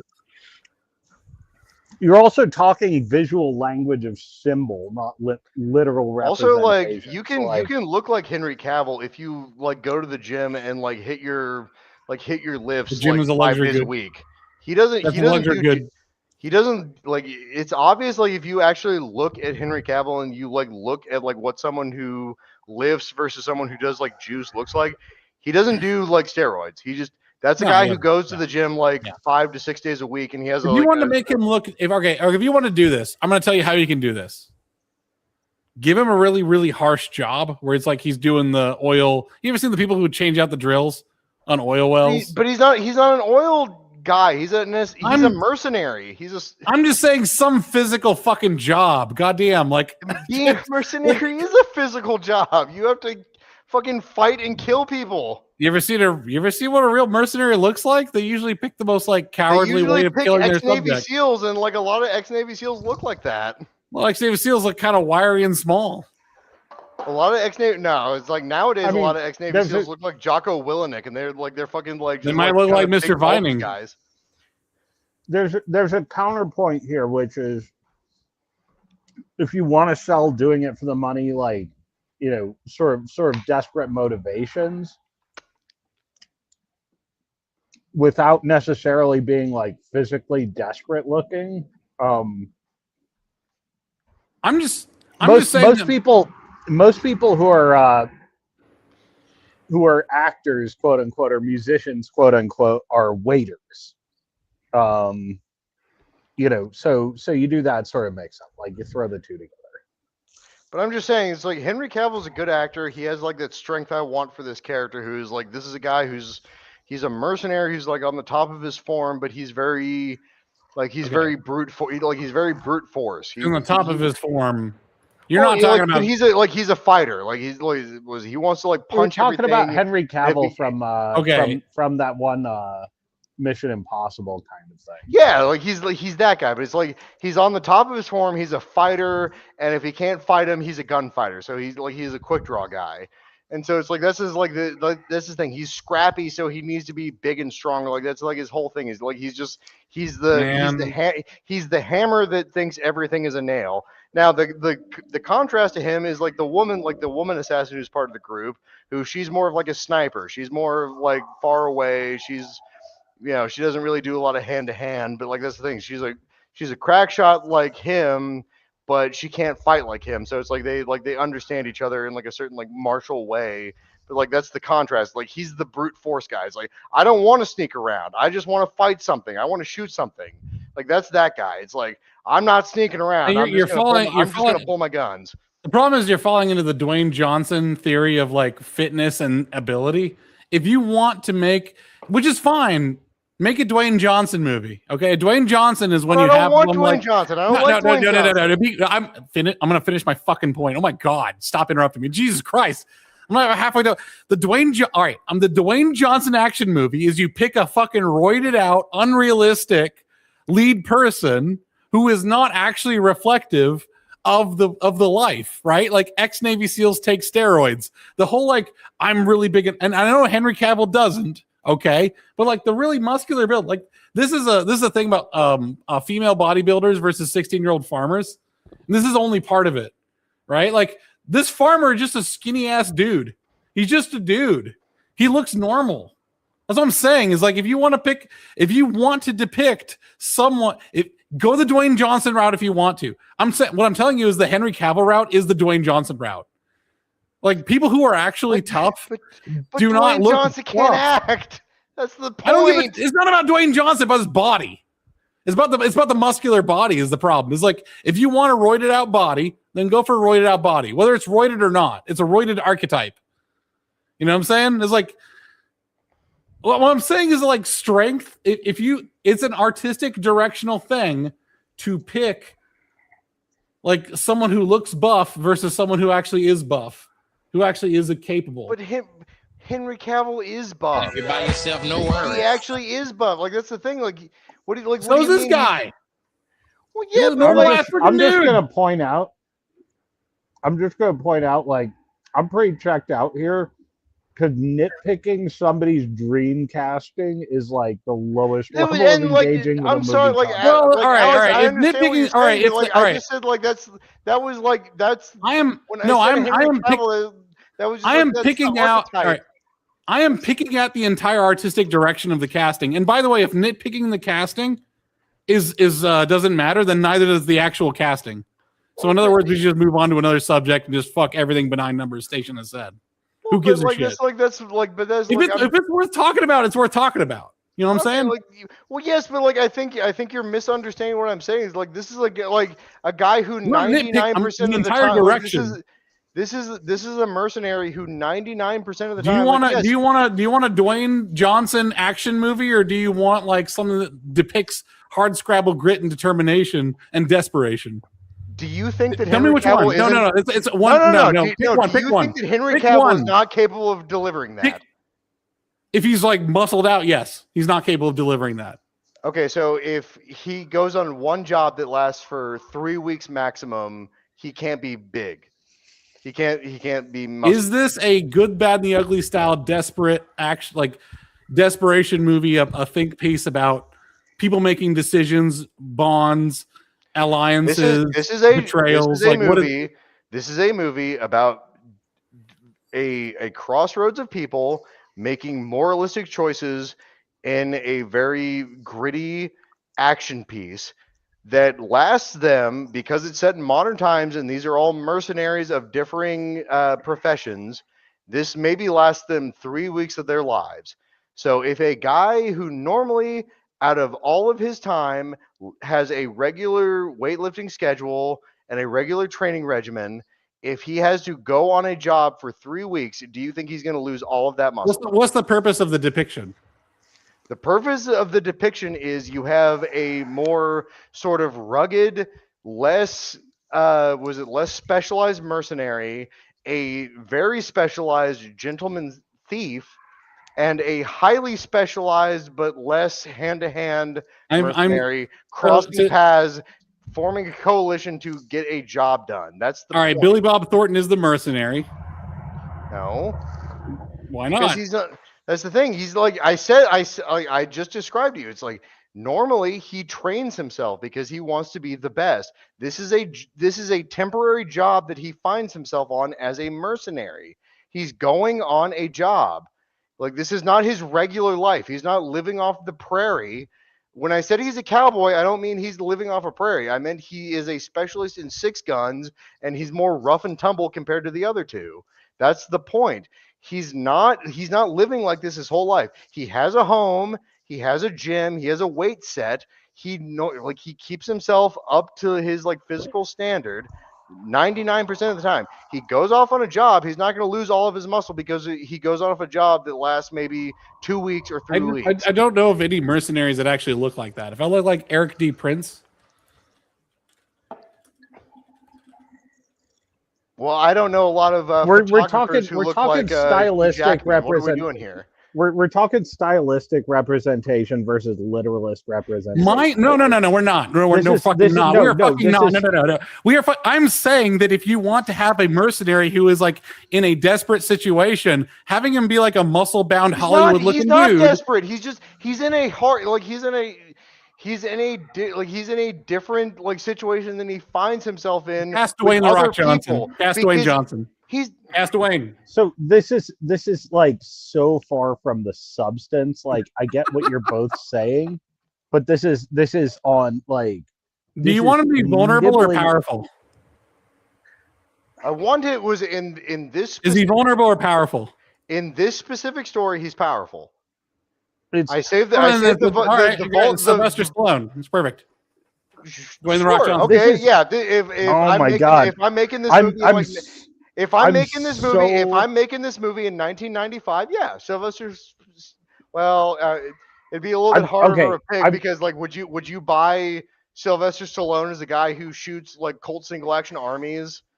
Yeah. And actually, you kind of described a completely mythical, fictional character. Like, there's no reason to be realistic. If I made this movie in 1990, why is the good and the bad and the ugly? The whole point of the good and the bad and the ugly is that it's pretty gritty. What I'm saying is that you're stylistically incoherent. This is not a nitpick, by the way, Kosma.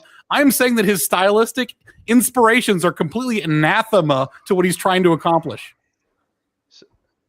That's a fucking big deal. I might as well say that I'm trying to make like a gritty, realistic crime drama, and I'm basing it on Bad Boys 2. I said this was in an alternate history where a completely different set of laws were passed. Oh my god! What do you mean? Oh my god! Alternative dimension. It totally makes sense. It's based in a reality where like mercenaries are allowed to operate on American soil. That's not realism. That's fake. It's made up. I made it up. All right, Dwayne Rock Johnson. Perfect. Make action movie. Sylvester Stallone out of a cloning vat. I don't know what you're trying to accomplish. I like Henry Cavill as an actor, and I thought he would do a good job. Perfect. That's what you're trying to accomplish. You have a vehicle for Henry Cavill. Let's move on. Oh my god. This fantasy movie what sucks. Is that wrong? How is that wrong? Do you think I want a gunslinging Henry Cavill? Okay, I get it. You want to lick the abs? Play that? Do you think he can play that? You can play that in your fantasy movie, sure, but don't fucking bring up the good, the bad, and the ugly. Here's a backup. I'm the saxophone man. I am the tiny saxophone man saying this is shit. Okay, fine. Google Scott Eastwood. Is Scott Eastwood a good backup? Is that Clint Eastwood's son? It is, but Google him. Is Scott Eastwood a good backup? Google him. I'm Googling the shit out of him. He kind of looks like Nick Fuentes and Clint Eastwood had a kid. Okay, well, that's him like fucking 20 years ago. Like, Google him, like pick a picture of him like fucking now. I don't know where you are. I'm working on it, man. Goddamn. I'm not the Googler. I don't have like a green G on a bowler hat that's also green.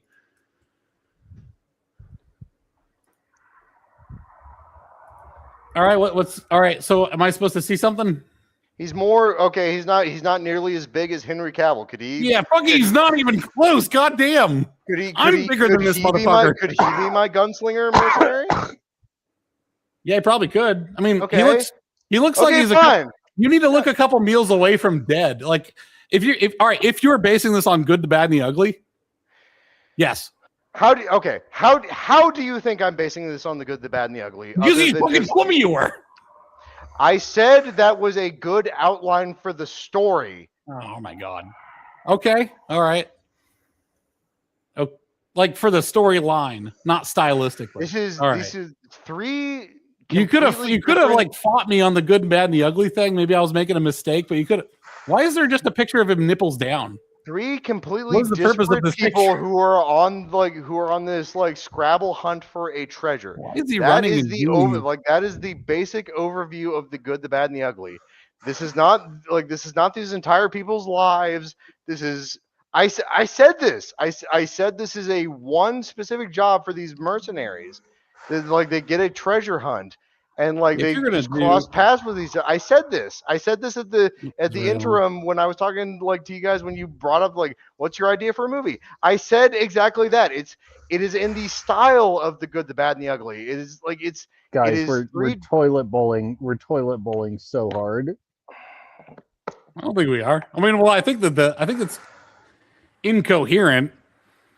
I'm criticizing this the premise of this movie, and Good and the Bad and the Ugly was a pretty central part of the premise of this movie. It wasn't supposed to be The Good, the Bad, it was just a basic plot similarity outline. It was Oh, a you should've story said in the that. style of Well, if it's in the style of the style is the substance when it comes to a movie. The Good, the Bad, and the Ugly This is a is the treasure same hunt. thing that happened last time, where it's I managed to get Kosma to say the Plains Indians were not a warrior culture, where it's like just saying crazy bullshit that is absolutely like this is the same thing as like when Luna said the Vatican was not like transcendently beautiful. I was like, what the fuck are we just saying things that aren't true because I want what I'm saying? The whole point of this idea is that, like this is just like a window into these people's lives. Like they do other mercenary work that isn't like running around in the desert looking for a treasure. It's like it was. I had one idea where it's like the gentleman thief ropes them into like a heist movie where it's like I want to steal this one painting from the Louvre. And they're like, I don't want to. He's like, well, you owe me a favor. And like, Yeah, what's okay, that I movie do owe where you a they're favor. So I guess I'll help. what's And, the like, that's, like- movie where they're all going after this one like card shark named Israel? It was like 2000. Was it Lucky 13? Lucky 13. Yeah, that was probably close to what you want. Well, no, because like I mean, that's a specific thing, but it's just like I mean, like yes, that's an okay movie, but it's like That's not. Oh no, it's not Lucky 13. That's not even close. What the fuck is this? no, it was like something's 13. Damn, Hold I on. wanted to It look that up. Jeremy Piven was in it. That's all I remember. Hang on. I remember there was a bunch of skinheads in it, and they were hilarious. Yeah. Chris Pine was one of them. I know what movie you're talking about. What was that fucking movie Chris called? Pine Mercenary Jeremy movie. Piven. Damn, what was it? I can find it. Give me a second. Oh my god, search engines are garbage. They do kind of suck nowadays. Where is it? We might want to just stay away from like. Here we go. fantasy movies. Smoking Aces. Smoking Aces. Smoking Ace. I saw that in theaters, man.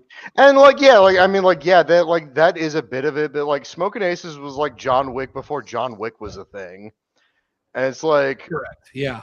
but it's also like nobody makes fun of John Wick because like John can like manhandle people, even though like Keanu Reeves is like wiry as fuck. That's what I'm saying. No, that's what I'm saying is like. By the way, that's what I'm saying is like people who actually manhandle people in real life are usually other than like bouncers. But that's what I operators are want. usually wiry as fuck. I wanted the when I'm saying that is like I want the bounce. Like I want the brute force to come from the big guy, but I also want the gentleman like master thief character.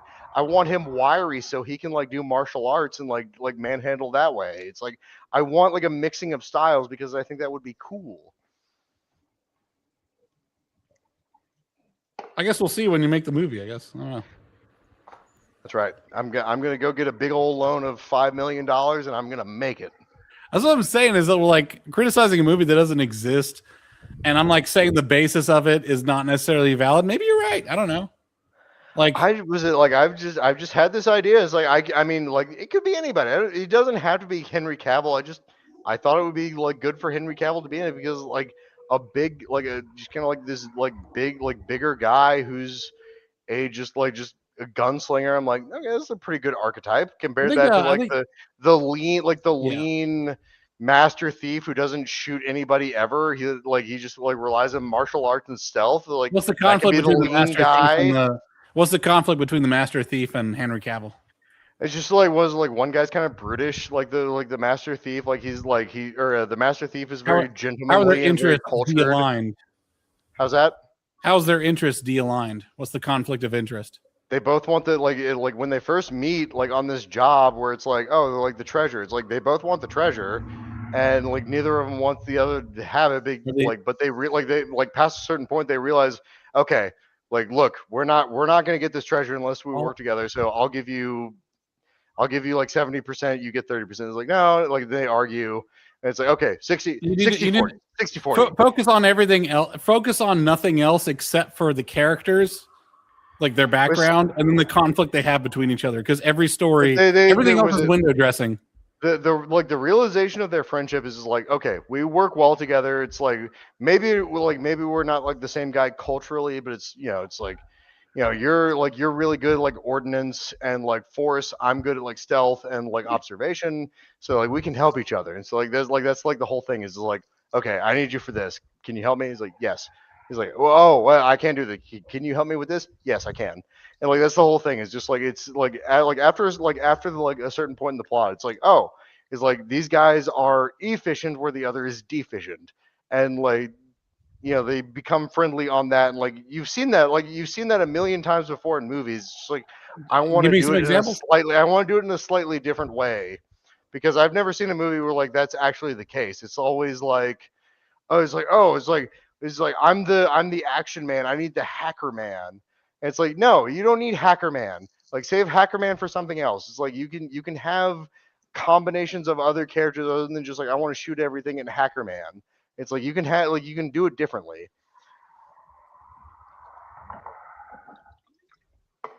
I'm failing to see where this movie becomes interesting because, all right, they need each other, but they want the stuff for themselves. That's pretty. Well, no, but it's like that's where it starts. Is like it's selfishness, but eventually like just becomes like, okay, well we've got a bigger foe that like wants to leave us with nothing, so we might as well work out a percentage and then we can just divide it and like go our separate ways. But like that's the thing is like I developed this as very easy resolution.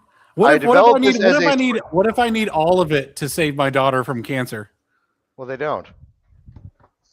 I'm trying to create conflict. But well, the conflict is they're greedy. Like that's the thing. It's like that's okay. Then I need 100% of it because I want to buy hookers and blow. Like, well, all right. Well, that's like the no. It's like that's what I said. It's like at the beginning, like the mercenary. All right, you need at the beginning. Storytelling needs compelling reasons for why the characters are doing what they want. I said this earlier. Daughter cancer is really compelling. I said this before. At the beginning of the story, the mercenary guy is the only one who has the line on this. So he's got the exclusive, but the thief steals the information from him. So now it's a race. It's like, okay, that guy knows what I know, so I have to get there before he gets there. I'm going to ban all chatter on fantasy movies from now on. We do not need. Did I do something wrong? You need to have the chops. You need to have the chops to do this, okay, man? Because you have to like have the ability to plot. We need to do some more criticism of movies before we start like making movies. You know what I'm saying? But I said all of this like an hour ago, man. Like that's what I said. Is like the mercenary had the exclusive. The thief stole it, and he's like, okay, well now he knows where to go, so I have to get there first. So I've not done enough cocaine to be doing this. I need to do more cocaine. Plots need. Okay, so all right. Let me give you a master class on how to make a plot. By the way, I'm a fucking engineer. I make software for a living. Why am I talking about this? First one for Act 1: establish the motivations of the characters. Oh, my daughter's got cancer. All right. Oh, my daughter's got cancer. I'm trying to save the farm. Two different characters, conflicted. They got different. Wait, and then Act 2, we've got some. Oh, wait, there's a big score we can have. Big hope. Let's look at all the hope. All right, we're going to work together. That's Act 2. Act 3, we get knocked on our asses and something has gone wrong. Now our conflict of interest is now brought to the light. They don't need to work together from the start. They can compete and then agree to work together later. That's too late in the film to like. make it really compelling. It can be like halfway through. Like that's what I'm trying to say. I explained the like Act 3, right? Like I explained that's okay. Like you need to get. That's the thing is like if you have a plot, you need to give examples that also have the same plot because as Shakespeare said, I think it's Shakespeare. Everything under the sun has already been done. Like there are examples that you can draw from that will give you the same storyline and see if it worked or not. I gave you an example of the good, the bad, and the ugly. Okay, so in the good, the bad, and the ugly, Angel Eyes and Tuco, they are both semi-connected to getting to the treasure. Now, Blondie and Tuco, they have already become coupled into getting to the treasure together past a certain point. Now, Angel Eyes has picked up a clue as to how to get to the treasure separately from the two of them. So it's separated, like they're on a separate path. Now, they've separated the narrative and you can see how it goes. That is how I already said how I separated the narrative. The mercenary character already started with the information. The thief character stole it from him and he gets away. Now, the thief and the mercenary are now in a race. Past a certain point, they will catch up to each other, and there will be the B plot where they have to unify and they have to say, look, if we don't team up, that guy's going to get all the money. I explained all of this from the get-go. I explained how all of this goes like an hour ago. I gave you the basic plot overview of how this goes. I said it. I said all of it. Yeah, well, the thing is, you have them come to an agreement without any conflict. They just agree on a 70-30. Well, there would be that's not how it goes. Like one of them is going to have to win. There would be more disagreement if I wrote the actual film with a full script and everything. No. Ask me for an outline right now. No. Someone's winning. Here's I'm going to solve your problem. Someone wins. Someone gets 100%. Which one is it? They form. Well, no, that's the thing. I included a third party who is the Angel Eyes, and so the two of them teaming up, they win together by forming a coalition. That's the thing. They choose to take a percentage as opposed to this guy taking all of it and them getting nothing. That's the thing. I said that earlier. It's like this is a basic plot outline. I wasn't giving you my full script treatise. Like this is the basic outline of how the story goes. It's like they form a coalition, and then on top of this, on the back of the, like there are further stories of these two guys and their continuing adventures. It's like there's a third party that they are prevailing over with their like, okay, here's our negotiation. I get this percentage, you get this percentage. Deal. And like they run off into the sunset. Like that's in the end of The Good, the Bad, the Ugly, Angel Eyes takes the lion's share of the money and just leaves Tuco with a certain amount. Blondie takes Blondie. Sorry. Oh, I call him Angel Eyes. Angel Eyes. No, but they never had an agreement that like Tuco agreed to. Like he agreed to honor. Tuco wanted all the money. Has no honor. That's the thing. Tuco wanted all the money. Yeah. There's no agreement. They all There's no want agreement. All the money. Blondie wants the money. Tuco wants the money. Angel Eyes wants the. They all want the money. It's like that's what I'm saying. It's like the idea that they actually have an agreement is like, okay, are they going to honor that? And you want to see if they do, and they do. That's beating the formula. Is like, they're going to screw each other. That's the smart interpretation. Like, here comes the double cross. It's like they're no. It's like what I'm saying is the agreement actually undermines the actions of Blondie here. But like, you can't have like a good guy like just like honor his agreement. You can, but it's not a good story. It's good if he doesn't have to honor his agreement, and he just. The thing is, Blondie has a power advantage over Tuco. Tuco's gun is not working. This isn't like The Good, the Bad, and the Ugly. It's a similar plot. Like it's a similar plot trajectory, but it's not the same story. I'm not trying to remake the story. I'm trying to do something a little different with it. And it's like, what if it's different in a way that's not as good. But what if the Clint Eastwood guy was like John Wayne? What if he is just like an honorable gunslinger? Is that bad? Yeah. It's bad. Yes. Okay. Yes, it is, because John Wayne is not nearly as fucking iconic as Clint Eastwood's cowboy. I'm sorry. Excuse me? Yes, correct. I said that. Man, I said that correct. What is John Wayne's best cowboy role? In my opinion, is True Grit. Is he some like honorable cowboy? He's actually a roustabout who finds his courage in the end. like that's not his iconic role. That's your favorite role. You can watch Cahill U.S. Marshal, or you can watch Big Jake, or you can watch McClintock, where he plays the traditional hero. The best John Wayne hero, if you want a Which ones morally lived? great- All right. We're going back to the very beginning of our discussion. Timeless art. Which ones survived? The Man Who Shot Liberty Valance. That is timeless art. Watch that movie. The Man Who Shot In your Liberty Valance opinion. with John Wayne. That is The timeless fact art. is, nobody gives a shit about it anymore because I've never heard of it ever. Wrong. That is more that was morally gray Western before anybody else had done it. I don't know what that is. I'll have to look at it to see like what you're talking about, but I've never heard of it. It's the thing is like you can see what art makes a difference because it's impossible to avoid art that is timeless. You know what I mean? The Man Who Shot Liberty Valance is the first time ever on film that in a Western where a man shot somebody and that man died in the same frame. Before that movie, if you wanted to kill a guy, it had to be a shot of a guy pulling the trigger and you see the bang, bang. And then it was a completely smash cut to the other guy, like, oh, just grabbing his chest and falling over. Before that movie, you had to separate the killing. In The Man Who Shot Liberty Valance, John Wayne shot a guy, and you see John Wayne pull the trigger, the bullet flies, and the guy dies in the same frame. John Wayne did the first morally gray Western ever in that movie.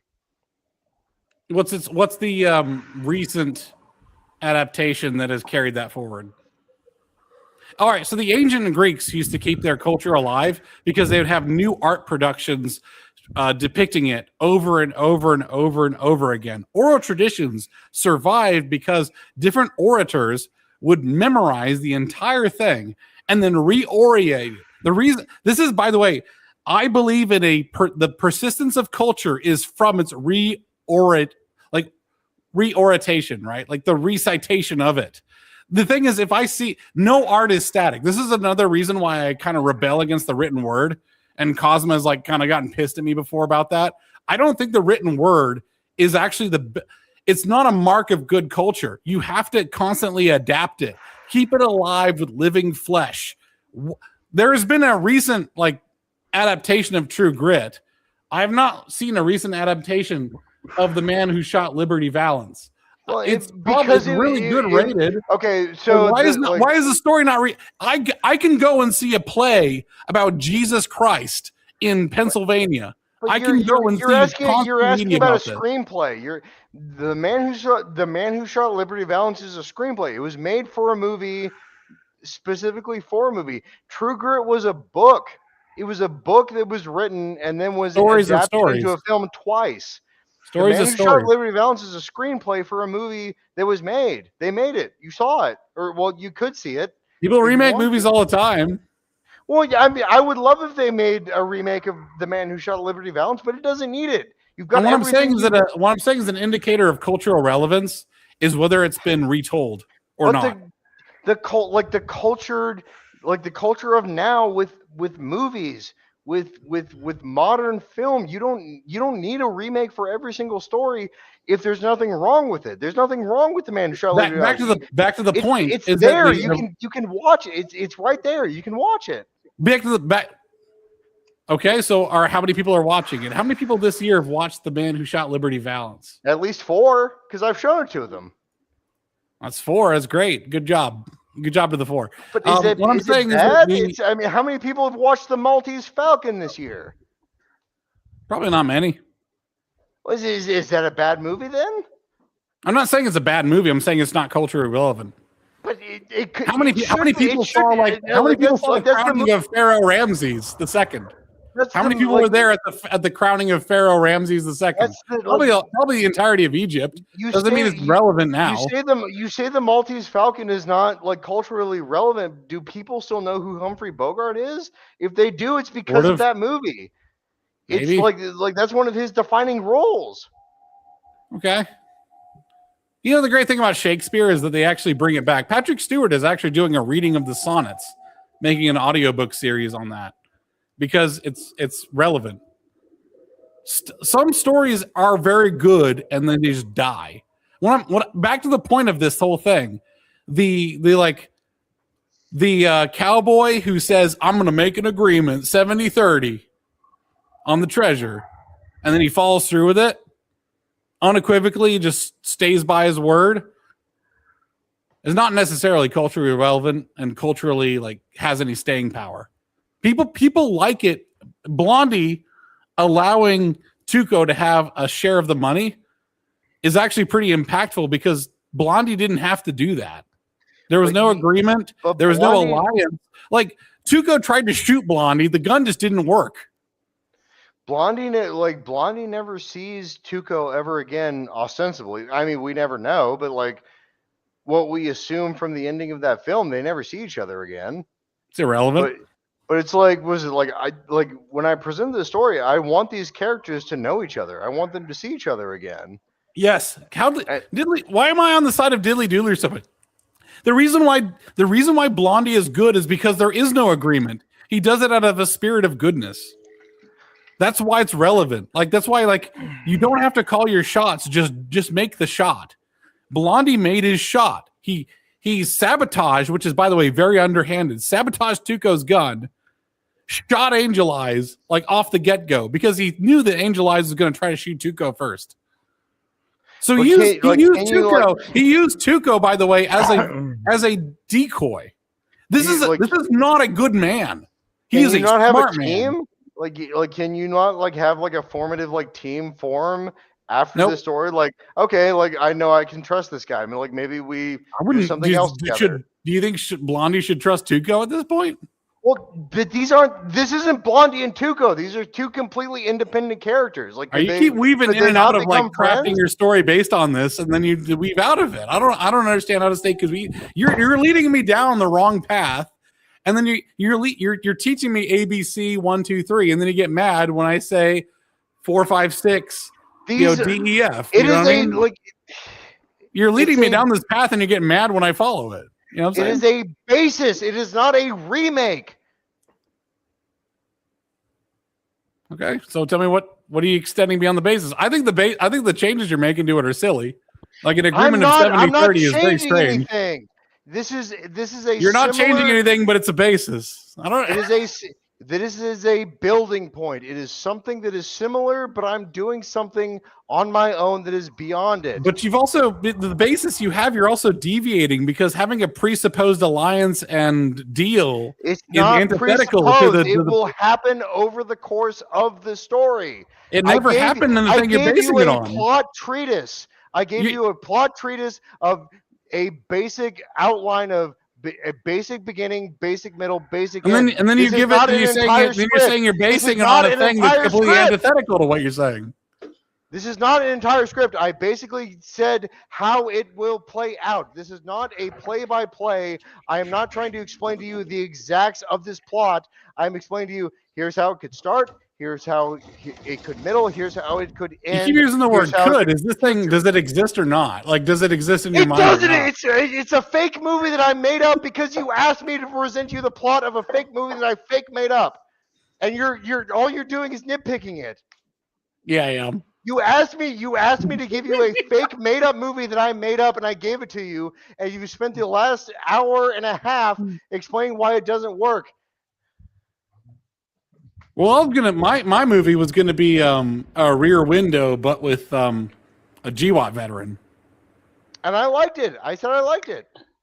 Bada bing, bada boom. Like I'm not saying you have to like my movie. I'm just saying I gave you a fake. Also a very beefy, muscular Henry Cavill is the guy in the Rear Window with the telescope. Okay, fine. I think Henry Cavill could play that role. Okay. Do you want Henry Cavill to play that role? Kosma's at the end of his rope. The script I'm making is I gotta go feed my cats. Yeah, Kosma never presented his story. Does Henry Cavill play the guy? Does Henry Cavill play the guy who feeds you cats? If I can get him there. then I would see that movie. It's on a shoestring. Okay. I don't know who could you get? Does Well, all right. By the way, Benign Number Station. I'm calling you the fuck out. I said, "Do you have movie ideas?" And you're like, "Oh, I love it. I've got tons of movie ideas." I had and that's the movie idea I presented to you. You didn't ask for more. You were ready. You said that you were ready. You were like, you were over here. I gave fucking oiled muscles. Like, I'm ready to go, coach.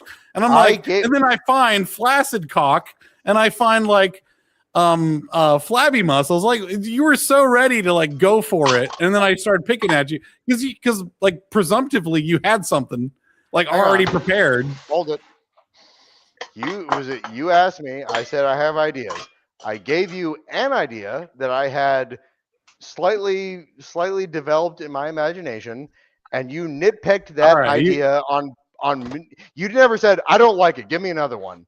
If you said I don't like it, give me another one, I would have given you another one. But you focused in on multiple aspects of the one I presented to you. I'm just saying that your stylistic and I defended it. Really conflicted. I defended it. I'm just saying your stylistic and your basis conflicted on principle. Everybody who's ever had a good cinematic history has had a very idealistic style. I'm sticking to mine. You might not like it. That's okay. I'm sticking to it. All right. Nobody gives Quentin Tarantino shit for being Quentin Tarantino. People give Zack Snyder. A lot of people give him shit for being Quentin. Actually, a lot of people give him shit. I think Kill Bill sucked fucking ass. Okay, well that's your personal opinion. That's fine. Slow as fuck. I like Kill Bill, but I like Kill Bill too. But it's like a lot of people like Pulp Fiction, and I like Pulp Fiction. Pulp Fiction was completely incoherent. It was just a bunch of stories. It was just like a bunch of 15-minute stories. It was entirely style over substance. Ah, well, that's just your opinion, man. It's just, no, it's not my opinion. It's actual fact. I would defend that fact. It's a non-linear narrative. That's something that someone would say if they don't have any sort of narrative at all. That's what it is. It's a linear narrative of people who are interconnected in a criminal underground that is all orchestrated by the same man. Okay, in a coherent story, would the death of a character have any sort of importance or impact if they were a main character? I mean, realistically, it would have something if you, as the audience, view it as such. The only people who are uninvolved completely in Pulp Fiction are Honey Bunny and I forget the name of the wife, the robber. Yeah, the robbers. Like the robbers are just like they are literally unincorporated from this entire plot. Yeah, they're bookmarked almost. Like they're like they show up in the beginning and the end. They're completely. But everyone else is like this is a criminal family story, and like they're underlings and they're like do yourself a favor. Do yourself a favor and actually look at any character from Pulp Fiction and see what the arc actually is, and you will find that there is none. What's what criminal arc do they need? Like what characters are supposed to have arcs in a story. Okay, oh my god, Vincent, holy fucking shit! Oh my god, I'm deleting this channel. What are we doing? What are we doing? Hold it. Characters, I'm gonna say it straight up. Characters don't need arcs for a compelling story. Hold it. They need arcs. Hold the phone. No, all right. Block band. Everyone, hang on. Everyone hang on. Nobody changes in this story. Shit just happens, and no one fucking changes. Hold the fort. Hold it. All right. Let's look at Vincent. I'm not actually stressed. It's really funny. Let us look. Hold the fort. Hold the fort. Let us look at Nothing happens. This is the Seinfeld universe. No. Nothing happens. No, Costanza is Costanza. Stuff does happen. I'm gonna die. Listen. Hold on. Listen. Listen to what I'm about to say.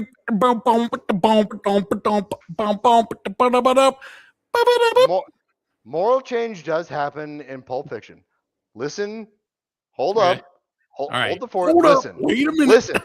Yeah, hold up. Wait a minute. Listen.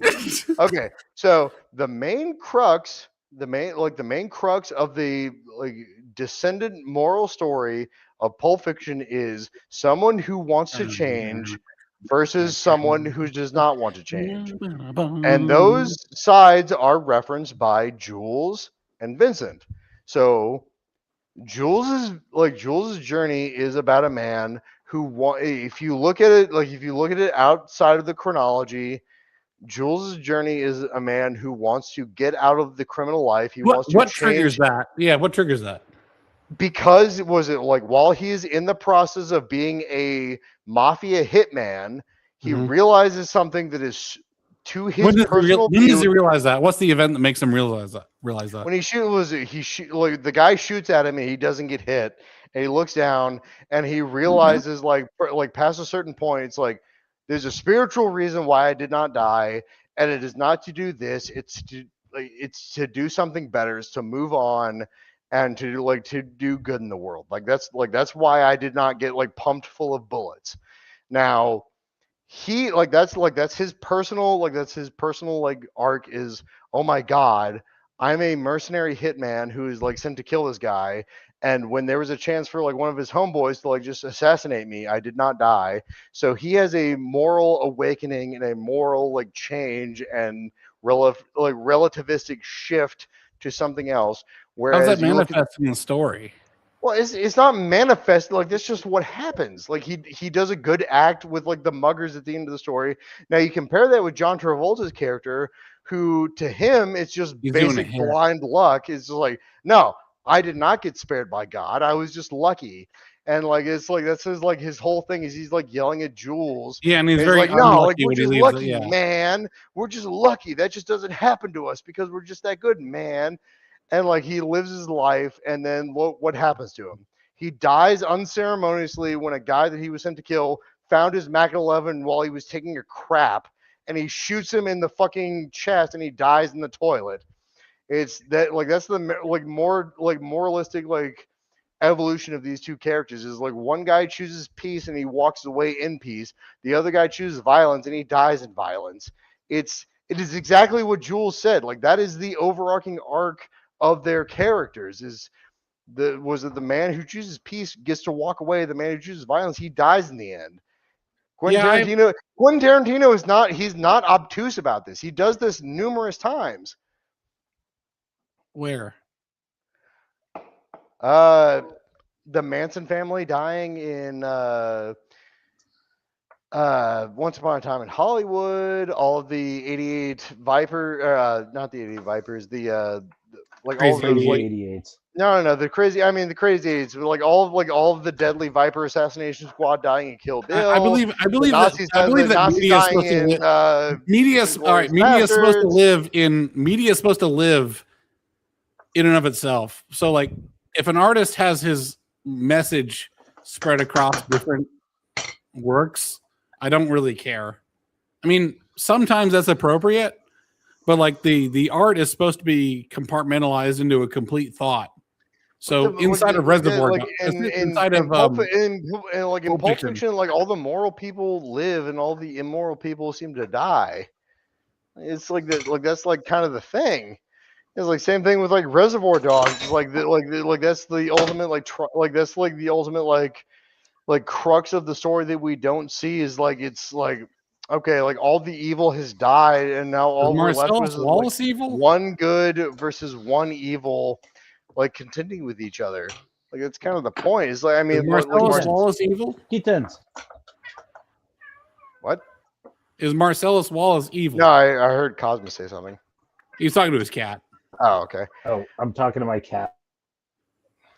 I mean, if you look to the plot of what will happen, Marcellus Wallace probably will die because he. I think almost everyone in this story is evil. So I the distinction between evil and scared is how is Butch evil? He just killed a guy in a boxing match. He killed a guy in a boxing match.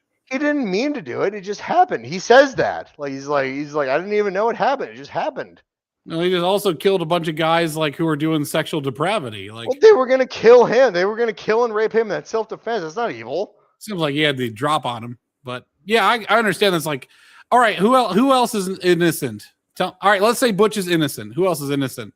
I mean, Mia's not. She's not guilty. She just lives her life. Well, she's a heroin addict.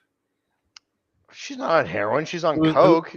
She did No, she's heroin not. because Vincent had heroin and she thought it was coke. Well, but she's also not- married to like a drug dealer mob boss. I don't think she is. She doesn't know that. I think she knows that.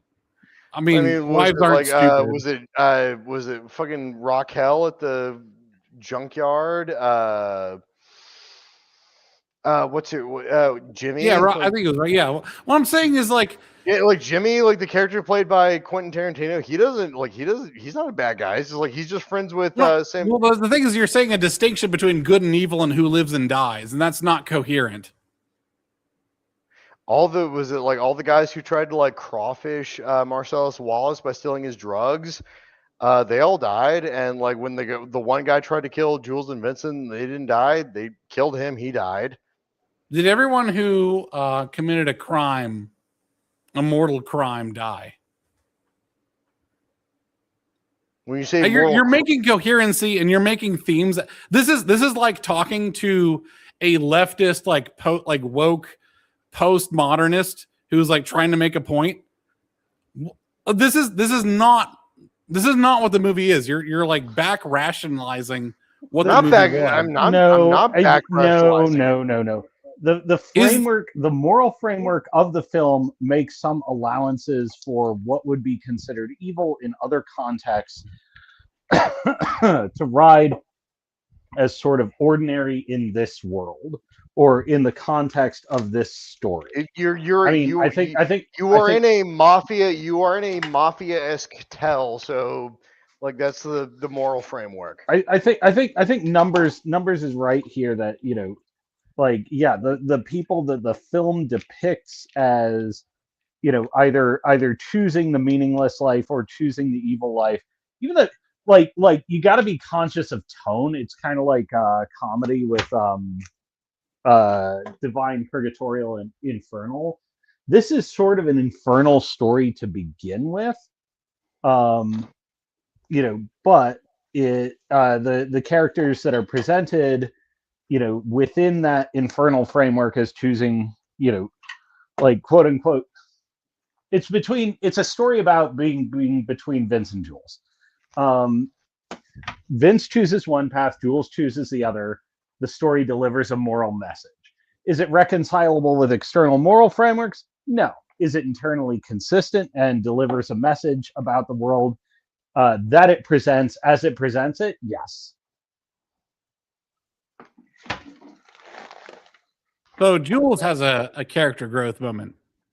Sure, yeah. Absolutely. And you guys are hanging the validity of this work on that. So yes, my point is actually valid. I'm not hanging it on that. I mean, you certainly did. No. Yeah, all right, then delete it. No, hang it on something else. Delete it. Hang on something else.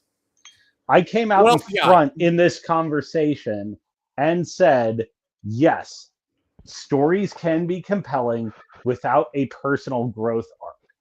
Like, it is possible. And then you hung it on a personal growth path. No, I'm not saying I'm hanging it on a personal growth path. I'm saying the story is not meaningless and that it presents a growth arc separately from that. It is possible to have a story with 100% static characters that is also compelling. Yeah, like there's certain that's what a tragedy is, isn't it? By and large, yeah. Tragedies actually tend to feature static characters, except for the peripeteia, the moment of turning around. So I'm changing my mind. And I'm wrong. Is that it's actually like 90% tragedy, 1% Jules on this. Yeah, it's a generally tragedy. It's a generally tragedy-shaped comedic story with a salvific. Yeah, everyone loses something. Marcellus Wallace's wife. Marcellus Wallace's wife loses her innocence towards mortality. Yep, Marcellus Wallace gets raped. Yes. Yeah. And his vengeance is not enough. You can kind of tell It's not going to be. This is actually you can tell getting some hard I'm pipe about to hitting give ends me evil still on their isn't enough. ass. Yeah. Yeah, pipe hitting niggas, all that stuff. Absolutely. Which are not hard to find. Yeah, and I mean, that's part of the bit. Is like there's probably a 1-800 pipe hitting niggas. Butch is like, so are we okay? And he's like, I think we're pretty far from okay, but yes. Yeah, he says he's gonna torture these guys and he'll feel better. Okay. But it's like, yeah. But by the way, my job on this channel is to play sometimes a provocative retard. And I think I've fulfilled that, and I think I've understood. I understand. I'm sorry I apologize for the toilet circling. I still think that your concept of a movie needs work. Think about it some more. But yes, like when I went after Quentin Tarantino and Pulp Fiction, I didn't understand the work, but now I do. That there is one character changing moment, but a lot of it is a presentation of tragedy.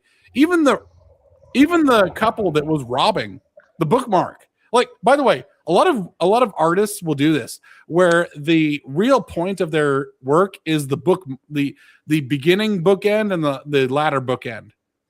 They're trying to say that everything in between actually relates to the two extremes chronologically.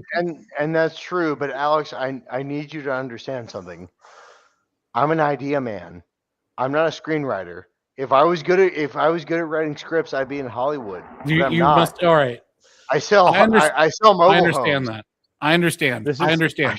I am an engineer. Really hard. I am an engineer, and we fucking hate idea people because they always come in half-baked, half-cocked, ready to rock. Okay. We call those marketers and salesmen. I'm not saying I'm ready to make a movie. I'm just saying I tried really hard. So I'm gonna spin this together into a synthesis. Oh shit! The premise here was make a movie on the cheap, and presumptively beat the Hollywood machine to that would be possible to make a movie on the cheap. It's a good concept, and executing on a good concept in an effective way. The world's filled with idea people, and the world's filled with refiners, and the two rarely meet each other. If you go back on the Hollywood trend of remaking movies and doing remake, they're usually remaking a good movie and doing it worse. Sort of the best of that trajectory you get is like a True Grit or a Taking a Pelham 1, 2, 3. I was about to say like most iterations of Taking a Pelham 1, 2, 3 are slightly better than the last one, but they're not great. What you want to do is actually take the work of an ideas guy, take the work of somebody who made a movie that was featured on MST3K, because it was probably a passion project for them, and they poured their heart into it. That would be actually really interesting if we tried to make movies, from Mystery Science Theory 3000. Take a bad movie with an interesting nugget, idea, premise, or plot structure, and just make a good script out of it. Like just refine somebody's, brilliant idea badly executed. I think you could make, for instance, a really great remake of Gamera versus Zegra. Gamera versus Zegra is that's the one where he's on the handlebars. It's a dull as piss movie. It's got the giant shark monster that's underwater, not the knife-headed shark, but the other shark. Oh. And the bathysphere that's constantly descending and or being destroyed. You can make a really good cosmic horror movie out of that. All the elements are there, just the movie fails. Take somebody else's bad idea and fix it up. They made it cheap. You can make it cheap. Was it at the risk of opening myself up to more ridicule? Do you guys want to hear my Batman idea? Because I brought it up a couple weeks ago when we talked about Star Wars. Yes, you did. I will say, I want to insert a thing before we get into that, because I do want to pay attention to that. I don't want to have some idea in my head blocking my ears from hearing what you have to say. Is that when you're making a story, when you're trying to make any kind of story, you don't need to have a full script, but you do need to have the arcs in place. And we're not all Quentin Tarantinos. It's good to have, Quentin Tarantino is an incredible director. I I love Pulp Fiction. All right, I love Pulp Fiction. And he was able to like captivate me despite the fact he didn't have an overarching character arc. That is highly unusual. And that's why he's so great. So if you're ever like thinking of you don't have to have the whole script ready, but you do need to have, I would suggest until you've really wrote a lot, have the 5-act arc sort of architected in your head or on paper and sort it out. Or else you're going to suffer from a lot of criticism from assholes like me who are going to pick it apart. So yes, go. Yeah. The hardest part about that is there's so few people who can actually legitimately review a script, because a lot of people are not part of like the Hollywood world, so they don't really know what they want or what they look for, et cetera, et cetera. So it's like, if you can be like, please, could you review my screenplay? It's like the odds are like that guy's gonna like give you anything meaningful is very doubtful. And Yeah, I'm not trying to deter anybody from screen film work. If that's what you want to do, please go for it. Like, we need like a lot of original and strong filmmakers. Please go for it. All I'm saying is, if you want to like pre-run it by somebody, you're not gonna find a lot of luck, because that's just a very difficult scene to like find somebody who actually knows what they're talking about to do it for you. The most I can say to you is just go for it. Well, this is why I'm gonna insert there that like this is where the reason why a lot of Hollywood people will reduce their own idea. I don't like it, but you do have to be a bit reductionist with your own passion project. Whereas like you'll say something is comparison to something else. Like you'll say that this is the Count of Monte Cristo, but with modern narco cartels. This is like the good, the bad, and the ugly, but with like modern mercenaries, and like you'll get in trouble. No, well, because it's really. I'm kidding. Well, no, it provides a lot of I had a sibling of a friend who worked at a writing shop that did they digested hundreds and hundreds and hundreds of novels every year and just did film treatments on them. It was a dedicated shop that did this, and the head of the shop decided to write his own original screenplay and give it to his staff after doing like bang up jobs on films you've probably seen. And this sister of my friend read it, and she's like, this is the worst fucking movie I've ever seen. It does happen sometimes. So, okay. So basically, for Batman, here's my idea. So I'm gonna preface this like where I am in my mind when I tried to create like the version of Batman I wanted to see. So when I was a kid, we didn't have a lot of extra money for like stuff like comic books and whatever. So what we did is we went to like the local comic book store, and they had these big boxes of just collected editions, and like on the end of them it would say like Batman like $2.50, or like Batman like $5. And it was like, it wasn't rare issues, it wasn't collected editions, it was just random issues from all over. It was Batman from the 70s, Batman from the 80s, Batman from the 60s. Doesn't matter. Like whatever they could put in these boxes, they would put in there and be like, $2.50, it's yours. And that's what me and my brother like would buy, because our family didn't have a lot of money. So a lot of the Batman I grew up on is more working class Batman. Batman is, he's got his back computer, and he's got his batarangs, and he's got all his gadgets, but it's like he's not high tech Batman. You know what I mean? Like this is pretty working class Batman. Like he's not like caterwauling around with the Justice League. He's just Batman. He's like parkour, stun gun. Yes. Yeah, I had a couple issues from Batman Year One in there. So it's like this is like Batman when like he's first starting out. Like he's got like the bat suit, but like not a lot else. Okay. And so like that, like to me, that's Batman. I like Batman who, he doesn't got a lot of gadgets. He doesn't have a big old computer. And like maybe he has that stuff, but it's like he's still fighting against criminals. That's Batman. Yeah, to me, peak Batman to me is Batman the Animated Series. Yeah. Early years Batman is absolutely Batman Year One by Frank Miller. Yeah. And I love that one. You got it. Yeah. I love it to death. But so I had this idea for an adaptation of Batman. So like my idea was I want a real working class Batman. Like he is bare basics. He's just got like the most he can make, and like that's it. How working class are we talking here? So we're talking hobbyist Batman. So you mean this is like for all the old head comic book fans in the audience, this is an Elseworld. So this is an alternate this is an alternate story Batman.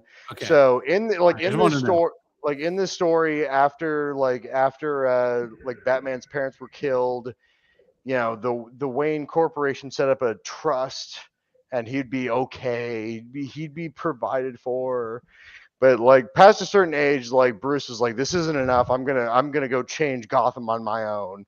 He storms out. He leaves Wayne Manor, and like in his like late teens, early 20s, he basically forms out a plan. I'm gonna reform Gotham. I'm gonna do this my way.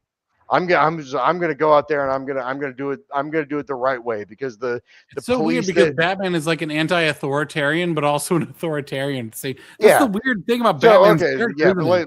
But hang on, I might surprise you on this one. Hang on just a second. Oh, you know, no worries. I'm not interrupting. I'm just adding. So it's like I know better than everybody. I know what I'm gonna do, and so like he storms out and like so what he does is he picks up this fake identity. He buys off this like one bum to like he's like, what's your name? Tells him his name. He's like, here's $200. Leave town, never come back, and this $200 is yours. And the guy's like, deal. He like takes it, leaves, and so Bruce starts calling himself Matches Malone. And he's Matches Malone. He has so he actually has an alternative identity. Yeah, and then that's an old one. Like Matches Malone, like that's an old one from the comics. He says, "My name is Matches Malone, and my name is Matches Malone, and I'm the boss of this auto parts store. He owns like a mechanic shop."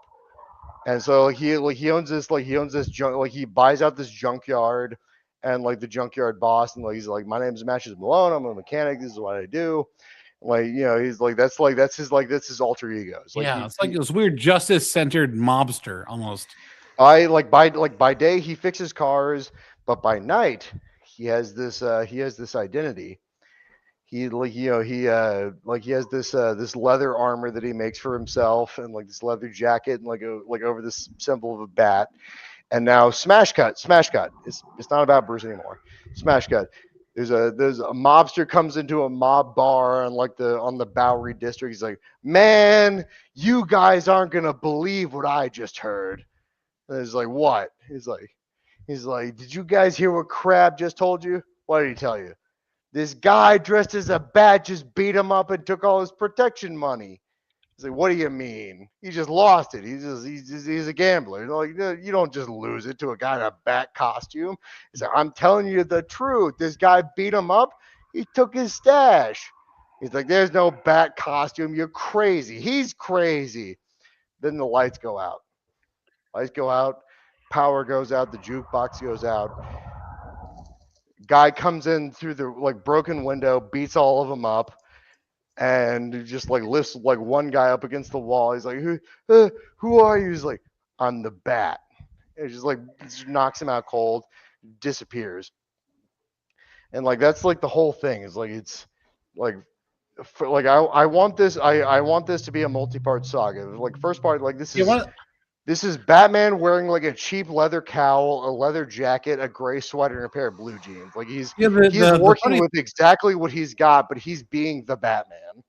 One of the funny things I wanted to do on this channel, or I'll probably make another channel to do this, is I wanted to just do Batman fan fiction, where Batman is absolutely having to deal with the mob. And the thing is, in the mob, what he's doing is he's trying to act like the queen piece in a chess game. He's trying to act as like a leverage. You know what I mean? Yeah, He's exactly. got It's a, like the first idea I had is like it's all mob. It's all mob stories. Like he's breaking up waterfront rackets. He's breaking up human trafficking jobs. It's like that's what he does. Like he's all working class. It's like the bat did it. Oh, the bat like came and busted us up. It's like that's like the whole thing is like the low the low series is all mob stuff. It's all and Oswald Cobblepot is like a mob. You're like he busted up my racket. Yeah. Because you have all these actors, and they can be pitted against each other, and that's what Batman would do in the early years. That's what I believe would be a great early years Batman. Especially if you have like this weird maverick of Harvey Dent in there. And so that is an amazing. Like I could definitely see Batman trying to work with Harvey Dent in his psychotic state and be like, "This actually might work." That's that's the back end. Is like the back end of season 1 is you've got Commissioner Gordon's come in, like he's coming in disgrace. Like he fucked up his last job. He's like, I want this Batman. Yeah, Gordon on his back foot. Exactly. Yeah. Gordon is on his back foot. He's like on the last leg of his career right now, and he's got to work with this Batman because he has faith in the Batman. It's like that's what keeps Batman together. By the way, Batman is only kept together by the faith of the different people of Gotham. At first, the story is like, I want this Batman, and I want him right Batman's now. Pretty cool. And then you have Harvey Dent is like, he's like, if you can get this Batman, I'll prosecute him. We'll have Rico Rico cases out the ass on the back end. You do it for me, this will make my career as a DA. And so they're teamed up. They want the Batman. And then Batman eventually crosses paths with Jim Gordon a few too many times. And Batman says, I'm not your enemy. I want what you want. I want no more crime on Gotham streets. That's why I think that DC is so much more impactful than Marvel, because DC actually deals, I think Jordan Peterson brought this up before, is that DC deals with these archetypical figures of justice and conflict that are almost godlike. You know what I mean? Oh no, it's that's like the old saying is Marvel deals with people who want to be gods, whereas DC deals with gods who want to be people. Yeah, because you could have like a Batman comic where it's like Harvey Dent is like, justice says that we must see these people as equal. He flicks the coin and is like, yes, but the equal is not equal, is it? Well, the whole thing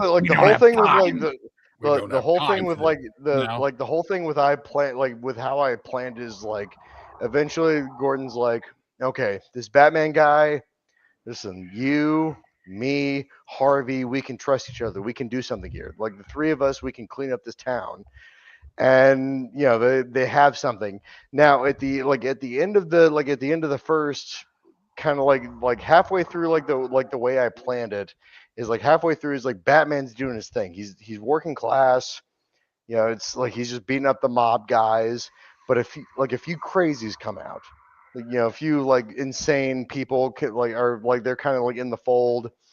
And there's this one chick who she's like a serial killer or whatever. But the problem is the GCPD, they can't do anything about it because she's like the daughter of like an alderman or something. She's the daughter of like somebody who's like higher up in the city government. So it's like you're dealing with the corruption and stuff. They just cover it up. They don't do anything. They just cover it up. And that's what Batman does. He disrupts the equilibrium. Yeah. He disrupts the man-made order by proposing the truth. This is, by the way, a part of the human condition. I feel like I'm fucking Jordan Peterson. It's a part of the human condition that you hear the message of God, and it says like you should be obedient to truth, but truth is actually antithetical to the order of the world. So truth can become a chaotic element, actually. Exactly. If you really think about it. But like, yeah, but like she's like a serial, like she's a psycho and she's a serial killer and she's like killing all these people, and Batman finds out about it, and he confronts her like when she's about to kill another person, and he's just like, please, like come with me. I'll take you to Arkham. You don't have to do this. Like, please don't do this. And she's like, no, I want to. And she tries to fight him, and like they Well, fight. a little bit like Joker, like she almost needs to be killed. Well, no, it's like it's not so much like she needs to be healed, but it's just like she could have help, but it's like she doesn't want help. It's like you can't help people who don't want help. That's what I'm saying. Is like when people who need help don't want help, there's nothing you can do for them. Yeah, it's like but if they continue to do damage, you have to deal with them. Yeah, she tries to fight, and like he's not trying to hurt her, so it's like a lot of deflections and like parries and whatever. But eventually she just does like a running like kick, and he just like judos her up and like throws, but he realizes too late that he threw her off the roof, and she like falls to her death. And her father, who's like the alderman or whatever, like sees her dead body. And like when he looks up, like you see like the lightning crack, and you see like Batman's at like the top of the building. He's like, Batman, you murderer! He's like yelling and crying, and just spreading his hate. And it's like so that's where you have the mythos as Batman the killer. And so like Batman like has to like tangle with, do I want to keep this because it'll make criminals more scared of me, or like do I shed it because I don't want people to think I'm killing. I love, by the way, real world mythology. Like I think mythology following the real world is actually really compelling because it tethers it to something that's grounded. Right? And if you took Captain America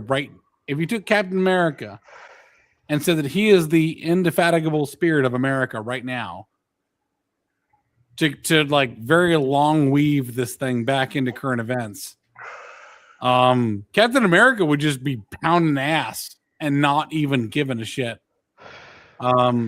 So yeah, that appears to be what we're doing unapologetically.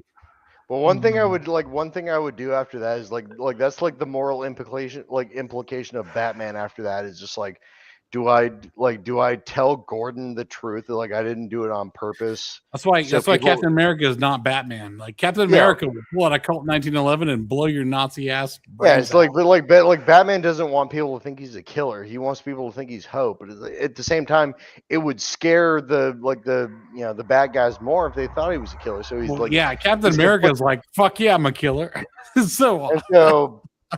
And so he doesn't really know what to do. Now, in the meantime, between like those moral implications, the Batman finds a couple of orphans. And so like what I did, like for my personal Batman stories, I combined the Robins into like one group instead of him finding every Robin individually. It's like he finds them as a group. It's like, this is a group of orphans. So it's, Dick is the oldest, then Tim, and then what's the third one? I don't know the Robins. Making myself look bad. It's Dick Grayson, Tim Drake, and the one that got killed by the Joker. I should know that one actually. Jason Todd. And so like he finds them like as a group. It's like these like group of street urchins, and they're like, look, man, like we do what we got to do to survive. We're orphans. And Bruce is like, well, I'm sympathetic because I was an orphan once. And so like he takes mercy on these boys. He's like, look, how about I tell you how to defend yourselves? And so like he kind of like trains them in like sort of like the less lethal Batman arts. And he's like, look, this is what I can do for you right now. It's like, use it wisely. And then like they get into trouble because they think they can be vigilantes just like the Batman is, because He's like, well, he taught us what he knew, so we can do that. And so like they start going and getting into trouble, and so Batman has to like bail him out. And is like, listen, you can't do what I do. Stop it. And they're like, like, but you taught us, so like, you're our responsibility. And so that's how the Robins come in. Like I never liked like Robin 1, Robin 2, Robin 3. It's like just bring them in all at once. It's like it's like this gang of boys that he has to like keep up with, and like it stresses him out. Like that's good, like that's good human drama for Bruce. Is like, oh geez, these fucking kids, am I right? We've all dealt with that. Like people who are younger than us, like who think they know better. Am I right? Yep. It's like like you get that. It's like, oh, these freaking kids.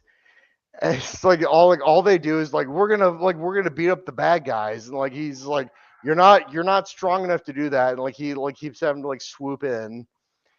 One of the things you got to realize when you get older, is that the slippery slope is a bunch of bullshit. If you have the power, you set the policy. And it ends when you end it. Sure. Now, murdering the Joker is like, it's very much a young boy's idealistic thing. I was like, yeah, you obviously murder the Joker.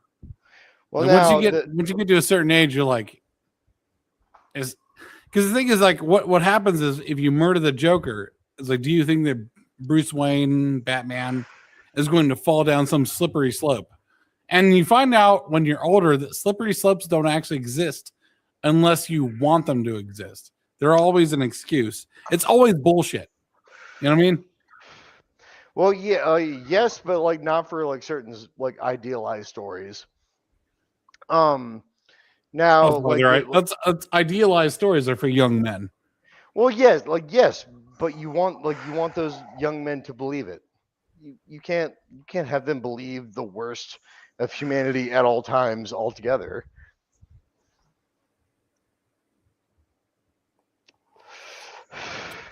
Now the next part would be I would want like a side story where there's this just beaten down guy. He's not anybody important. He's just like some guy who works in a factory. He's the world's most average man, just kind of clock in, talk to the fellas about sports, go do my shift. Nothing. I love how, like, by the way, the Batman when he comes back from retirement, and was it the which Frank Miller comic was that? The Dark Knight Returns. He just absolutely fucking kills the Joker like immediately. No, not immediately, but within it's pretty all right. Within given metrics, yeah. Like 5 minutes. That's pretty immediate. Yeah, it's this guy who's like, this Batman guy. It's pretty cool, right? I mean, we all think it, it's GCPD, they don't do anything for us. This Batman guy is like he's beating up all the mob guys. He's pretty cool. And a lot I don't know what your point is. Well, no, I'm saying like this one character is like he's saying all this, and like all of his coworkers like, hey man, don't say all that. Like maybe you should have killed the Joker from the beginning. Well, it's like they're just saying like, hey man, like this Batman guy, just leave it alone. But like there's a couple of guys. Like there's a couple of guys who like they come to this guy who's saying all this stuff, and they put his arm around him, and like maybe it's a little too tight, and it's like, that Batman, he's not real. It's like it's made up. It's just like a GCPD story. That's what I'm saying. A lot of these stories be done quickly if the Punisher was just in charge. But like basically, it's like, hey man, like he's not real. You need to get up with us. And so they like a bunch of those guys just kind of like, he's like, well, it's right. I guess I guess I'm not doing anything wrong. Like, they just want to do a little after hours work. And so they start doing like some chemical dumping, and then like after hours, the Batman shows up. Because they know, the mob guys are like they're doing something wrong, and the Batman shows up, and the guy who they kind of like craned into it, he's there. He's like, oh, thank God, Batman's here, he'll save me. And like he beats up the all the gangster guys, and like one of the last one who's conscious is like, it was him, it was all his idea. And Batman looks at him and he like holds him up by his throat. He's like, and the he's just too nervous. He can't do anything. He can't say anything. He's too nervous, and he just starts laughing. He starts chuckling and laughing and laughing and laughing, and Batman just throws him into the acid. He just turns him over. Okay. And I'm sure you'll never see that guy ever again. He doesn't matter, I think. I'm smiling, but because he becomes the Joker, right? So well, yeah, it's like originally I wrote the idea differently, where it's like that guy just like falls over and Batman's like, please, please give me your hand. And like the guy's like, I can't, like he just like falls in. I'm like, that's not good enough. Like you can't blame Batman if you failed to like accept help. And so I'm like, the guy has to have some kind of like tragic kind of like. Well, you know what? All right, so here's the tragedy of Batman, in my opinion, and this is actually based on like Diddly Doodler. I don't know why you're so fucking good tonight, but I don't understand it. But here it is. He is shown to be willing to kill him, but there is a chase. Exactly. No, exactly, because that's Golden Age Golden Age Batman is like, he'll kill somebody. It's like, but only if they've never given him any other choice. And like, I like pulp age action Batman, where it's like, he's not going to kill you, but it's like, if you give him no other choice, or you put yourself in a situation where he has no recourse to help you, that's what's going to happen. That's my personal opinion of Batman. Do you know what'd be interesting about Batman is that he's willing to kill only at the end of a chase, and kill indirectly. Like he's almost a response to the criminal element of Gotham. Yeah, no, he exactly is. But yeah, so like he wants the chase. He wants the most contrived villains are actually the ones who get to live the longest in freedom, because he gets tremendously high off the chase, and it gives him a sense of that he's actually doing something. That's the thing, is like, one of the tragedies of humanity is that we actually love the feeling that we're doing something more than the fact that we are doing something. Sure. You know what I'm saying? Like we want to think we're making a difference. Right. Like I would find it tremendously satisfying to just grow mushrooms and sunflowers on my property than to solve hunger writ large, even though I'm making no difference globally to hunger. Well, sure, but you also don't live in like criminal overrun city, so well, I mean, it might make me feel better to deal with the criminals that I can see than the ones that I can't see. You know what I mean? Because there's multiple layers of criminals. Sure, but yeah, it's like the layer of the story that I have set past that is eventually past a certain point of this working class Batman, where he's just leather clad, just working class, no gadgets, just beating up guys in the mafia underworld. Eventually, they say like the mafia gets they get bullied too much. Like the Robins start helping, and it's just like all of their operations, like they're just too beset. And they say, listen, I can't make a profit with this Batman character anymore. He's around, he's beating up all my guys. I can't do this no more. Another. Yeah. Oh, sorry, go on. I was gonna say there's a transition between 1920s, 1930s gangster. And it's like eventually sort there's of Joker, like super villains. You know what I mean? Yeah. Eventually, guys like another mob guy's like, he's got all my records too. Another mob guy's like, I can't turn a profit with this Batman character. And then eventually another mob guy's like, listen, fellas, listen, we've got this got this brotherhood to stand up to the cops. Now we're standing up to the Batman. Listen, I've got this fella. This fella, he runs an army through South America, and he says he'll come up here for us. If we sell him up here and his fellas, Right, like he'll the take different care of the villains. Batman. And eventually, what I was going to do is I was going to try to fuse the early Batman stories with the No Man's Land story of the early 2000s, where Gotham's get like blocked off. And so basically, what they do is the mafia like pools their money and they hire Slade, like Slade the mercenary. And so they hire him up to Gotham, and he shows up with his military, and he starts like destroying everything. And the mafia guys are like, this isn't what we bought. This is what we paid for. And Slade just says, well, this is what you're getting. So give me your money. And like he just kind of like muscles out the mafia guys.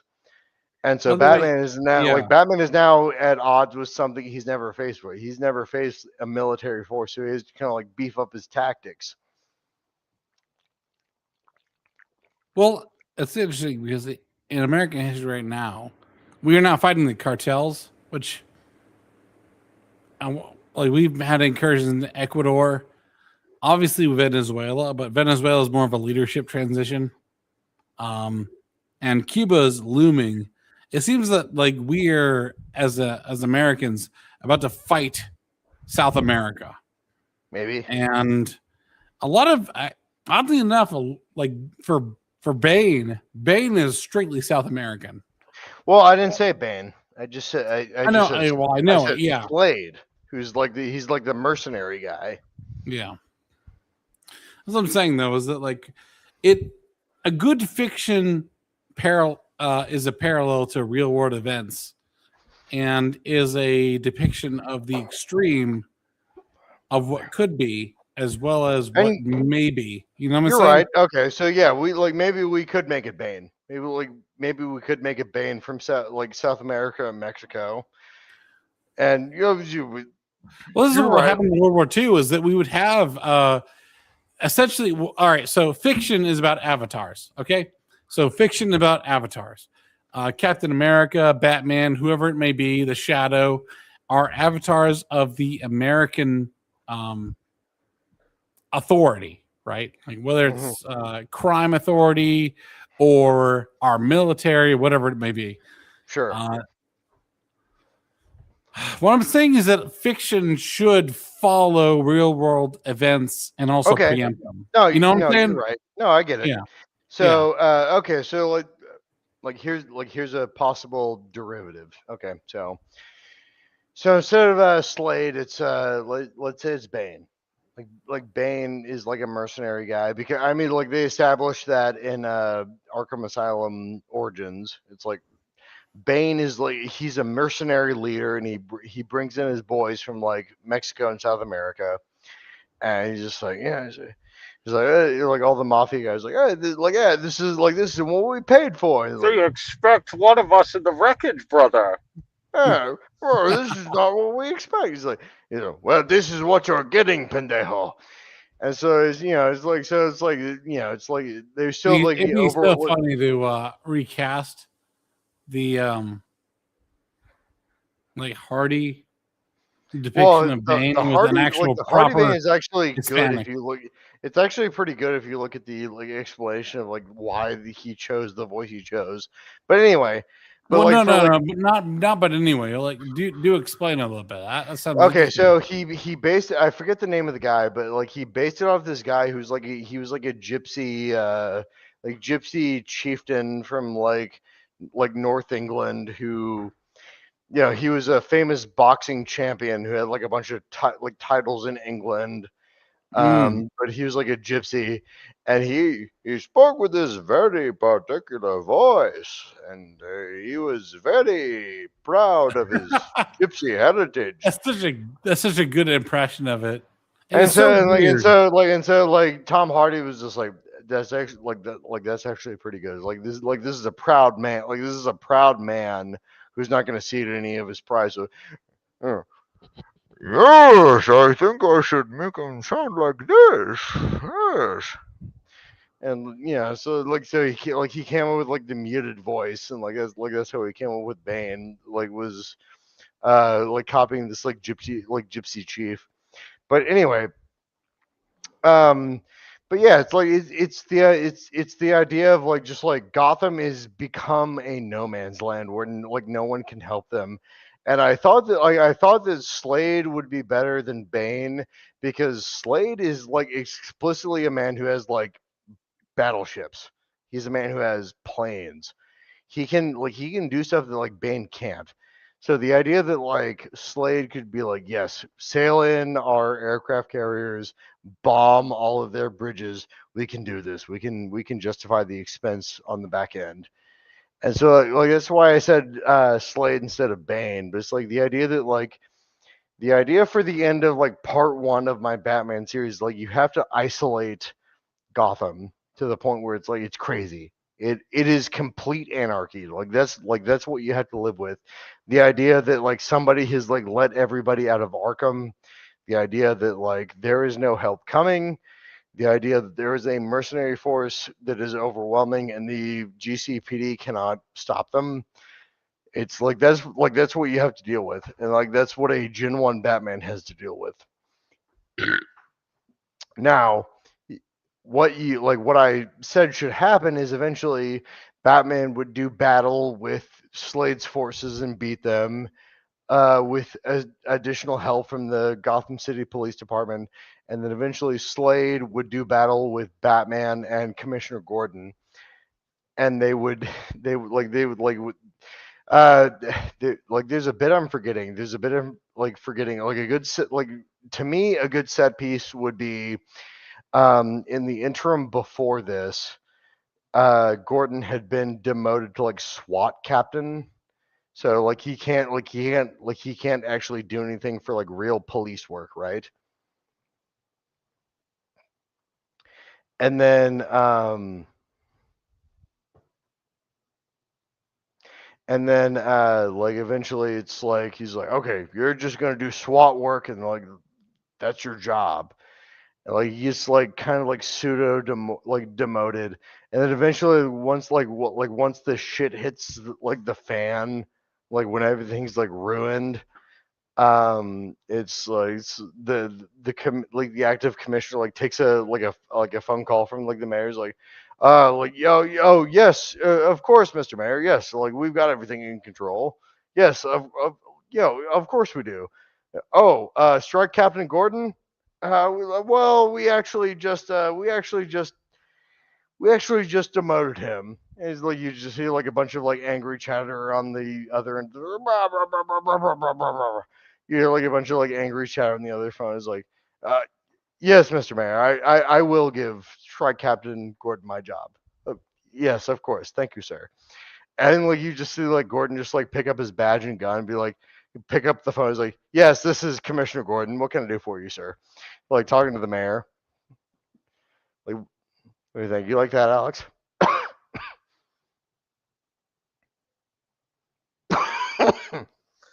Can't hear him. There we go. I am. Oh, I can't hear him either. I've had Oh. this going on all night where like I would lose one or the other of you, and that's why I kept rejoining. Cat. Of course, it's Cat. What do you think? Kosma pretty good so far. So good. So no. Not bad. I think. Okay. I think as far as film goes, you actually probably just want a DC writing, and like after I don't know.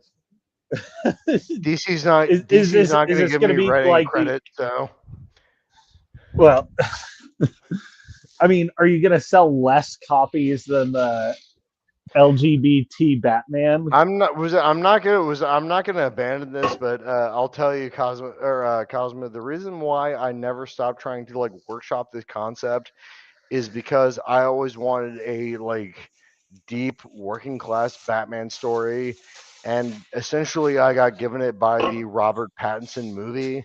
So that's kind of like I got what I wanted, so I was like, you know what, I'm good. This is my hottest of takes is The Batman is one of the best Batman movies ever made. It's great. Personally, I love it. It suffers from some third act collapse. Like the third act is just too long, but The Batman overall is fucking dope. Well, I mean, everything I've told you about like a working class Batman, like that's all I really wanted, and like the movie gave it to me. So like that's why I wasn't really too mad about it. Yeah. Alex, are you back? Already signed and delivered. Is your mic back? Can you hear him? I can't hear him. I can't. Turn your mic on. Oh, Jesus fucking Christ. There we go. Okay. I don't want a Batman who has a pocket Deus Ex Machina. Did I lose you? Where did I lose you? My cat must have hit the mute button on my microphone. The scrawny little furry fuck. Okay. Love him. All right. Anyways, you didn't lose me that long ago. What I'm saying is like Batman with the Deus Ex Machina of a jammer, a bat wing with a gun, some stupid bullshit. It's like no, a bat wing with a I didn't name me that. Where did I lose you? But no, I was listening the whole time. Oh, I didn't want to talk until now. I'm sorry. Yeah, I didn't say any of that. So okay, so what you don't want is a Batman with a fully developed autopilot to fly the nuke offshore just in time while Bruce Wayne escapes. Yeah, exactly. So true. Okay. Yes, exactly. Bullshit. Alex, do you like Bane being the bad guy or Deathstroke being the bad guy more? Like Bane. Bane? You think Bane is better? Comic book Bane. With it, with a full mercenary company that could take over Gotham, you think Bane is better? Dude, Bane is a strategic. We are the new League of Shadows. Oh, yeah. Did you see the Tom Hardy? Yeah, no, I saw the cod piece. Yes, I was born in the shadows. You only adopted the shadows. I was born. Yeah, no, Bane's good. Okay, so you think Bane would be the savior? Okay, so okay. Bane is awesome. Bane is the anti-Batman. Okay, run it back. Okay, so the mob, they hired this South American mercenary company to come in. Is like, these guys, they'll crush the bat, no problem. And so they bring in Bane and his mercenaries from South America. Like, I will crush the bat pendejo. Yeah, I will break him. No problem. But you have to give me complete control of Gotham. And they say, hey, you gotta do whatever you gotta do. Just give us back the control. He said, yes, I will upset the Batman. I understand my instructions. And so Bane just completely busts open Gotham. He just destroys the police. He destroys the ports. He brings in battleships. Destroys the GCPD. He blows open a big old hole in Arkham Asylum so all the crazy people can get out. Batman can't really cope. He's got the Robin. This is like every time someone attacks Gotham is like, let's create a big old hole so all the crazy can get out. But I mean, Batman's got he's got all the Robins working for him, so it's working as a mercenary force for himself. Batgirl's working as his personal accomplice. And so it's worth remembering that Gotham City is in New Jersey. Not a bad pick. No, I would agree. Much of Batman and his relationship with the broader DC universe, like Superman, makes sense when you realize they invented a city in southern New Jersey and a city in northern Delaware that never existed and face each other across a bay. Well, I forget who it was, but I forget who it was, but they said that Gotham City is New York at night plus the worst part of New Jersey, whereas Metropolis is the best part of New York in the I mean, daytime. I was once on the New Jersey Turnpike, and some absolute like black-haired girl threw a water bottle at my car, exploded on my front like windshield, right? And I see her just crazy-eyed, screaming at my car. And I'm like, I kind of want to follow her. I decided against it, but I was like, damn, New Jersey girls are fucking awesome. This is awesome. But also, like I kind of like I want a woman who wants to kill me at all times. I need a joke. My Batman needs a Joker. That's what I'm saying. But like I had this idea where it's like there was a Benign is moving on. He's I'm like, I don't moving want on. nothing to do with it. That's a little too much. Okay. That's all. But it's like I had the idea that like Everybody sees Batgirl me would throw a like water bottle. it's the idea Everyone that like loses their minds. it's the idea that like Batgirl would be like Commissioner Gordon's daughter wanting to be Batgirl, and Batman like found her kind of like early on is like, listen, I know who your father is. I can't really do this. But she's like very gung ho about it, and she's like, "No, I want to help you stop the bad guys." And he was like, "Okay, like I got, like I guess I'll help, but you can't. You can't like rely on me too much." And like she's also trying to help, like in this like catastrophe, like all of the Robins are trying to help, and she's trying to help too. And so Batman's just like kind of like at his wits end. He's like fighting all these mercenaries.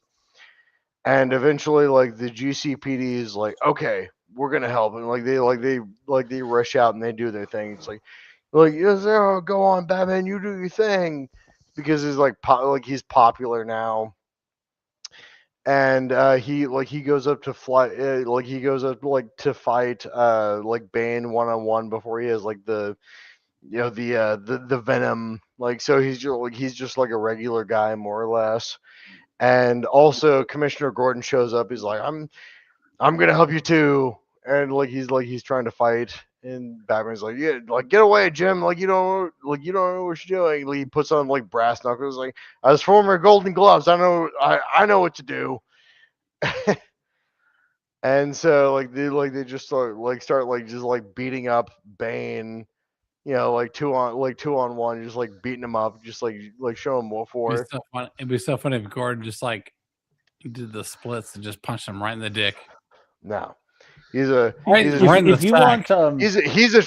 true Golden Gloves man. He would never do that. Steven Seagal is Detective Gordon. If you want a project, by the way, for rewrite terrible execution passion project, do a treatment of the CW's Batwoman and try and unfortunately I got to do a rewrite of fucking Absolute Batman. Who's that, Rosie? I wanted the working class Batman to work. Unfortunately, fucking Absolute Batman is just like, what if Batman just killed people I don't like? And I'm like, okay, series is ruined. But anyway, what if Batman killed the Orange Man? What if Batman was a plan? Isn't that cool? Isn't that really cool? Anyway. So like post story. So Commissioner Gordon and Batman, like they beat up whoever, like if you wanted to be Slade, if you wanted to be Bane, whatever. They beat him up, they drive back his forces, and he's gone. Now, Batman, who used to be a vigilante, he's a national hero. Like everyone loves the Batman is like he's everyone loves him. He's crazy. What's happening right now? Yeah. And now Bruce Wayne, who used to feel like I'm not good enough for my family's name, I'm too lower from them. I can't do this. I can't be the heir of Wayne Enterprises. I can't do that because I'm not my father's son. Now, after this, he's feeling pretty bold. So he puts on his best suit and he waltzes into Wayne Tower and he's like, Yeah, it's Bruce Wayne here for the CEO. You can tell him I've arrived. Now he's flexing. Like he's wearing the nice suit. He's like, yeah, I'm here. And it's like, so it's like he's gotten a little confident, and it's like, yeah, I can reclaim my parents' legacy. So it's like he goes to Wayne Tower. He's like, you can get the CEO out here. I know he'll have time for me. It's like that kind of stuff. And then, unfortunately, a few days later, you see the silhouette of a TV saying, "Oh well, crime has much decreased in Gotham City thanks to the efforts of the Batman and his wards." And you see like the guy who's like watching it has his like feet on a desk, like shuffling the deck of cards, just like laughing.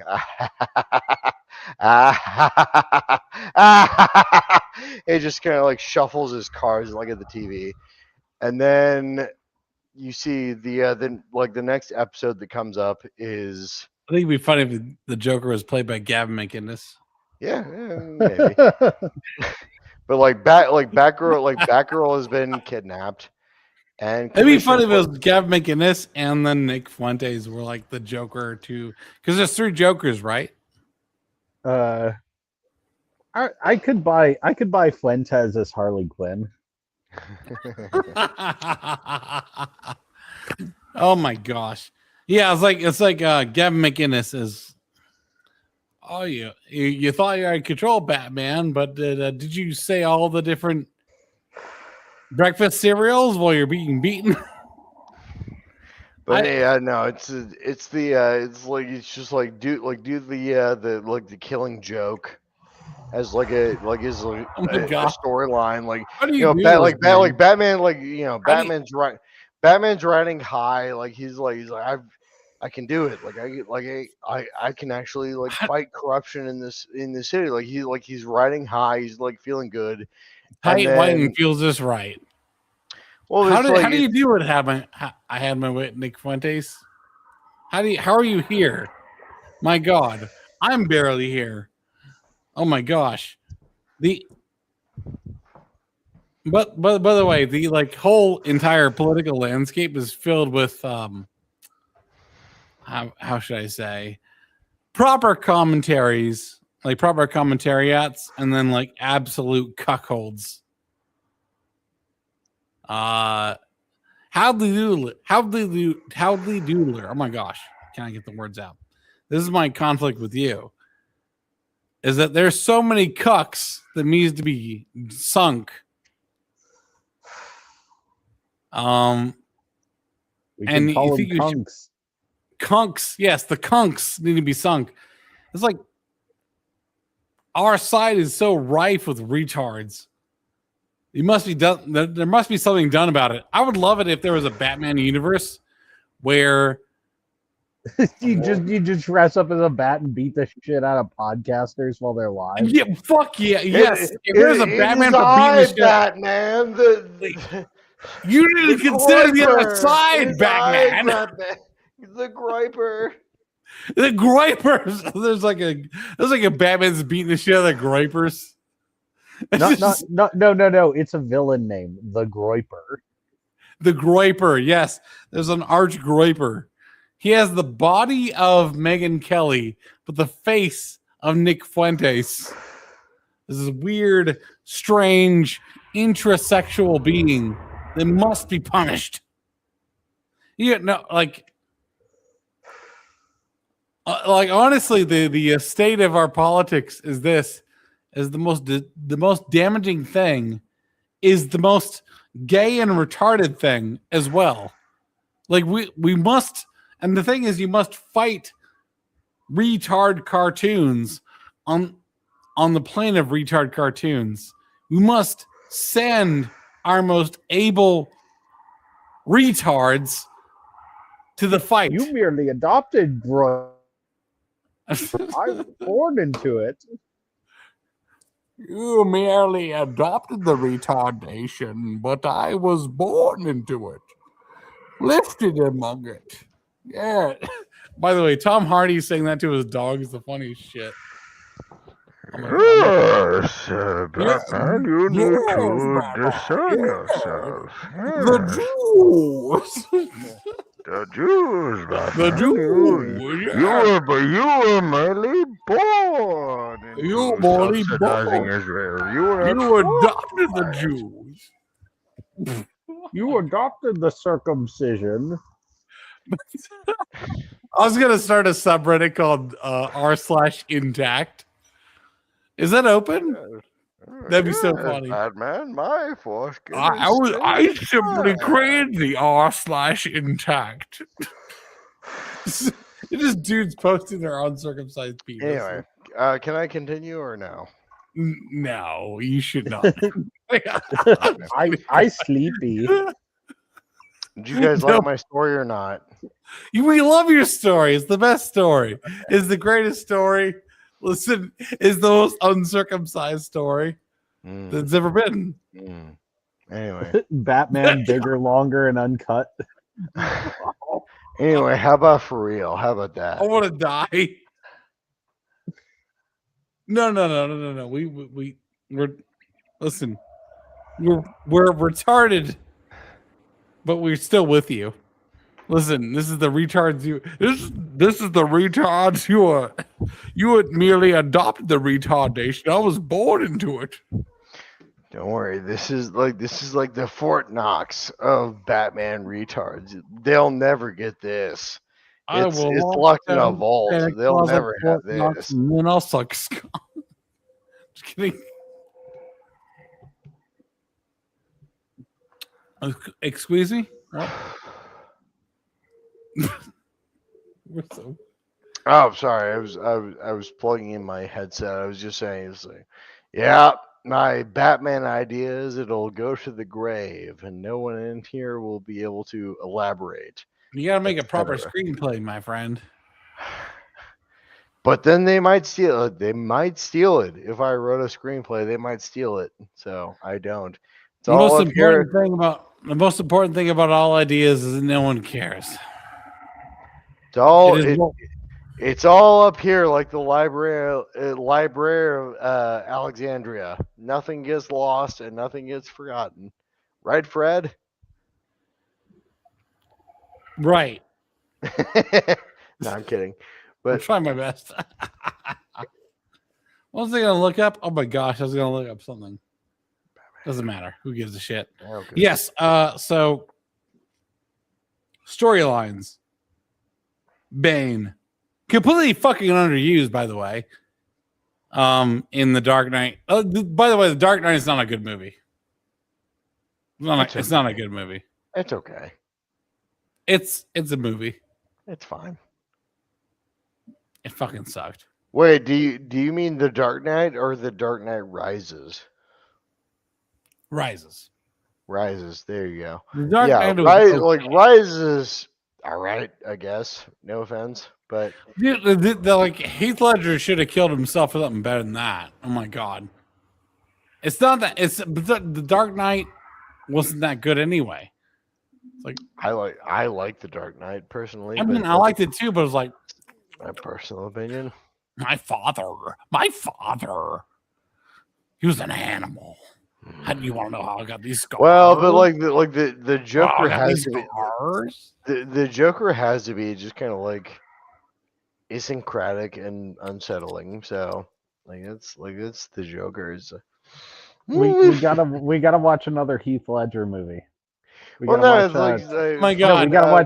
watch 10 things I hate about you. Yeah, the earlier even the Heath Ledger movie about the medieval knight was so good. Oh, Knight's Tale.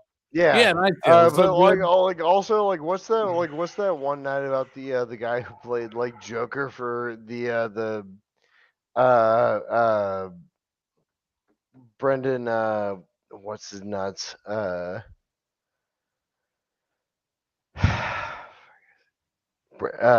is it Brendan Keown? Oh, I was gonna say I want a Batman movie with Brendan Gleeson as the Joker. It'd be so funny if Batman just showed up at the middle. Yes, Batman, it's me, the Joker. I'm 55 years old. Who here has watched A Night of the Seven Kingdoms? No. Nope. Nope. None of you have. Totally burnt on that world.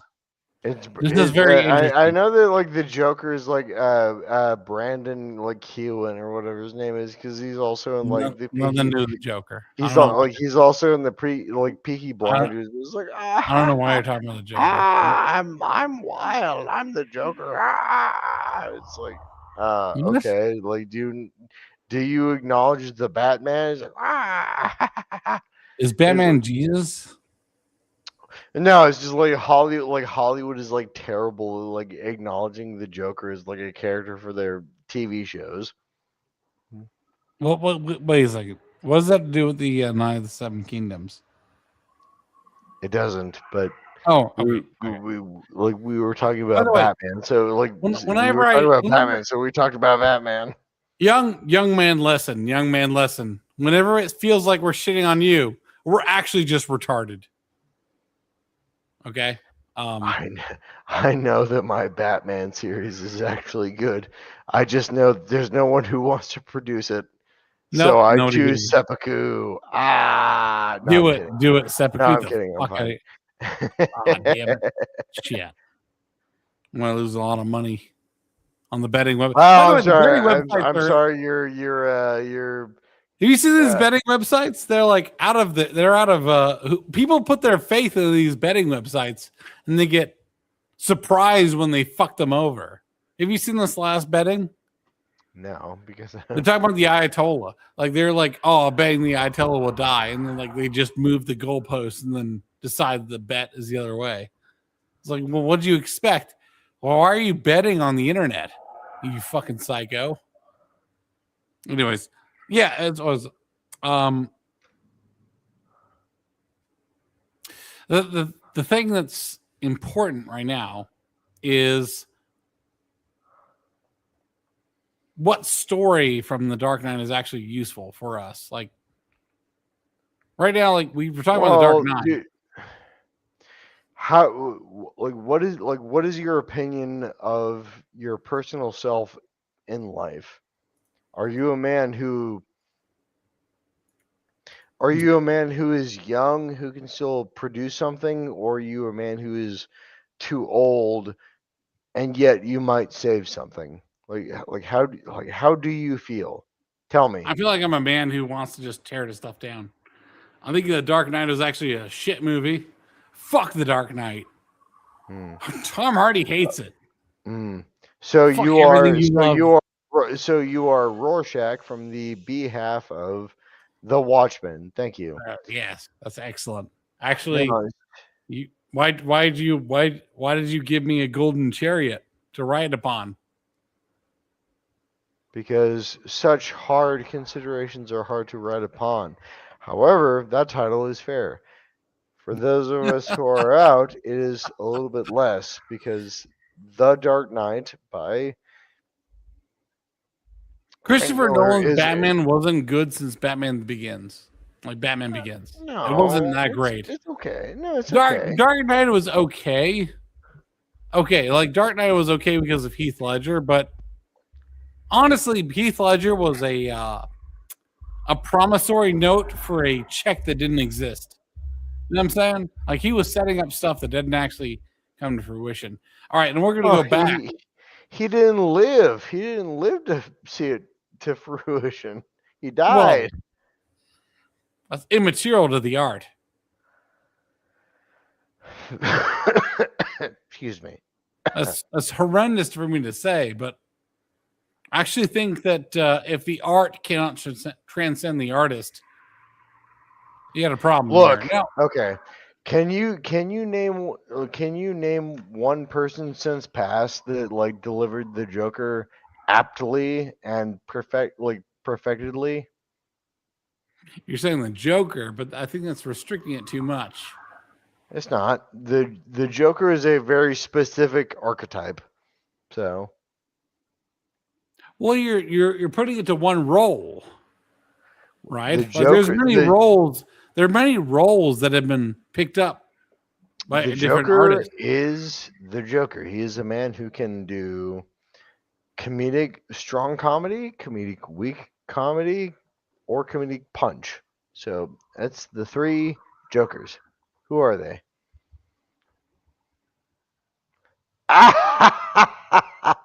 Or some kind of other like basic laugh, or do you want to do If some kind of you operatic of ah? if you put Jack Nicholson in the role of all Jokers, he'd work. So you want it with more hiss of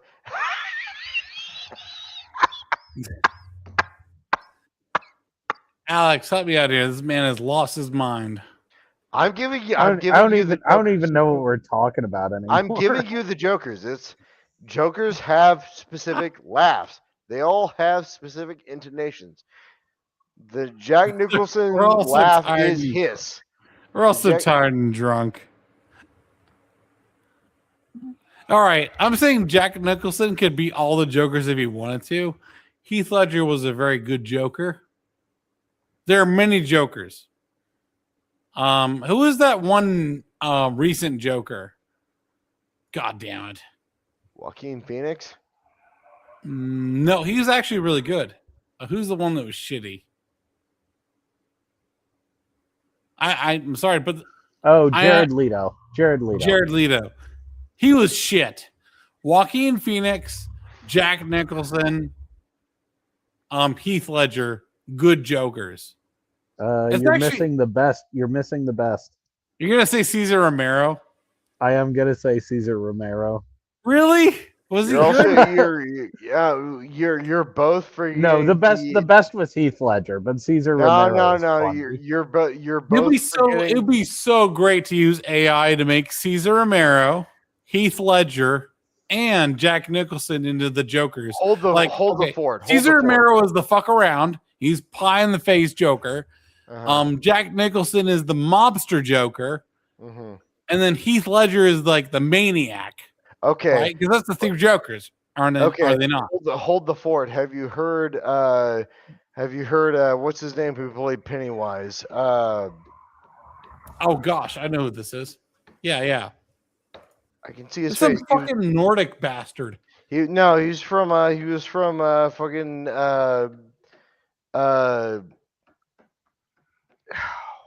I'm so drunk, I can't type. Alan something. Bill Skarsgård? Alan something. No. I'm gonna Google it. Hang on. I'm gonna fucking kill you. Fucking Google it now. Better descriptions. If you say Tim Curry, I'm gonna have your liver. Yes. Yeah. Tim It's Curry. Tim Curry. You forgot Tim Curry. Tim Curry. He played the Joker. Tim Curry is the Joker. Yes, he played them as a Joker? no, he played them as a title role. Oh, he was the reject. He was the reject voice for the pilot. Yes. of the Batman the Animated Have you Series. heard those? Have you ever? Yeah, I heard them. They sucked. They sucked. Hey, Batman! It's me, Pennywise. It wasn't good. Well, but like that's a pilot. He tried really hard, but it's like if they gave him like an actual like trial, he would have done better. I think. Yeah, I know. Personally. How does Mark Hamill win, right? Like, Oh, do you know how Mark Hamill came up with his Joker voice? well, he would laugh in his car on the way to the studio, right? It's like, Yeah. Batman. No, not good enough. Batman. Yeah, that's how. That's what it takes, right? Yeah, that's how Mark Hamill would do it. He was like fucking laughing in his car like a maniac. The thing is, Batman. the career of voice actors is that way. It's absolutely unhinged. By the way, I gotta be right back. I'll be right back. Kosma, can you fill in? What Are am you I still doing here? now? Cosma? Hey, Cosma, what did you think about the Batman story? Like voice acting wise. Or now? Okay. Voice acting wise, Yeah, your like Hamill Joker was probably your best. No, Oh it my was. god. No, very brave. I So brave, so brave. No, I agree. And also correct. No, you're right. Yeah. But Cosmo, what do you think of my? We are back. 2 minutes. My Batman idea. What did you think? Not bad. Not bad. Hmm. Like I said, what I'm really jonesing now for is a retreatment of Batwoman. Which Batwoman? Like The CW one. Oh no. Is it beyond saving? I don't know. I don't know if I could rewrite it, but I would try, I guess. If I thought it was popular. Well, What do you mean? It's got a huge fan community of tens of people. it's the lesbian cape flipping with everything. It's hard sell, my friend. I'm sorry. Here's the easy answer: is you just recut it with a laugh track, Well, it's just like I never like a really '90s sitcom. I never really liked Batwoman comics in general. It's just too forced. Yeah, it's a super forced character. It's ridiculous. Now, Did you ever secondary watch force. the CW Batwoman? I didn't watch it, so I don't really care. But secondary force is Batman is like he's feeling guilty. He's feeling like at his wit's end because of what happened to Batgirl because the Joker kind of like assassinated her spine. So he just kind of like tells the Robins to like go off on their own. He doesn't care, and like it was like, oh, but you trained us, and he's like, I don't care, go away.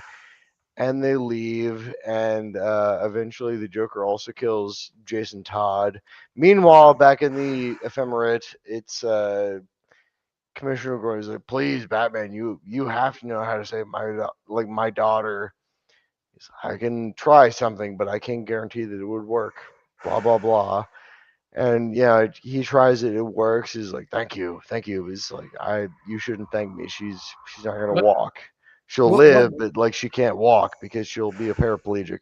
What? And so what W- that's how I set up like Oracle. All right, what WWE wrestler would you have as Batman versus Oracle? Stone Cold, Steve Austin is gonna be Batman. No question. Okay. Stone Cold is Batman. You really believe in a working class Batman, don't you? He's gonna straighten out. He's gonna straighten out Gotham. Oh my Or god, else. we're 5 hours in. Holy shit! Are we really? Jesus God fucking damn. Christ. I feel like I haven't gotten to explain my fucking thing at all. It'll ever be a mystery. Mr. Kosma. Mr. Kosma, do you want to call this? Yeah, I'm tired. I'm going to bed. I'm so dead. I'm so dead. I'm so divorced and so dead. I've never been so drained in my life. It's not by the way, this was not bad. I think it's fun to bicker. And I think about MenAreSpeaking, right? The whole point of this channel. It's like a bunch of men are actually just bickering underneath the fullness of the night sky of Orion and all the stars, and they're just fucking arguing over the constellations. That one's a dragon. That one's a hunter. Well, that one's an ostrich. What the fuck is an ostrich? And they're just constantly fighting. This is what makes MenAreSpeaking, I think. We are supposed to bicker, honestly. And by the way, some people do check out. My only regret is that we can't see the night sky underneath which Kosma checks out. Listen, right? fellas, just if you don't like my ideas, just direct them to me in DMs and we'll debate them all the night long. In this specific show, our time is limited. I never got to finish my Batman pitch, but I'm not bitter. I don't care. Who cares? I think your Batman pitch is all right. Okay. I actually don't mind it. Well, I don't mind it. You'll hear the whole We thing should work on a someday. Batman universe, honestly. I believe you. Thank you. Yeah, we should work on a Batman. Talk about it someday. Any whomst. Anywho, all right. Is he See, hitting Hoomst? I'm gonna fucking die. I'm gonna blow my brains out all over the walls. I'll live It's really- forever. I will never die. I'll live forever. Someone's gonna live somewhere, But splattered on not, something. you'll live to your 80s. You'll be like, I finally escaped his dog shit Batman opinion. Listen. And then you'll see me in a Discord server. Like, oh no, it's him. It's BenignNumbersStation. I'm gonna tell you when I lived. Okay, as I went into an Indian buffet and I ate all the food I wanted to. I got so fucking fat on the food in the Indian buffet, and then I went next door to the Jewish bagel place, and I completely demolished. Good eats. I demolished the toilet in the Jewish bagel place. I placed my order for a coffee and a bagel first, and then I went to the bathroom and completely made an absolute scene. And I thought to myself, that was diversity in action. A man compelled by an Indian buffet to defile a Jewish bagel place. It was so bad. Your ass was moved, so My ass was the vehicle of civilization. The civilization rests upon is designed to support my ass. I hate diversity. I also hate bagel places. Fuck them all. Overpriced say. bastards. good Anyways. everything bagel. It's all right, but only if you have egg and sausage and cheese under it. Amen. Sausage and cheese are not kosher.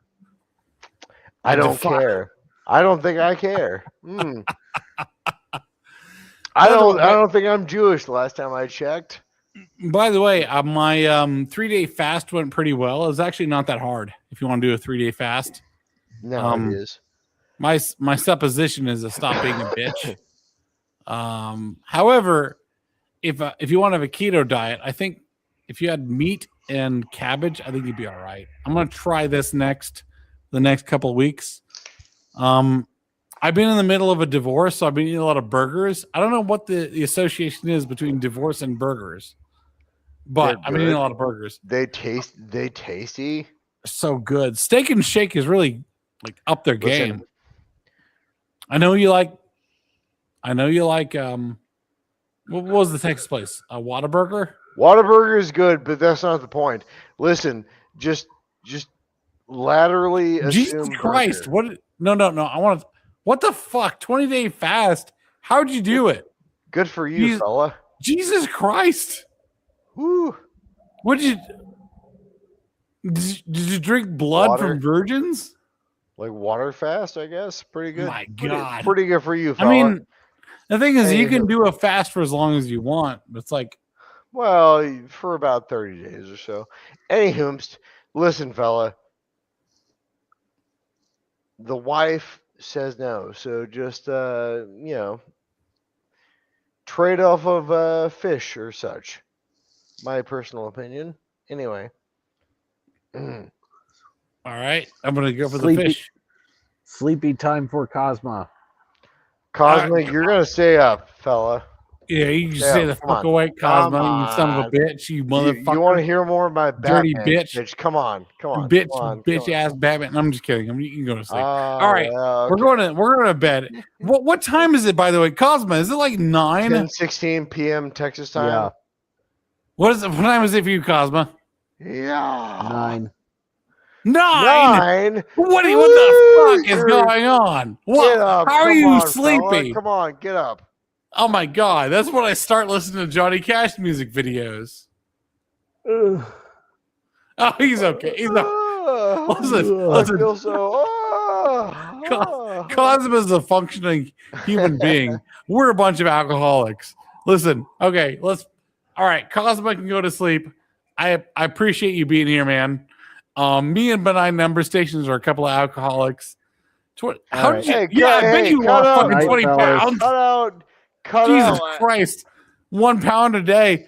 All right, see you guys later. I'm leaving. Oh my God, this is a fucking train wreck.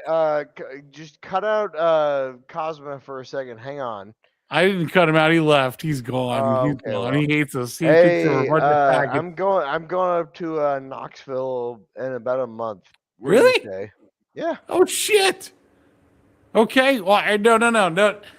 Do you have DM me? Let me know when you're coming up, man. I'll get you suited up. Do you need a hotel room? I don't know yet. I'm coming up with two others. Let me know So because I've got so many hotel points. It's not even funny. radical. Do you Yeah. live in Nashville or no? I live between Knoxville and Nashville. Okay. I Yeah, am like let me an know. hour away I from want Knoxville. I want to give you a hug, big dog. So yeah. Big dog. Yeah. We're gonna get fucking drunk, brother. Listen. Woo! Woo! Yeah. All right. Let me know. Okay, we're gonna go with the after show. I had my way, Nick Fuentes. Fuck yeah, you're a fucking unit. You're a unit for 20 days back. You did 20 have your way with Nick Fuentes. Yeah, you did. Nick Fuentes is you probably lost as much weight as Nick Fuentes has. He's a fucking guppy. Fuck Nick him. Fuentes had his way with you. That's how you should. No, Say it. yeah, day 3 was actually pretty easy. I ended it because I didn't have a choice to end it. I'm gonna try another one in 6 months. It wasn't that bad. Like, don't be a bitch. Honestly, and a fast isn't that bad. All right, we're gonna go to the after show. Hell yeah, brother! I fucking love you guys. Adios, amigos. Go punch a Muslim in the face. Oh, you can't say So that. true. So true. That's just so true. You do it and then pay for your gasoline afterwards. Grip it and rip it. Yeah, man. Just let them know what's up. Oh, you're in Cookeville? Yeah, I'm close to Cookeville, man. I'm in Monterey, Tennessee. Hell yeah, brother. Hell yeah. All right. Yeah, Monterey. All right. You know where to DM me. I'm on Twitter. Find me up. We should hang out, man. It's cool. I love all you guys. Bye-bye. Yeah. I'm getting doxxed in real time. Fuck it. That's the funny thing, though, is like if you get doxxed and stream.